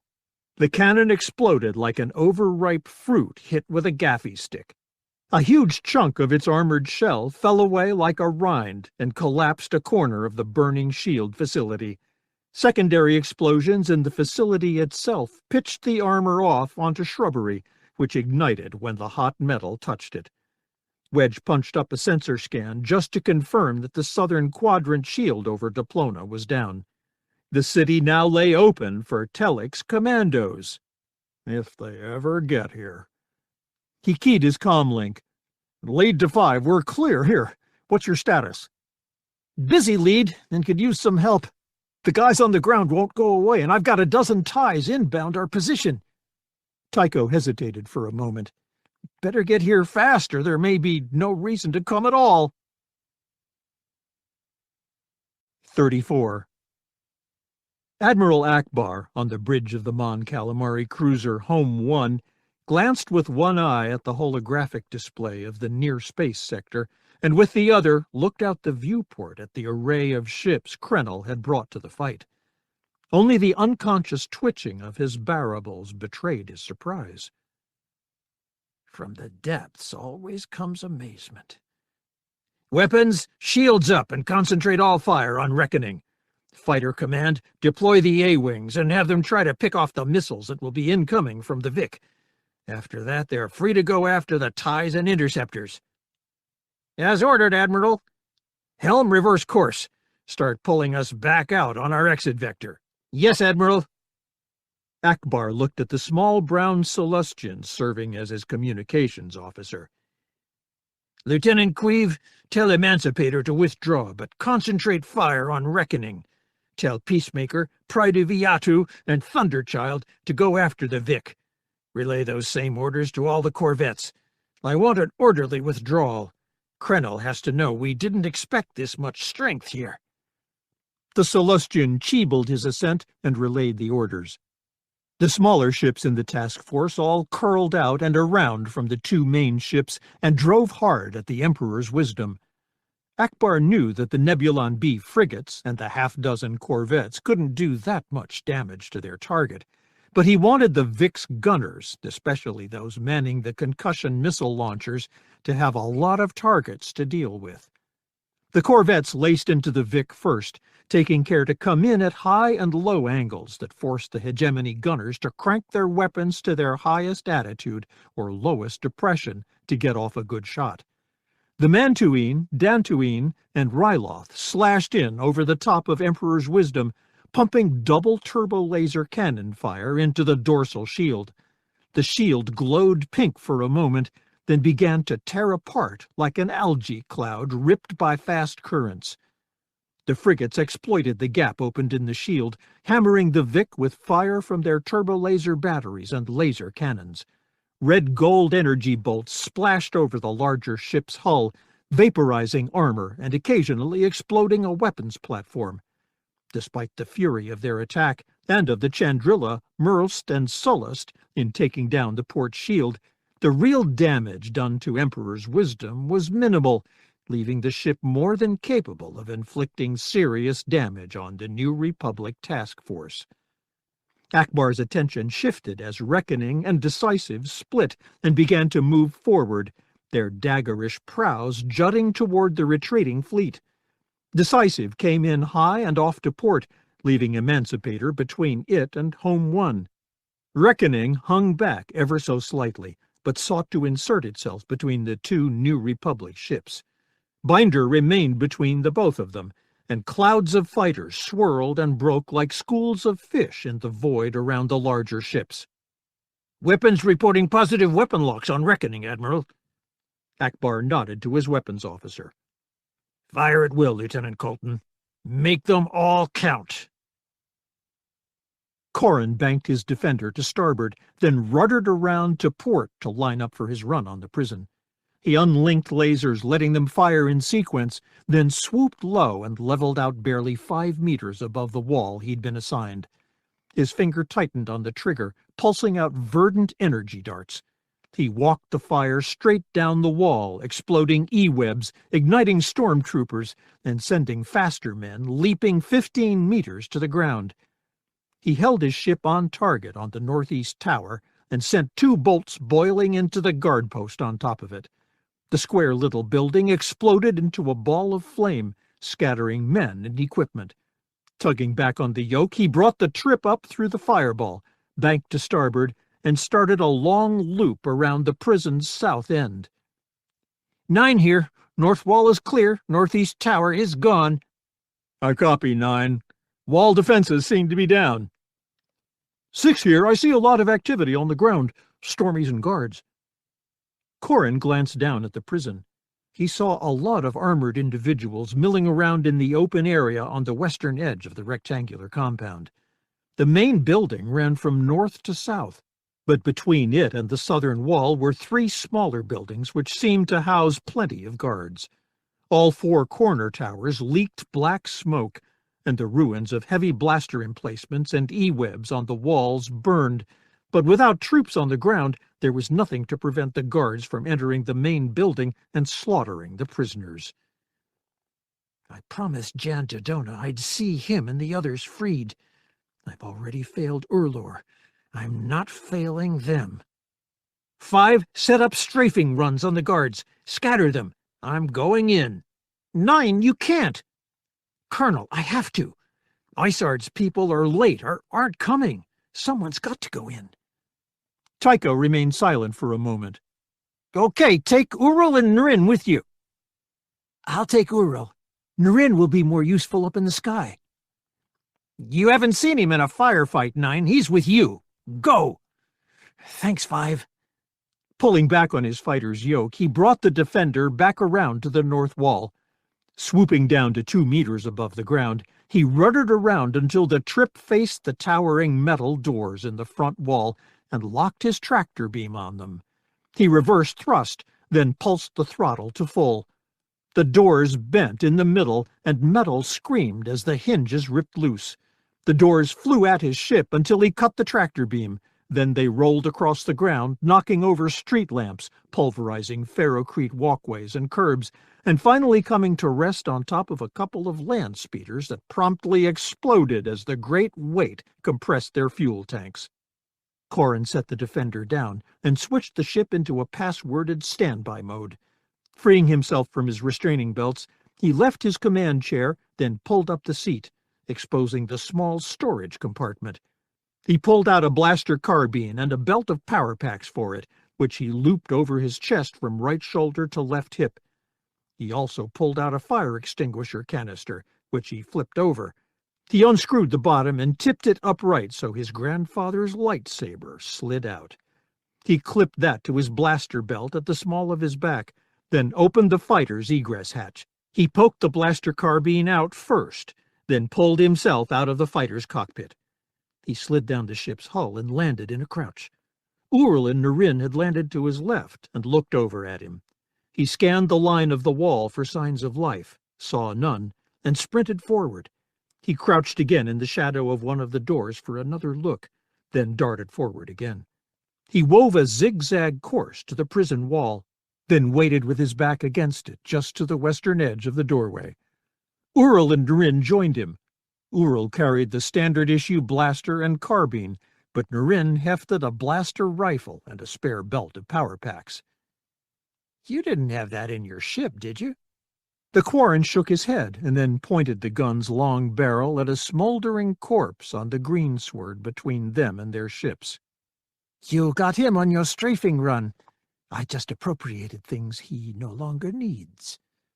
Corrin nodded, then took a peek around the corner. He drew his head back just in time as a flurry of blaster bolts chewed into the wall near him. Opening his mouth, he activated the comm link built into his helmet. 5, you can come in at any time. Copy that, 9. Keep your heads down. Uril pointed to the north. There. Corrin crouched as the defender came screaming in. He saw a blaster bolt streak up into the sky and spark off the fighter's forward shields, but they were mere droplets in comparison with the torrent of energy coming back toward the ground. Through the thick fabric of his flight suit, Corrin could feel the heat pouring off the defender's shots. The roar of the fighter's passing thundered through his chest. As Tycho's ship flew over the wall, the trio rose to their feet. They ducked again quickly as Iniri's fighter shot past and came up in a high loop to finish her south-to-north run. Keeping low, Corrin looked around the corner, then waved the others on with him. The main gateway had a fence-enclosed walkway that led to the main building. Looking to the right, Corrin saw the western yard where stormtroopers and guards had been gathering. Thick smoke drifted over it, but not so thick that he couldn't see burning bodies and figures crawling across the ground toward fallen comrades or parts of themselves that they'd lost. Screams of pain echoed within the yard, but a rising chorus of angry shouts started to eclipse them. With the shouts came a scattering of blaster bolts. Corrin swept his carbine over the yard, firing from the hip. Red bolts pierced the fog, pitching men over backward. Sprinting forward, he dropped an empty power pack and slapped in a new one, then resumed firing. Hegemony troopers tracked their fire after him, spattering him with hot metal from the deteriorating fence. Ural came running after him, keeping his blaster covering the eastern flank. Nurin advanced 10 meters into the walkway, a third of the way to the main building, then scythed fire back and forth over the yard. His bolts spun men around, twirling them to the dirt. Their weapons flew as they went down. Other men snapped forward as bolts burned tunnels from stomach to spine. With the blaster's backlight burnishing red highlights onto his black helmet and flight suit, the Quarren seemed the antithesis of the stormtroopers in their white armor. Remorselessly and deliberately, Nurin fired until the enemy resistance dribbled to a few sporadic shots. Then he jogged forward and took up a sheltered position at the base of the steps to the main building. Corrin dashed up the steps and pulled his lightsaber from his belt with his left hand. He thumbed it to life, letting its silver glow banish the shadows, then stroked it down either side of the front door. Hot metal glowed red on each side. The door fell forward, then surfed down the steps to strike sparks on the ferrocrete walkway. Corrin darted into the smoky foyer, dropping to one knee. He tracked the blaster across the opening, then raised it as Ural came in and took up a similar position on the left side of the door. Corrin glanced quickly behind him to make sure there was no office at his back. Nurin entered the building, doffed his helmet, and clipped the comlink from it to the throat of his flight suit. "Where to from here?" Ural pointed at a large painted diagram of the building on the wall. "Below level is supposed to be the isolation block. The Luzangia prisoners would be there, I would think. There seems to be only one stairwell allowing access up there. Makes sense for security reasons. Prisoners get loose. Only one way out of their hole. Besides, I like to start at the top anyway." Corrin snapped off his lightsaber, clipped it to his belt again, and led the way off to the right, to the stairwell that occupied the northwest corner of the building. 8 flights up and we're there.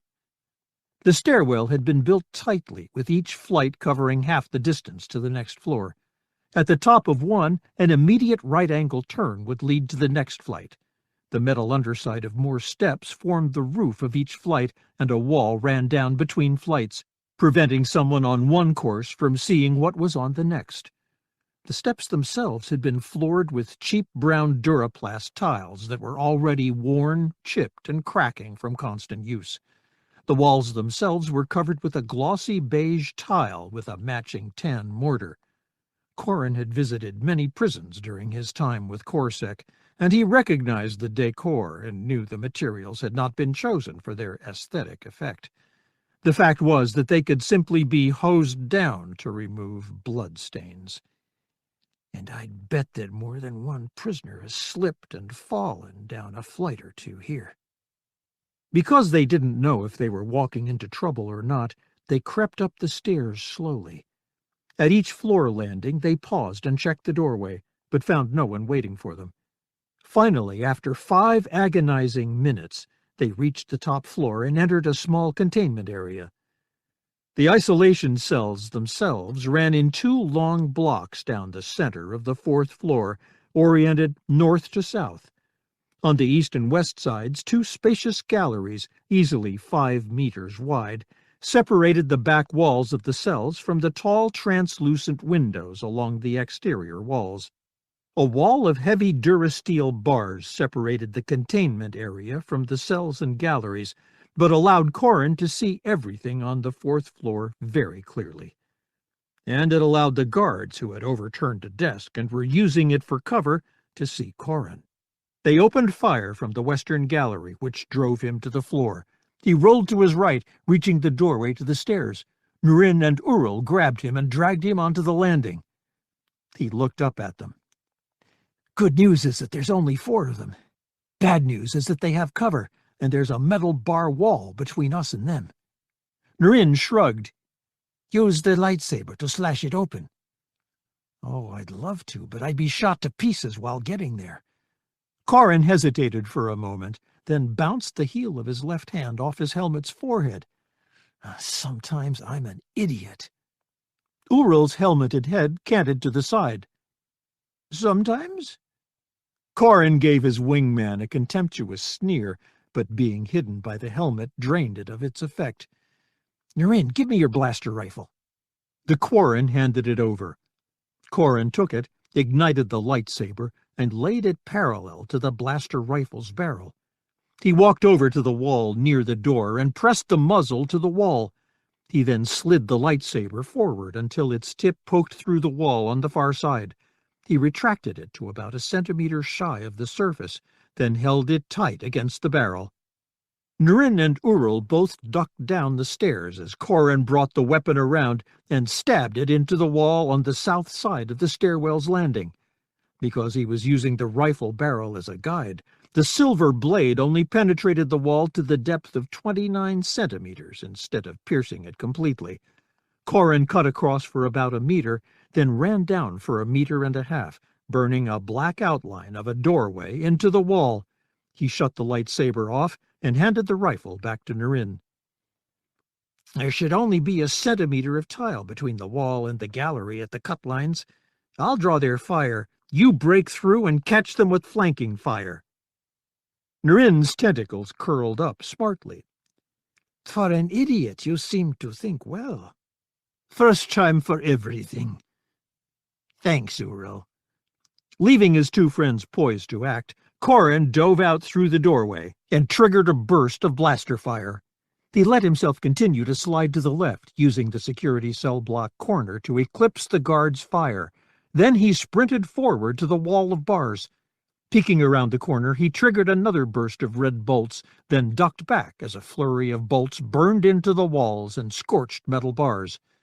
He heard a crackling sound, then heard the whine of more blaster fire. He scooted forward and fired. His bolts nibbled away at the desk, but Nurin's heavier bolts burned clean through it.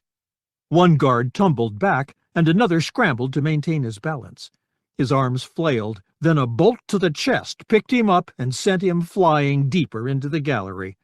A third guard took a bolt in the shoulder, and the fourth tossed his blaster out onto the floor before raising his hands. Corrin slashed the gate in the wall of bars open while Nurin and Uril kicked their way free of wall debris. As the other 2 kept their weapons on their captive, Corrin used his lightsaber to cut away a corner of the stairwell wall, allowing someone to cover the lower landing and the flight up to the door. "This should let you hold off reinforcements." Uril nodded and took up a position beside the corner hole. Corrin waved the man who had surrendered over to him. "General Dodona, now!" The man's jaw dropped. "But I can't open the cell. I don't have a card key." Corrin worked the humming lightsaber blade through an infinity loop. "I can handle it." The guard led him into the isolation cell area and pointed at a cell about 1/3 of the way down. Corrin stabbed the lightsaber into the lock mechanism, then worked the blade around in a spiral to sever the latch. The door slowly swung open, the lightsaber's light seeding the recesses with dark shadows. In the corner, on a hard pallet that served as a bunk, an old man raised his left hand to shield his eyes from the glare.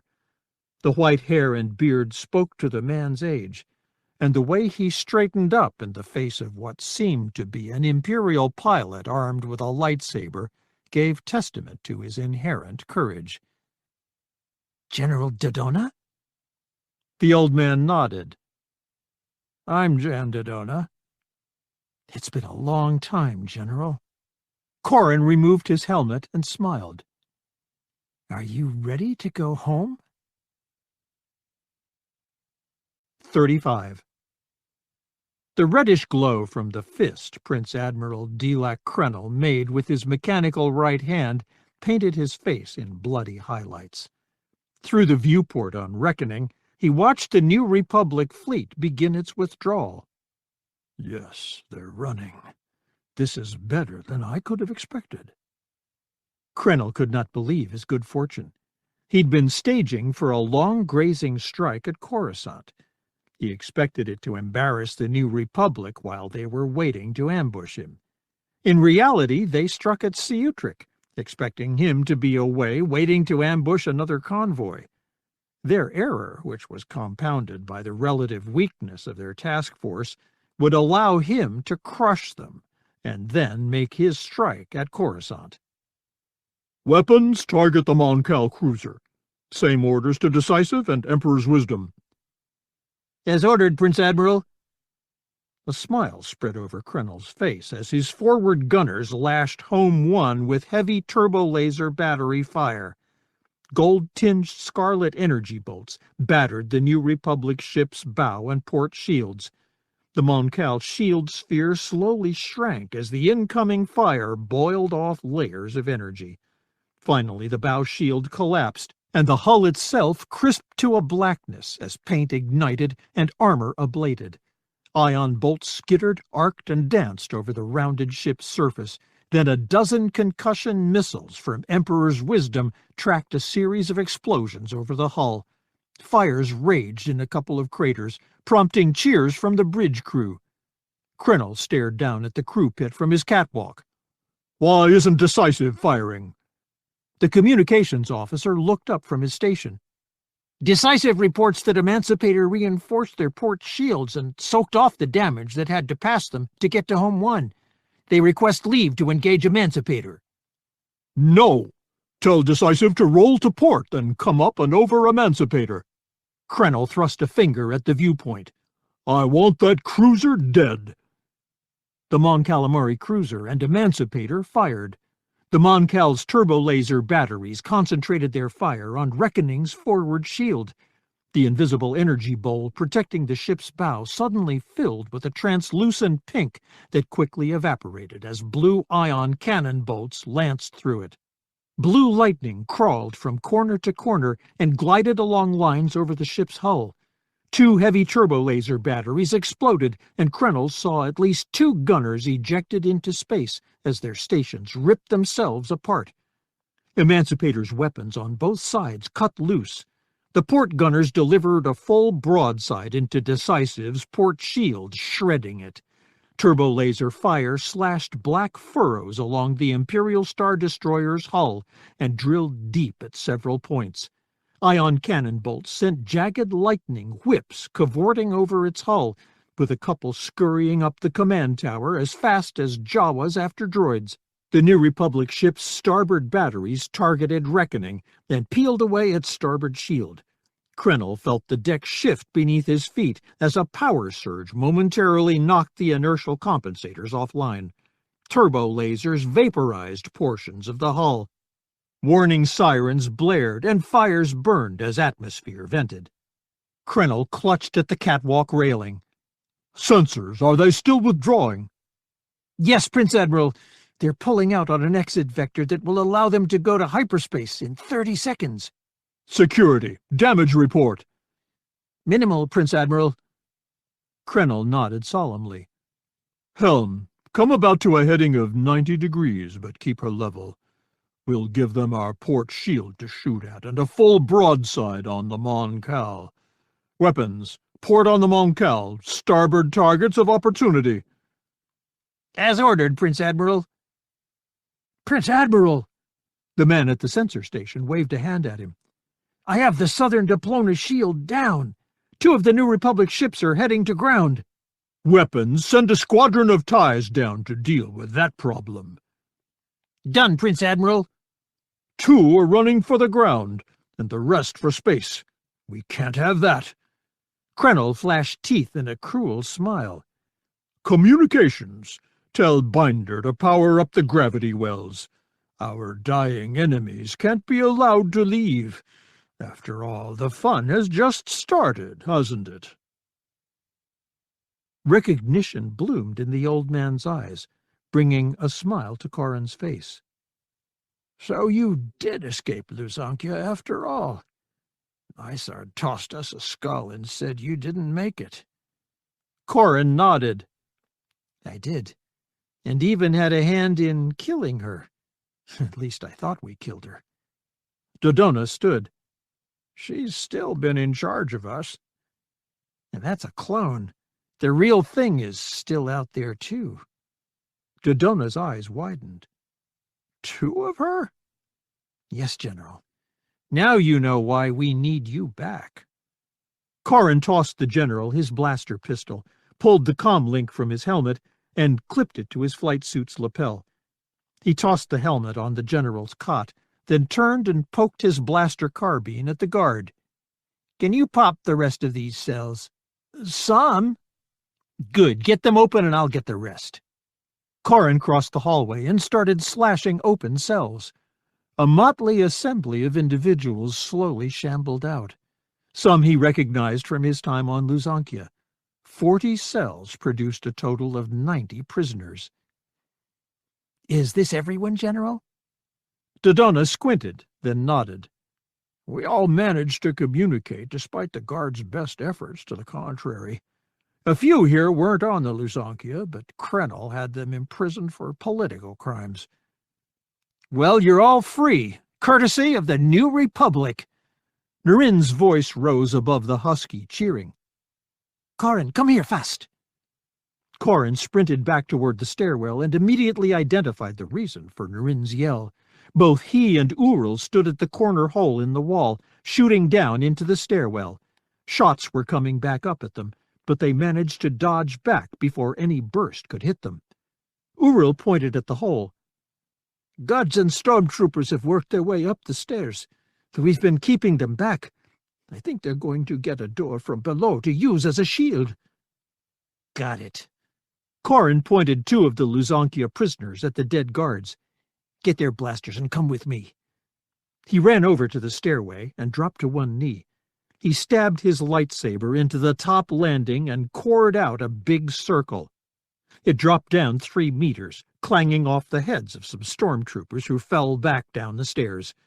Thrusting his blaster into the hole, he triggered a burst that danced 2 guards back against the wall, then left them twitching on the landing a half a floor below. He leaped back as a flurry of shots burned up at him. The blaster bolts chewed flaming holes in the wall and scattered hot shards of ceramic tile all over.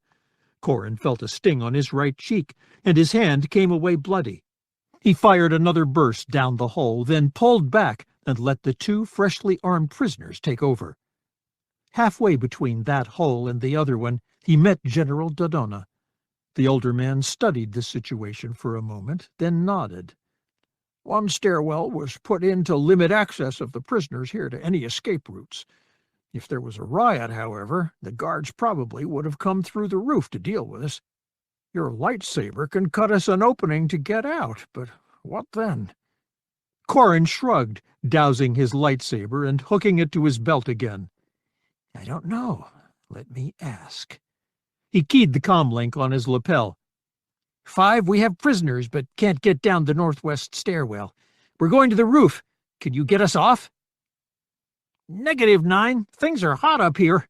We've got a dozen ties inbound, and there's ground traffic. Looks like the local answer to Corsic coming to contest your hold on the prison." "I'm not liking what you're saying, 5. "I'm not terribly keen on it myself, 9. A certain amount of strain came through Tycho's voice. "Krennel's got us outgunned up atmosphere, so you may well be in the best position of all." "Youch. I copy, 5. Let me know when help is available."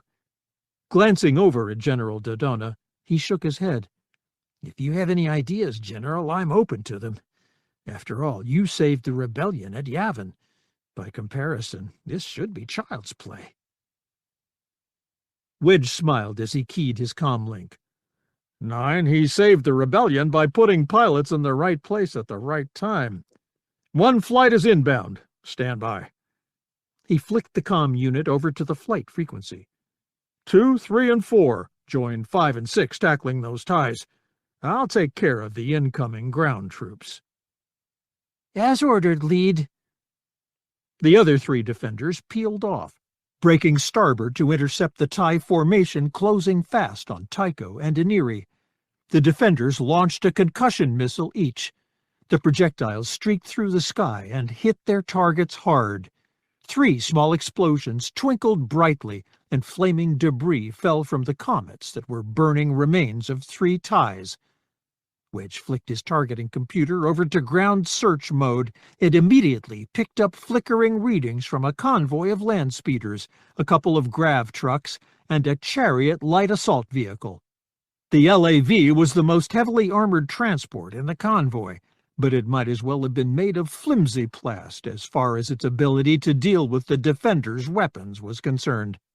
"The commanders of the convoy are likely in that thing, and it looks as though they don't mind leading from the front. Right idea, just wrong place and time." Wedge dialed his throttle back down and brought up the power in the repulsor lift coils. A little rudder straightened him out as his fighter drifted down into a canyon of tall ferrocrete buildings. Half a kilometer east, battering smaller land speeders out of the way, the chariot LAV came boiling down the center of the roadway. The wedge-shaped craft used its armored prow to push aside anything blocking the street. Given the slightly erratic path it made, side-slipping left and right down the road, the pilot clearly enjoyed tipping smaller speeders over, dumping them into sidewalks. Wedge centered his crosshairs over the LAV's outline and waited until it reached the closer end of an enclosed block before he opened fire with his lasers. The weapons fired sequentially, punching the first 2 bolts through the transparasteel windscreens, which blackened, then exploded back out in a geyser of golden fire. A 3rd bolt lanced through the starboard repulsor lift engines. They exploded, dropping the craft's right side to the ground, then slewing it around to the left. The 4th bolt hit the broad-sided vehicle in the middle, melting enough of the support structure to crack the chariot and allow flames to shoot skyward through the gap. He kicked in a bit more throttle and brought the defender up so he could shoot over the burning roadblock. He shifted from lasers to ion cannons and fired at the vehicle furthest back in the convoy. His initial shot fell short, but wreathed a grav truck with blue lightning. It immediately grounded with sparks shooting from the undercarriage. The guards who had been in the back spilled out, most of them jerking and twitching with the energy. One guard's clothes were smoldering. He stumbled into the street, and the land speeder following the grav truck hit him when it swerved to miss the dead truck. The guard pitched up and over the speeder and landed in the road behind it, while the speeder went out of control and slammed into a storefront. Wedge walked fire back down the convoy, hesitating a couple of times as guards leaped from their grav trucks and sought shelter in doorways or behind ferrocrete benches or old monuments to Imperial glory. The ion blast would short out a vehicle's electronics and wasn't much kinder to any living creature it hit. He continued to target vehicles, stopping the ones he hit, bottling up the ones he did not. A few of the men on the ground fired blasters at the defender. Wedge scattered them with an ion blast and searched for more vehicles to shoot, but something moving through the sky caught his attention. He brought his sensors back into air-to-air mode and directed them at the object, lifting from Diplona and heading out toward the prison. The sensors reported it was an Imperial assault shuttle with shields at full, all 4 laser cannons charged, and concussion missile launchers in working order, with 1 life form on board. Bringing his throttle up, he punched in a request for a comm frequency scan of the ship, and switched his comm unit over to the unscrambled one it was using. "This is General Wedge Antilles of the New Republic. You would be Isard." There was a momentary silence. "General Antilles, I thought you died at Disna." "I thought you died at Typhera, so we're even." Pure venom poured through her voice. "If you think to make this the tiebreaker, you'll lose." Before Wedge could contradict her, Fire blossomed in the shuttle's concussion missile firing tubes. 2 missiles jetted out and began a gently curving flight toward the prison's top floor. "Corin Horn has returned to be with those he escaped," she hissed. "Now it's time for all of them to die." 36. Admiral Akbar climbed back into his command chair. "Damage control report." A Twi'lek female turned in his direction. "Artificial gravity restored. Hull breaches forward, decks 1 and 3. The Merlst is dead in space. Solist and Mantuine are badly damaged. Peacemaker is also dead in space." The human at the sensor station raised a hand. "Admiral, Binder has brought its gravity well projectors up. Nothing is leaving the system." The Mon Calamari nodded slowly. "Signal the fleet. Begin the Thrawn pincer." In waging his war against the New Republic, Grand Admiral Thrawn had proved himself to be a masterful martial tactician. Rumor had it that he credited the study of a people's art as being the key to understanding and defeating them. Akbar didn't know if that were true or not, but what he did understand was that Thrawn had a superior command of how to utilize the tools of his trade. Thrawn had again and again used an interdictor cruiser as the equivalent of a magnet. He sent it into systems to pull a fleet from hyperspace with more precision than most navigators could plot. Akbar had learned well from him. While Akbar's main battle group had jumped directly into the Sutric system, arriving to the sun side of the planet, the second part of the task force had exited hyperspace deeper in the solar system. When the signal from Akbar reached them, the 2 Victory-class Star Destroyers jumped in towards Sutric and were dragged from space by Binder's presence. This brought the 2 ships out of hyperspace at Binder's aft. The second the crews oriented themselves, General Garm Bel Iblis issued orders to engage the enemy. They unloaded their beam weapons on the Emperor's wisdom and launched their concussion missiles at Reckoning. They did this just after Reckoning completed its 90-degree shift to starboard, presenting its undamaged side to Home 1, and its unshielded flank to the newly arrived Solonian fire and Koruska fire. A terrifyingly beautiful garland of explosions rippled down Reckoning's right flank and on up the command tower. Heavy turbolaser batteries disintegrated, hull plates buckled, while even more missiles stabbed deep into the ship's interior to detonate and tear holes that breached multiple decks. Fire raged as the void of space sucked air out of the ships.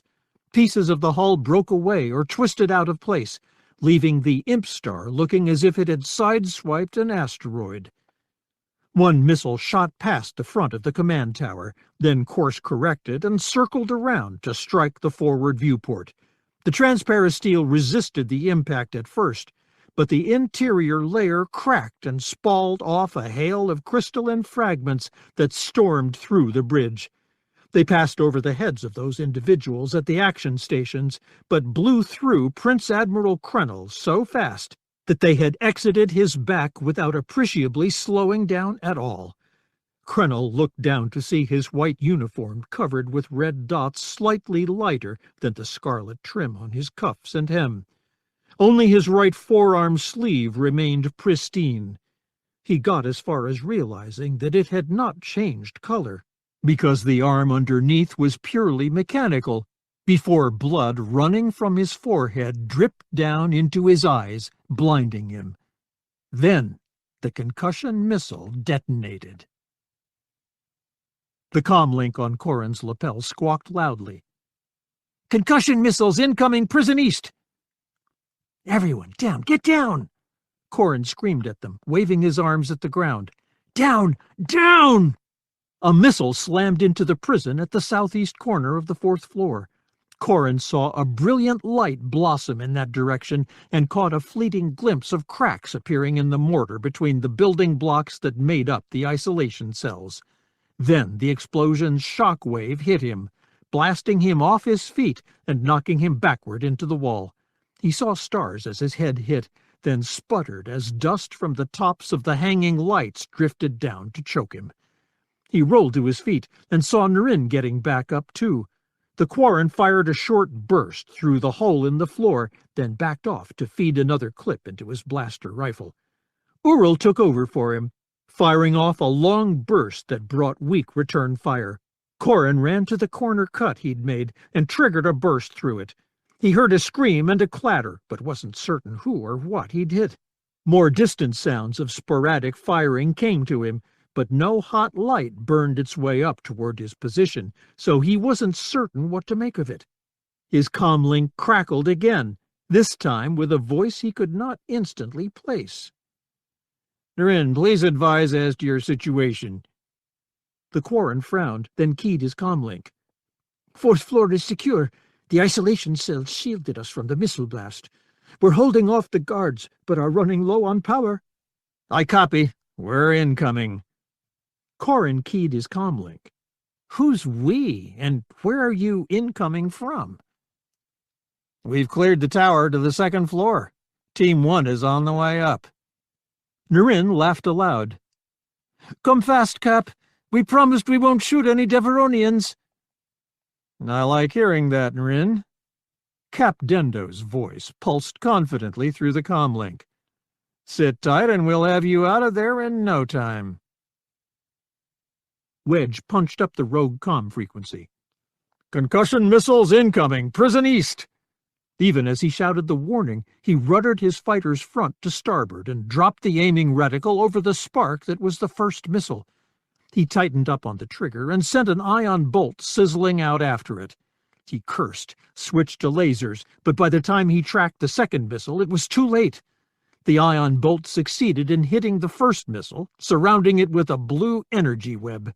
The missile corkscrewed into a spiral and climbed skyward before detonating. A skyfall of burning sparks slowly descended at the base of smoky snakes, falling among parks and homes. The second missile slammed into the prison's top floor at the southeast corner. The resulting explosion ripped a hole in the building that extended down 2 floors and shot debris hundreds of meters into the air. Bodies hung from the hole, then were pitched to the ground as prisoners from the second and third floors began a dash for freedom. Wedge punched up one flight's tactical comm channel. "Gavin, Min, Hobby, give me full-spectrum scans of the shuttle. Min, Gavin, move to cut it off from the prison. Send the sensor data to me immediately, and take the shuttle with ion cannons, if you can." Without waiting for a reply, Wedge rolled his defender to port and came up, leveling out at the same altitude as the assault shuttle. His maneuver brought him in for a deflection shot that would hit the starboard aft section of the ship. The assault shuttle ruddered around to present its aft to him, then side-slipped to port. Wedge switched to ion cannons and dropped his crosshairs on the shuttle. It juked up, then side-slipped port again. The pilot made the ungainly craft dance with a surprisingly light hand on the stick. "There has to be a targeting warning system in there. The moment my sensors pinpoint him, he gets a light on his HUD and jinx." Getting the shuttle wasn't going to be easy, but the evasive maneuvers had moved the shuttle away from the prison. Wedge keyed his comm unit. "Min, stay 90 degrees off my position. Gavin, get above it. He's got an early warning system, so we'll have to herd it." He then punched up the shuttle's comm channel. "Nice flying, Isard." "Coming from you, that's a compliment." "I appreciate my foes and their abilities." Wedge hesitated for a moment, then spoke with a cold confidence in his voice. "Then again, I would hope a clone would be an improvement over the original." "What?" "You didn't know you were a clone?" "No, of course not. Isard wouldn't trust the dispersal of her prized captives to just anyone. She gave the job to herself. With you, she could actually be in 2 places at one time." "That's insane." "So was she." Wedge triggered an ion bolt that laced aquamarine fire through the shuttle's aft shield. Corrin's escape and her evacuation of Coruscant broke her. But you were imprinted before then, so your brain welds weren't loosened. You did your job, and she had you shot. She expected you to die, but you didn't, and here you are." The shuttle side-slipped starboard as gracefully as a hawkbat riding air currents in Coruscant's citified canyons. "No, not possible." "It's true." Wedge laughed aloud. "In fact, I can prove it." "It's a lie." "Oh, then explain why, in a similar situation on Typhira, Isard was using her shuttle to run, and you, on the other hand, are still trying to deny us the Luzankia prisoners, as per her orders to you." He cut off her anguished scream by switching over to one flight's tactical channel. "Men, move into the shuttle's aft port. Gavin, set up for shots after a side-slip starboard." Wedge punched an inquiry into his tactical computer. "Take it down now."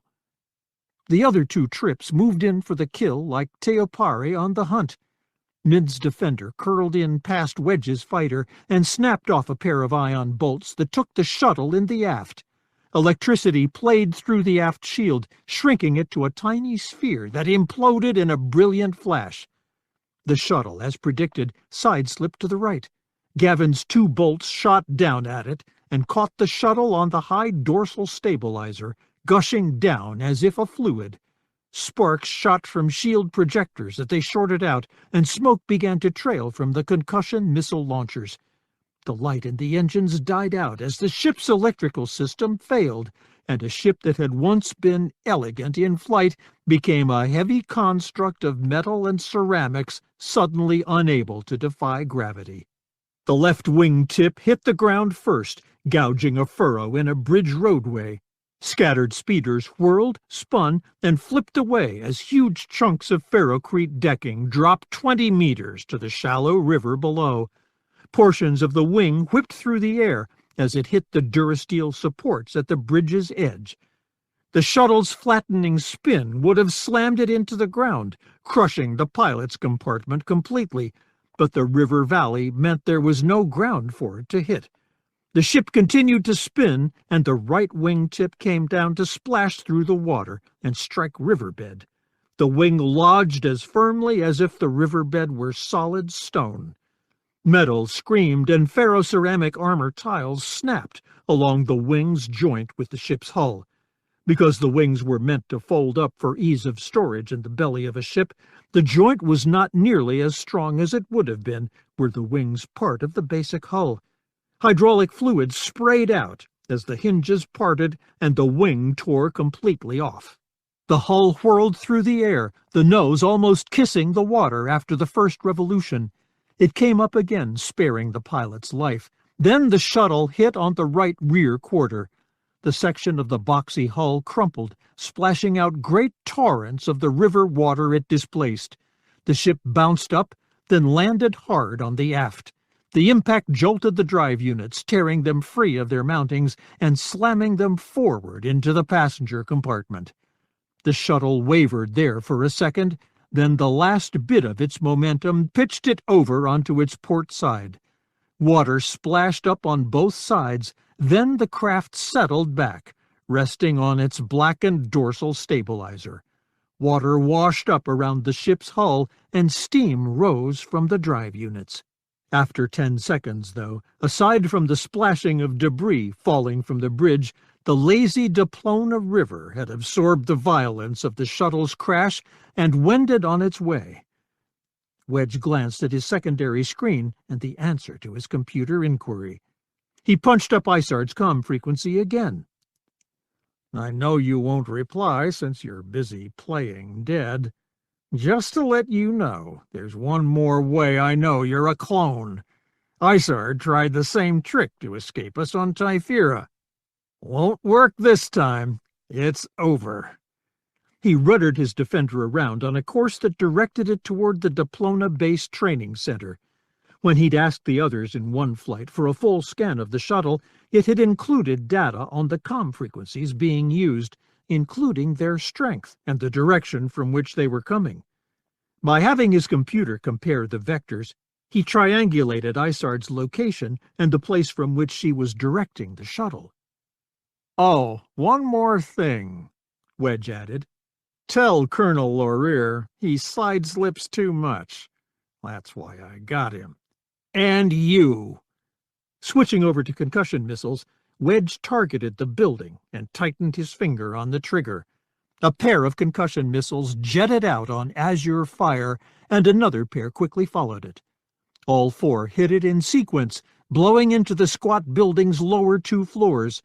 Brilliant explosions ripped through the building, blasting out transparasteel windows and cutting through support structures. The comm dish on the roof tipped and broke off as the upper 2 floors twisted, then descended into the dust cloud below them. Smoke, both black and white, rolled through the surrounding area like surf breaking. In its wake lay a mountain of rubble, leaking thin vapors. Wedge got nothing but static on Isard's comm frequency. With a smile blossoming on his face, Wedge brought his defender around and headed it toward the prison. Isard had betrayed them, and the individual that was a slice of her tried to deny them the prize for which they had worked so hard. Both Isards had been thwarted, and no matter what else happened, that made it a very good day. Corrin and Jan Dodona were the last 2 people to come down the stairs. Because of the hole at the top of the stairs, Corrin had used the lightsaber to widen the door and let folks mount the stairs from the side instead of the landing. Nurin and Ural led the way down, and the former prisoners filed out without incident. Corrin felt an odd chill as they made their way to the lower floors. Stormtrooper and guard corpses clogged the stairwell, save for the narrow path that wormed its way between their bodies. It struck Corrin as very odd that very few of the bodies showed signs of having been killed with blaster bolts. Blood leaked from most of them, with knife wounds in the chest or armpits or any other location where a blade could easily sever a major blood vessel. Broken arms and legs appeared on some of the corpses, along with spinal dislocations. A couple of guards had broken necks, with the damage so severe that it appeared someone had tried to twist their heads right off. They came out into the sunlight, and Cap snapped to attention. He tossed a salute to Jan Dodona, which Dodona returned with a crisp grace. The Deveronian extended his hand to the older man. "It's a pleasure to meet you, General." "My thanks to you and your men." Dodona smiled broadly and handed the borrowed blaster to Corrin.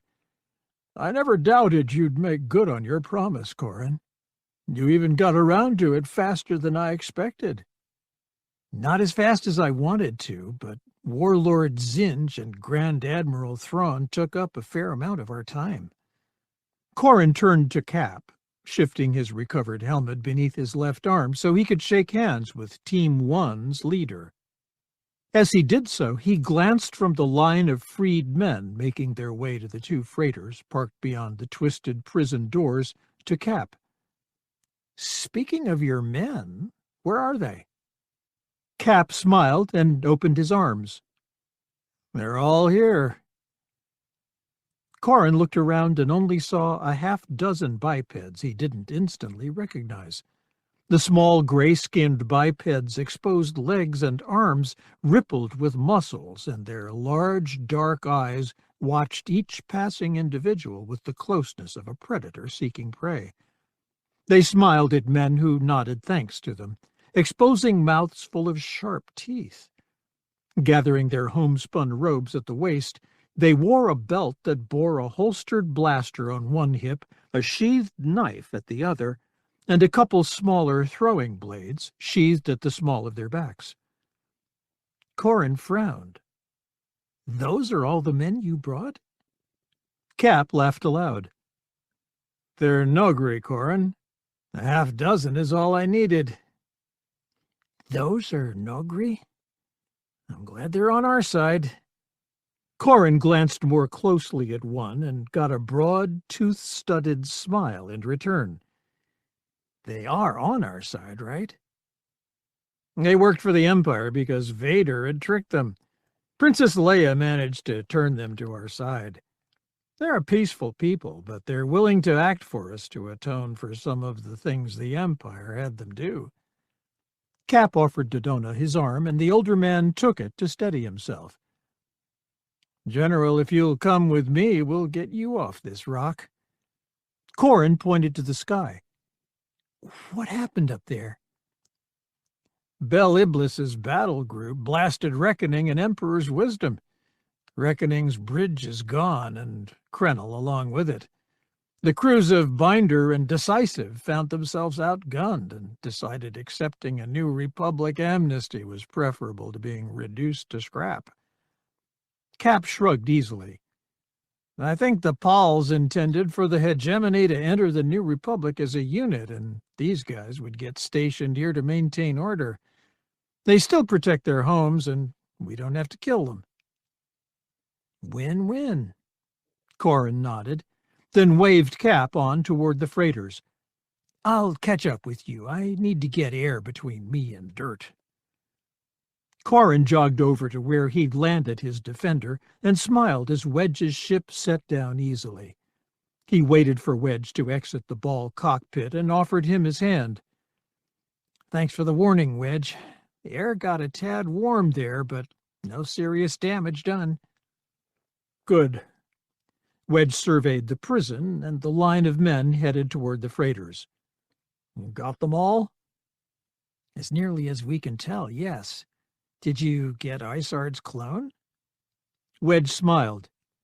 "She had Colonel Laurier flying a shuttle by a remote. I recognized his love of side slips. Min and Gavin brought the shuttle down. I triangulated back to the point of origin of the control and comm broadcast and laced it with 2 concussion missiles. Brought the whole training center down." Corrin arched an eyebrow at him. "Great, now I'll never get my deposit back for locker rental in the recreation area." "Don't worry about it, Corrin. If the New Republic ever comes through with our pay, I'll cover it." "Works for me." The younger man looked around, then shifted his shoulders uneasily. "Cap says our fleet took Krennel down, and without their leader, the others surrendered. Everything turned out very nicely." "It did. So why the shiver there?" "We did better than expected, muddling through without Isard's help." Corrin's green eyes narrowed. "So, where is she? And just how good a day is she having?" 37. The daggerish hull of the Luzankia hung in the middle of the Bilbringi shipyard like a vibroblade waiting to be plucked up and used to kill an enemy. The 8 kilometers of its length had been restored fully, with running lights burning around its edges. The prow returned to needle sharpness, the armor restored, and the ship painted an even gray tone. 2 bloody rebel crests graced the ship toward the aft, both on top and bottom. Marred it, really, and destroyed any chance of the gray hull vanishing against the backdrop of space. "But then," she thought, "hiding a superstar destroyer has always been impossible." Isard laughed lightly. The New Republic had tried to hide Luzankia from her. They had circulated rumors that it had been taken apart for scrap or cannibalized to repair countless smaller ships, but she had known from the start that all such stories were deceptions. The Luzankia was a prize they had sought to deny her. Such a ship could lay waste to fleets and project political power to the furthest reaches of the galaxy. She pressed her right hand against the transparasteel viewport on the incoming freighter Swift. Behind her, she heard the communications officer play out the watch code that allowed their freighter to approach the larger ship. Her spies in the New Republic had managed to produce it, as well as a copy of the program used to determine watch codes. Nothing the New Republic could do would deny her a return to her ship. "This is Bill bringing control. Swift, you are approved for docking on the command tower. Proceed on vector 332 Mark 345. Steady as she goes." Swift acknowledges 332 Mark 345 control. Swift out. Isard stared at the reflection of the bridge behind her. Sensors, data, please. Only 30% of the ship has gravity and atmosphere, all along the central spine and up into the command tower. Only essential systems are engaged, with no power to weapons. Engines are in station-keeping mode only. The sensor officer's reflection ducked its head toward the screen he was studying. I have nearly 500 mixed life form readings on board, human and other. They're largely confined near the bow, working on the restoration of areas that were severely damaged at Typhira. Very good. Captain, take us in. Isard watched, her eyes widening hungrily as the Luzankia loomed larger. She had not lied when she told Corin Horn that his escape from Luzankia had soiled the ship, disgraced it, and tainted it. She really didn't want anything more to do with it, and had been pleased when the New Republic had pounded it mercilessly. In fact, her command to Captain Dryso, telling him to flee before the New Republic killed him at Luzankia, had been calculated to have just the opposite effect. As she intended, Dryso had remained at Typhira and had been killed in the battle. Now, with years of hindsight, Isard realized how Horn's escape and her forced evacuation of Imperial Center had affected her. It had worn her down. She had not been thinking clearly during her time as ruler of Typhira. She made mistakes that now she could see were clearly preventable. The loss of Imperial Center through her narrow escape from Typhira had been a crucible in which her desperation and insanity had been burned from her. During the time of Thrawn's campaign, she had pulled herself together, tapped into still existing sources of information, and had taken over one of the many hidden Imperial installations from which she plotted her renewed rise to power. Crucial to that rise had been the repossession of Luzankia. At Typhira, Luzankia had likewise been a crucible. Its defects, the taint Horn had left on it, had been burned out of it. The New Republic had taken it away from Typhira, first to a hidden rebel installation where the basic refits had been done, then to Bilbringi where the final work could be completed. The New Republic had fully restored Luzankia. And now I shall use Luzankia to restore me to power. With the Superstar Destroyer under her command, bringing the various warlords to heel would be simple. As powerful as they were, she would threaten them with destruction unless they allied themselves with her. Teradok and Harsk might pose a problem at first, but people like Tavira, with her invidious, would flock to Isard's banner. With a new Imperial force, she would be able to negotiate with whoever succeeded Thrawn, and even unite the disparate worlds that still claimed allegiance to the Empire. In a very short time, she would forge a new empire and press in on the New Republic, shattering them. I will have a realm which will make the Emperor proud. The Swift slowed as the command tower loomed up over it. The freighter rotated 90 degrees to orient its docking collar, with the docking point at the base of the tower.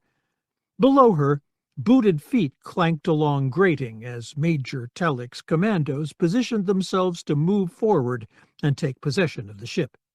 They would make immediately for the bridge, along with a hand-picked crew of naval officers who had been training for months on how to run a Superstar Destroyer. Her ears popped as a small pressure wave pulsed through Swift. Isard turned from the viewport and descended a ladder to the lower deck. Commandos in dark gray armor poured through the docking collar and into Luzankia. The black-clad sailors jogged after them and soon were lost in the bowels of the larger ship. Isard started toward the docking collar, but the Swift's captain stopped her. Colonel Vessery's squadrons have made the jump-in system and have taken up patrolling in case garrison troops from Bilbringi come up. I've told him you'll issue a recall for his fighters to dock with Luzankia, or that Helm will send him coordinates for a jump when we leave the system. Very good. Isard eyed the man up and down. Perhaps it is time for you to move up and command something larger than this freighter. The man smiled. It would be my pleasure. Report to the bridge and let me know when you get there. The captain straightened up to his full height. It would be my honor to escort you to the bridge, Madam Director. I'm certain, but I am headed elsewhere. We only have 50 commandos on the ship. Not all areas are secure. Isard drew back her left sleeve to reveal a holdout blaster concealed there. I am not without resources to defend myself, Captain Wintle. Contact me when you reach the bridge. As you command. Wintle took off running into Luzankia, as eager as a little boy being given his first airspeeder. Isard allowed herself to smile at that, less taking joy in his display of enthusiasm than in her realization that allowing someone to attain a dream, or think a dream is within grasping distance, creates a vulnerable period during which striking at and destroying them is easy. In their joy, they let their guard down, and that is when they die. The solitary echo of her footfalls as she entered Luzankia reminded her of the first time she set foot on the ship. The Emperor had brought her to one of his hidden sanctums, one of the various satellite palace complexes he maintained on Imperial Center. He let her enter Luzankia all alone, being the first person to touch it, the first person to see it. If it was true that the very act of observing and experiencing something changed the thing being observed, then Isard had been the agent of change in Luzankia, and it had changed her as well. It became her source of power, hidden, lurking, much as she hid and lurked and worked to preserve the Emperor's power. She entered a turbolift and descended to a midway point in the command tower. She exited the lift and paced down a half-lit hallway. A couple of twists and turns later, she stood before a pair of red doors. She pressed her hand to the center of them, and they opened at her touch. She smiled. The ship's ability to recognize her had been hard-coded into the basic systems, and clearly the New Republic had not found all of them. She entered a room that was small by planetary standards, but huge when compared to the cabins on a ship, even a ship the size of a small city. The Emperor had ordered it finished in fine exotic woods, something he knew would please her. And the New Republic had not stripped away his handiwork. The dimmed lights glowed golden off the strips of paneling, imparting a warmth to the room that made her realize that for the longest time she had felt terribly cold and disconnected from the world. Stepping deeper into the room, she did notice one change. There on the back wall, between the hatchways to the rest of her suite and a small storage closet, the woodworkers had once used ebony to create the Imperial crest. The whole of that inlay had been pulled out, and in its place, natural reddish woods had been employed to display the rebel crest. She hated the rebel crest's soft curves and languid angles. To her it had no strength, no ability to stir the spirit. The Imperial crest, all hard and angular, sharp and dark, radiated strength and commanded fealty. The rebels, they never could appreciate that fact. I will give them another chance to learn that lesson. Isard strode to the high-backed chair set in the middle of the forward part of the room. She sank into the thick nerf-hide cushions, letting the raw, wild scent of them take her back to more pleasant times. She unclipped her comlink from her belt and snapped it into the circular jack on one of the blocky chair's arms. Captain Wintle, report, if you please. The holoprojector mounted in the floor conveyed a 3/4 tall image of a winded Wintle to her, placing it at her feet. Forgive me, Madam Director, but I only just got here. The atmosphere here is a bit lighter than expected, the equivalent of a mountaintop. We are working with environmental controls to change that now. The atmosphere would be appropriate for Verpine technicians, and there is some indication the creatures have been working here. I see. Isard's eyes narrowed. Is there a problem adjusting the atmosphere? That should be a simple matter. It should be, yes, but environmental and helm controls seem to be locked out up here. They are routed into the auxiliary bridge. We're preparing a team to go down there and shift control back up here. Isard's frown deepened. Dispatch your team and send commandos with them. Do it at once. I will meet them at the auxiliary bridge. As ordered, Madam Director. Be quick about it, Captain Wintle. Isard out. She plucked her comlink from the chair slot and stood, for the first time noticing the open door to the rest of the suite, and the woman standing there with a drawn blaster. Isard thought for a second, then nodded slowly. Yes, you are the Wesiri woman. You work for Kraken. You were married to one of my people. Aella Wesseri's brown eyes hardened. Derek was never one of your people. Even at the end, he defied you. Ah, then the reports I read of his killing Kurtan Lur and your killing him were incorrect? Isard allowed herself a smile. I can tell you about your Derek. He broke almost immediately. We'd barely gotten him strapped into the interrogation unit when he started babbling on about all manner of things. I know more about you and the intimate details of your life with him than anyone should have been forced to listen to. Why? Shut up. What surprised Isard was not what Aella said, but how she said it. Isard expected a shrill snap answer, uttered as censure and meant to inflict pain. Instead it came as a matter-of-fact comment, devoid of emotion. Isard couldn't believe Aella could be so calm in the face of whatever she had been saying. And she will not remain so forever. Aella shook her head. You're not in control here, Isard. I have 3 people in the auxiliary bridge. Your people left on the bridge will suddenly find themselves with too little oxygen to function, and they'll drop into a deep sleep. Those heading down to the auxiliary bridge will find themselves trapped in a section of corridor in which the atmosphere will be pumped up to 5 times normal pressure.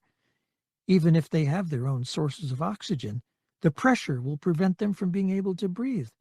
They'll go out too. Isard twisted the bottom of her comlink, then raised it to her lips. Her words burst out over the ship's internal communication system. Now hear this. I am Isard. To the 3 people in the auxiliary bridge, I offer 25 million Imperial credits each to turn the ship over to my representatives. If your compatriots object, kill them, and the whole amount is yours. The holoprojector burned to life again, showing a tall, white-haired man with a mechanical left eye, standing between a dark-haired woman and a black Bothan with splashes of white over her fur. "This is Booster Tarik, acting captain of the Luzankia. My loyal bridge crew and I agree there are not enough credits in the galaxy for you to buy control of this ship from us. Aella, kill her and be done with it." As the holograph faded, Isard looked over at Aella. So, I forced you to murder your husband, and now you will shoot me in cold blood? Is that the plan? Aella shook her head. Booster's idea of justice is a bit more direct than mine, a little less refined. Really? No desire for revenge? Isard arched the eyebrow over her blue eye at Aella. I am the one who warped your husband. I bent him to my will, shattered his mind, made him into my plaything. Don't you want me dead? I'm not going to shed any tears when you die, Isard. Ayala smiled easily. Killing you would be too easy, though. It would deny you the time you'll spend agonizing over how we found you, how we knew you were coming for this ship. A shiver ran down Isard's spine at the thought she was predictable, but she twisted a smile onto her face to hide her consternation. Actually, I wonder how you even knew I was alive. Deducing the rest from that fact, I can imagine. None of Horn's messages got out. No, and when was the last time you checked on the droids you had put into storage? Isard's head came up, and an unfamiliar sensation of dread crawled through her belly on sharp, icy claws. The droids were restrained and used as hostages, but no one checked on them. So, one got away. Two, actually. Base security will be purged for that. Isard nodded a salute to the other woman. Next time, no such mistake will be made. There won't be a next time. No? The New Republic won't dare put me on trial. Too many of the people you rely upon to administer the government could be exposed. I know all their secrets, and that includes many members of your precious Senate. Isard allowed herself to smile broadly. I'll never come to trial in a Ministry of Justice court. No, you won't. Ayala's smile matched her own. You attempted to take control of this New Republic ship. That's piracy. And that's an offense for which you can and will be tried in a military court. No public trial, no chance to stir up hysteria. You'll just be convicted and sent to a very secure prison. The woman hesitated for a moment, then nodded. I understand they're thinking of keeping you here on Lusankia. You'll be an anonymous prisoner, cared for by droids, forgotten, locked away in the heart of the very prison you yourself created, for the rest of your natural life. That prospect stunned Isard, and in a moment's introspection was what undid her. The terror inspired by such a fate prompted her to shoot her left arm forward, letting the holdout blaster slide down into her left hand. It was a rash act, one only possible when the horror of life entombed outweighed the horror of death. Her shock also made her a bit slower than she should have been. Her first shot took Ayala Wessery in the left shoulder, halfway twisting her around. The blaster in Ayala's right hand remained steady, however, and the shot from it caught Isard square in the stomach. She felt herself snapping forward, then flying back. Pain shot down her legs as she struck the wall, then stars exploded before her eyes as her head rebounded. She heard the distant clatter of her blaster on the floor as she slid down the wall. Peering down, she saw her red uniform jacket was smoldering. Smoke rose to her eyes, which was the only reason she began to shed tears. Blood soaked her jacket and began to seep into her trousers. Pain, a raw, fiery sensation, pulsed through her body, and every breath came with ringing agony. She looked up at Ayala and opened her mouth to make yet one more taunt about Derelict, but her lungs couldn't project as much as a squeak. Isard tried to give her a hard stare, the sort of hard stare that had broken Imperial nobles and invoked fear in her inferiors, but her gaze swam out of focus. Then, before she could find any other way to try to hurt another human being, the world grew dark around her. In that last moment, in the sanctum the Emperor had given her, she realized she had failed him. With that realization held solidly in her mind, she admitted to herself that death would not be so bad after all. 38. Standing in the midst of a party being held on the Lusankia summoned up for Corran Horn a variety of conflicting emotions. The freed prisoners, and anyone who had been in contact with them, had been brought to Luzankia and ensconced on a crew deck, being served by droids alone for 2 weeks, until New Republic medical officials completed their scans and decided they were disease-free. The release of the prisoners from isolation became a cause for celebration that drew officials and important people from all across the New Republic. At the far end of the large reception room, with his back to a massive transparisteel viewport that looked out over the vast expanse of the ship's prow, General Dodona stood flanked by Admiral Akbar and Generals Bel Iblis and Antilles. A constant stream of well-wishers moved past them, exchanging comments, glances, handshakes, and smiles. Dodona greeted warmly those individuals he recalled from Yavin and before, exuding the warmth and wisdom that had made him the natural leader of the prisoners. Corrin smiled slowly. During his escape attempt from Luzankia, Jan Dodona had killed a man who tried to stop Corrin. The way to freedom was clear, and Corrin offered to let Dodona accompany him. Dodona had refused, knowing that if he escaped, Isard would have wiped out the rest of the prisoners. He traded his freedom for their lives, a sacrifice that earned him 2 more years of captivity. I'm not sure I could make that choice. Corrin sipped Corellian whiskey. I hope I could, but I don't know if I'm that good a man. While everyone around him seemed to be very happy, with Booster's booming laughter echoing from the far corner of the room, something felt out of place for Corrin. The last party I was at, Erlor Set died, propelling all of us down the path that brought us here. Friends died, and countless people suffered. Through the milling crowd, he caught sight of Gavin Darklighter talking with Min Donos, and a couple of other people Corrin didn't recognize. Gavin had a smile on his face, but the way he moved and his short responses told Corrin that Asser's death still ate away at him. Gavin's a good man and doesn't deserve such pain. I'm going to make sure to talk with him, help share the burden. He's strong. He just needs someone to remind him of that fact. Wes Jansen came over and slapped Corrin on the back. We dress well for dead men, don't we? Well, better for me this time than the last one. Corrin smiled at him.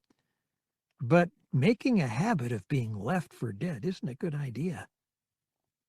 Wes nodded solemnly, though his smile only eroded slightly at the corners of his mouth. When I thought you guys were all gone. He shivered for a second, and his voice faltered. Then to see you again, albeit through a transparisteel wall while you were in isolation, you don't know how happy I was. Oh, I have a clue. Corrin jerked his head toward the front of the room. My ears are still ringing from the happy whoop Wedge let out. He really couldn't contain himself. Yeah, and that little Ewok dance of joy is pretty ugly to watch, isn't it? Watch? I was trying to get my feet out from under his. Corrin and Wes both laughed. Then the Corellian pilot gave his friend a nod. Wish you'd been with us on Sutric, and I'm very glad to have you back with us now. Yes, active duty beats being dead all hollow. Wedge tossed him a wink, then threaded his way off in Wedge's direction. Corrin shifted his shoulders to loosen them. Probably going to pull some Ewok prank on Wedge, and Wedge will love hating every minute of it. Turning away from Wes's departure, Corrin smiled as Ayala and Mirax cut through the crowd and joined him. Mirax looked radiant in a long, sleeveless gown worn daringly off one shoulder. The garment appeared black, but a shimmering rainbow of pinpricks channeled light over it and her. She wore her dark hair up, and 2 tiny diamond studs sparkled from her earlobes. Ayala wore a white gown with a short jacket over it. A single diamond on a platinum chain lay at the hollow of her throat. casting off dazzling light darts as she moved. Her hair had been gathered loosely at the back of her neck with a simple black cord. Her outfit, while not as flashy as Mirax's, had an elegance to it that matched Aiela's noble bearing. Mirax slipped her right hand through the crook of Corrin's left arm. "Enjoying yourself?" "Now I am, yes." He smiled at his wife. Her physical warmth and presence bled into him, pushing aside the sense of foreboding he'd been feeling. "How's the shoulder, Aiela?" She worked her left shoulder forward and back. "It's fine. Full range of motion and all. Nothing Bacta couldn't handle. You know that. You've been wounded much worse and survived." "True. If there's a spark of life, Bacta will keep you going." Aiela nodded. "Happy to be out of isolation?" "Very." Corrin jerked his head toward General Dodona. "It was very weird to be a prisoner of sorts on Luzankia again. We got the run of the deck they trapped us on, which happened to have been the deck where we were held the first time. The accommodations were a lot nicer this time around, though. Luzankia looks nothing like it did when we were married on it." Mirax took his whiskey from him and drank a sip. "I definitely think it's an improvement." Corrin nodded. "I guess a lot of refitting went on. There's a whole forward area where living creatures aren't allowed to go. It's just serviced by droids." Aiela coughed into her hand. "It's a biocontainment facility. It apparently struck some of the designers that in rebuilding the prow, they could put in scientific and medical suites that would allow Luzankia to be more than just a military ship. I think their sense of irony prompted them to put an area on board that, had it existed when the Krytos virus broke out, would have been useful in thwarting Isard's plan.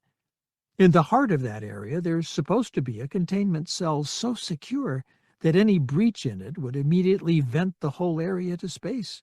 Nothing, no virus or germ, will be getting out of there alive." "Well, that's a plus." Corrin smiled slightly, then looked around. "Kind of funny about Isard coming back here. I guess it makes sense, but she had me fooled. She told me she was glad the ship had been destroyed since I ruined it for her. How did you figure out she was coming back for it?" The two women exchanged a laugh. "Actually, it was Mirax's father who figured it out." "You're kidding." "Nope." Aiela shook her head. "The process sort of involved logic, but it was a bit twisted." Mirax sighed. "It was booster logic." "I hope you had a 3PO there to translate." Mirax slapped Corrin on the arm. "Easy, husband. If not for him, you'd be fighting this monster." Aiela smiled. "Booster started from the idea that Isard wanted to reestablish the Empire. Then he started breaking it down into all the steps she'd need to succeed at to get there. Somewhere in that list was a serious need to be able to inflict heavy damage on her enemies. From there, Booster got to the Luzankia Reborn, which he'd figured the New Republic was refitting because of the prices being offered for parts on the secondary commodities markets. Kraken provided us with authorization to commandeer whatever we needed, so the four of us came here and took command." "4 of you?" Mirax and Aiela exchanged a quick glance, then Corrin's wife gave his arm a squeeze. "Booster, Aiela, me, and a Verpine tech who did some quick rewiring. We trapped Isard's people, and Aiela took care of her in her own private quarters." Corrin remained silent for a moment, then nodded. "You think Derelict is finally at peace?" "I hope so. Isard had reduced Derelict to something he never wanted to be. Eliminating her won't bring him back, but she'll never do that to anyone else, so that's a plus. I can live with it." "And live much better for it." Corrin shivered. I wonder if she'll end up haunting this place. I have no doubt part of her will always be with the Luzankia. Right where it belongs. Corrin sipped more of his whiskey. Any word on what happened to Colonel Vessery and his people? Ayala shook her head. He vanished, taking his 2 squadrons of defenders with him. General Kraken isn't looking forward to his return. I can understand that, but I don't fear it. Corrin smiled. In his own way, Vessery is a very honorable man. He'll do what's right for his people. Let's just hope that doesn't include piracy. Ayala looked up toward the front of the room. Looks like speeches are about to begin. Corrin turned to follow her gaze. Borsk Phalia was moving toward a podium, with Admiral Akbar and General Dodona standing near him. Other officials lined up off to the right. And in the background, a disc-shaped freighter lazily cruised down the superstar destroyer's length. I think we can get closer. You two go ahead. I'm going to slip out for a moment. Get something from my room. Ayala patted Corrin on the shoulder. It's another adventure we've survived, Corrin. Twice now you've been declared dead and come back. Impressive. But that's the last time for that. Mirax gave Corrin a hard stare. Anybody goes missing, and next time it's me. You can do the worrying, okay? Okay. He turned to Ayala. Hurry back. We'll save a spot at our table for you for dinner. Thanks. Ayala turned and headed for the hatchway leading toward the turbolifts. Corrin took Mirax's hand in his and led her forward to where they could see the speakers. She moved around to stand in front of him and pressed her back against him. He rested his chin on her bare shoulder and snaked his arms around her waist. Mirax turned her head and kissed him on the cheek. It truly is wonderful to have you back. And I very much appreciate the sacrifice you made in sending Whistler to find me and let me know you were alive. I floated it as a plan, and Whistler insisted. He's quite fond of you, you know. And I am of him. Mirax smiled and kissed him again as Phalia began to speak. After all, he's my ally in keeping you safe, and that's a job we intend to continue for a very long time to come. Ayala slipped into her small cabin on Luzankia and inserted her comlink into the room's comm unit holoprojector. This is Ayala Wessery calling Starweb. The image of the disk freighter she'd seen from the reception hung above the projector pad for a second, then it shifted to Acer Sailor's head and shoulders. I left a message for you and for Mirax to let you know I'm leaving. You don't have to, Acer. Ayala glanced out of the room's viewport and saw the freighter hanging off the starboard bow. You can come back. We can explain things. No, I'm better off dead. But Gavin, you can tell he hurts inside. The Bothan looked away from the holocam for a moment, then sniffed and turned back.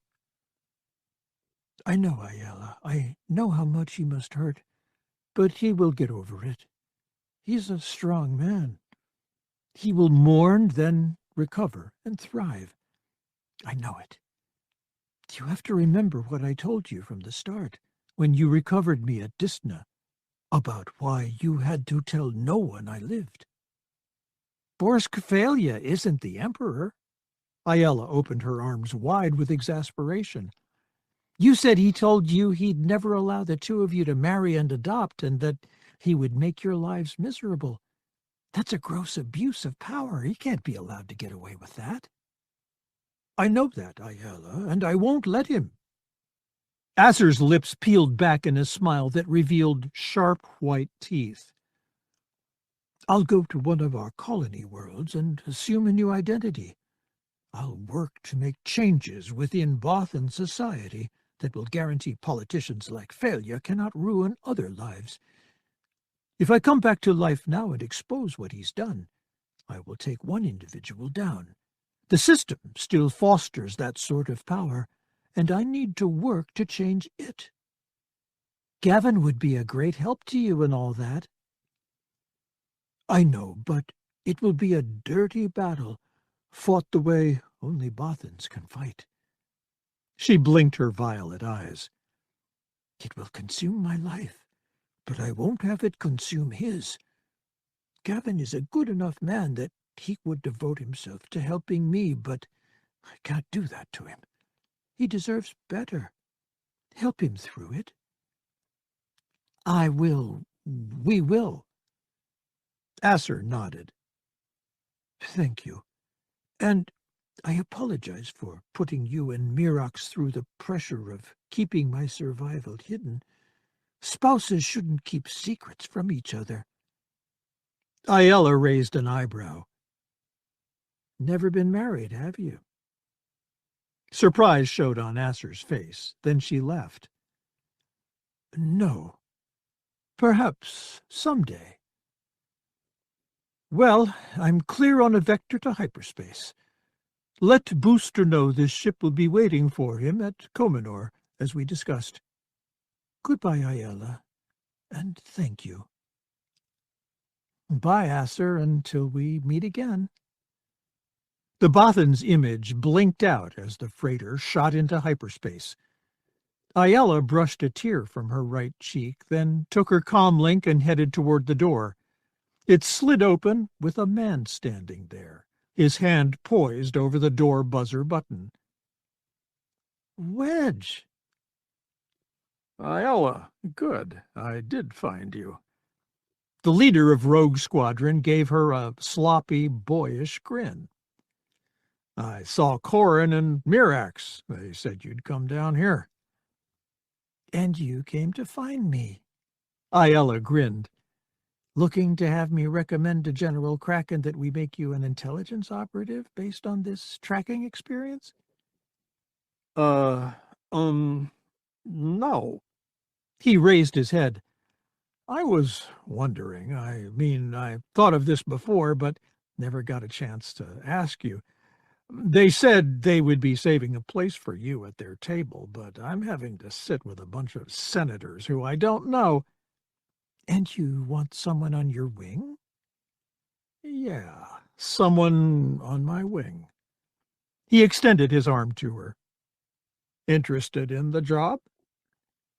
Sounds like a dangerous assignment. She squinted at him for a moment. Think I can handle it?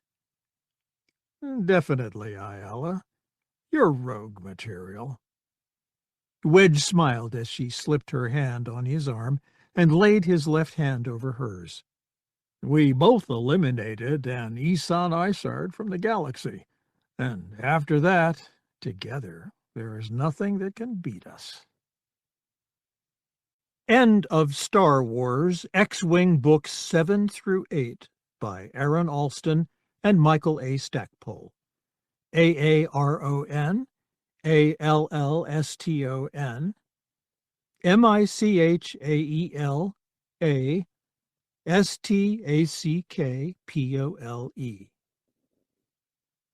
Read by Doug Ramsdell in the studios of Benefit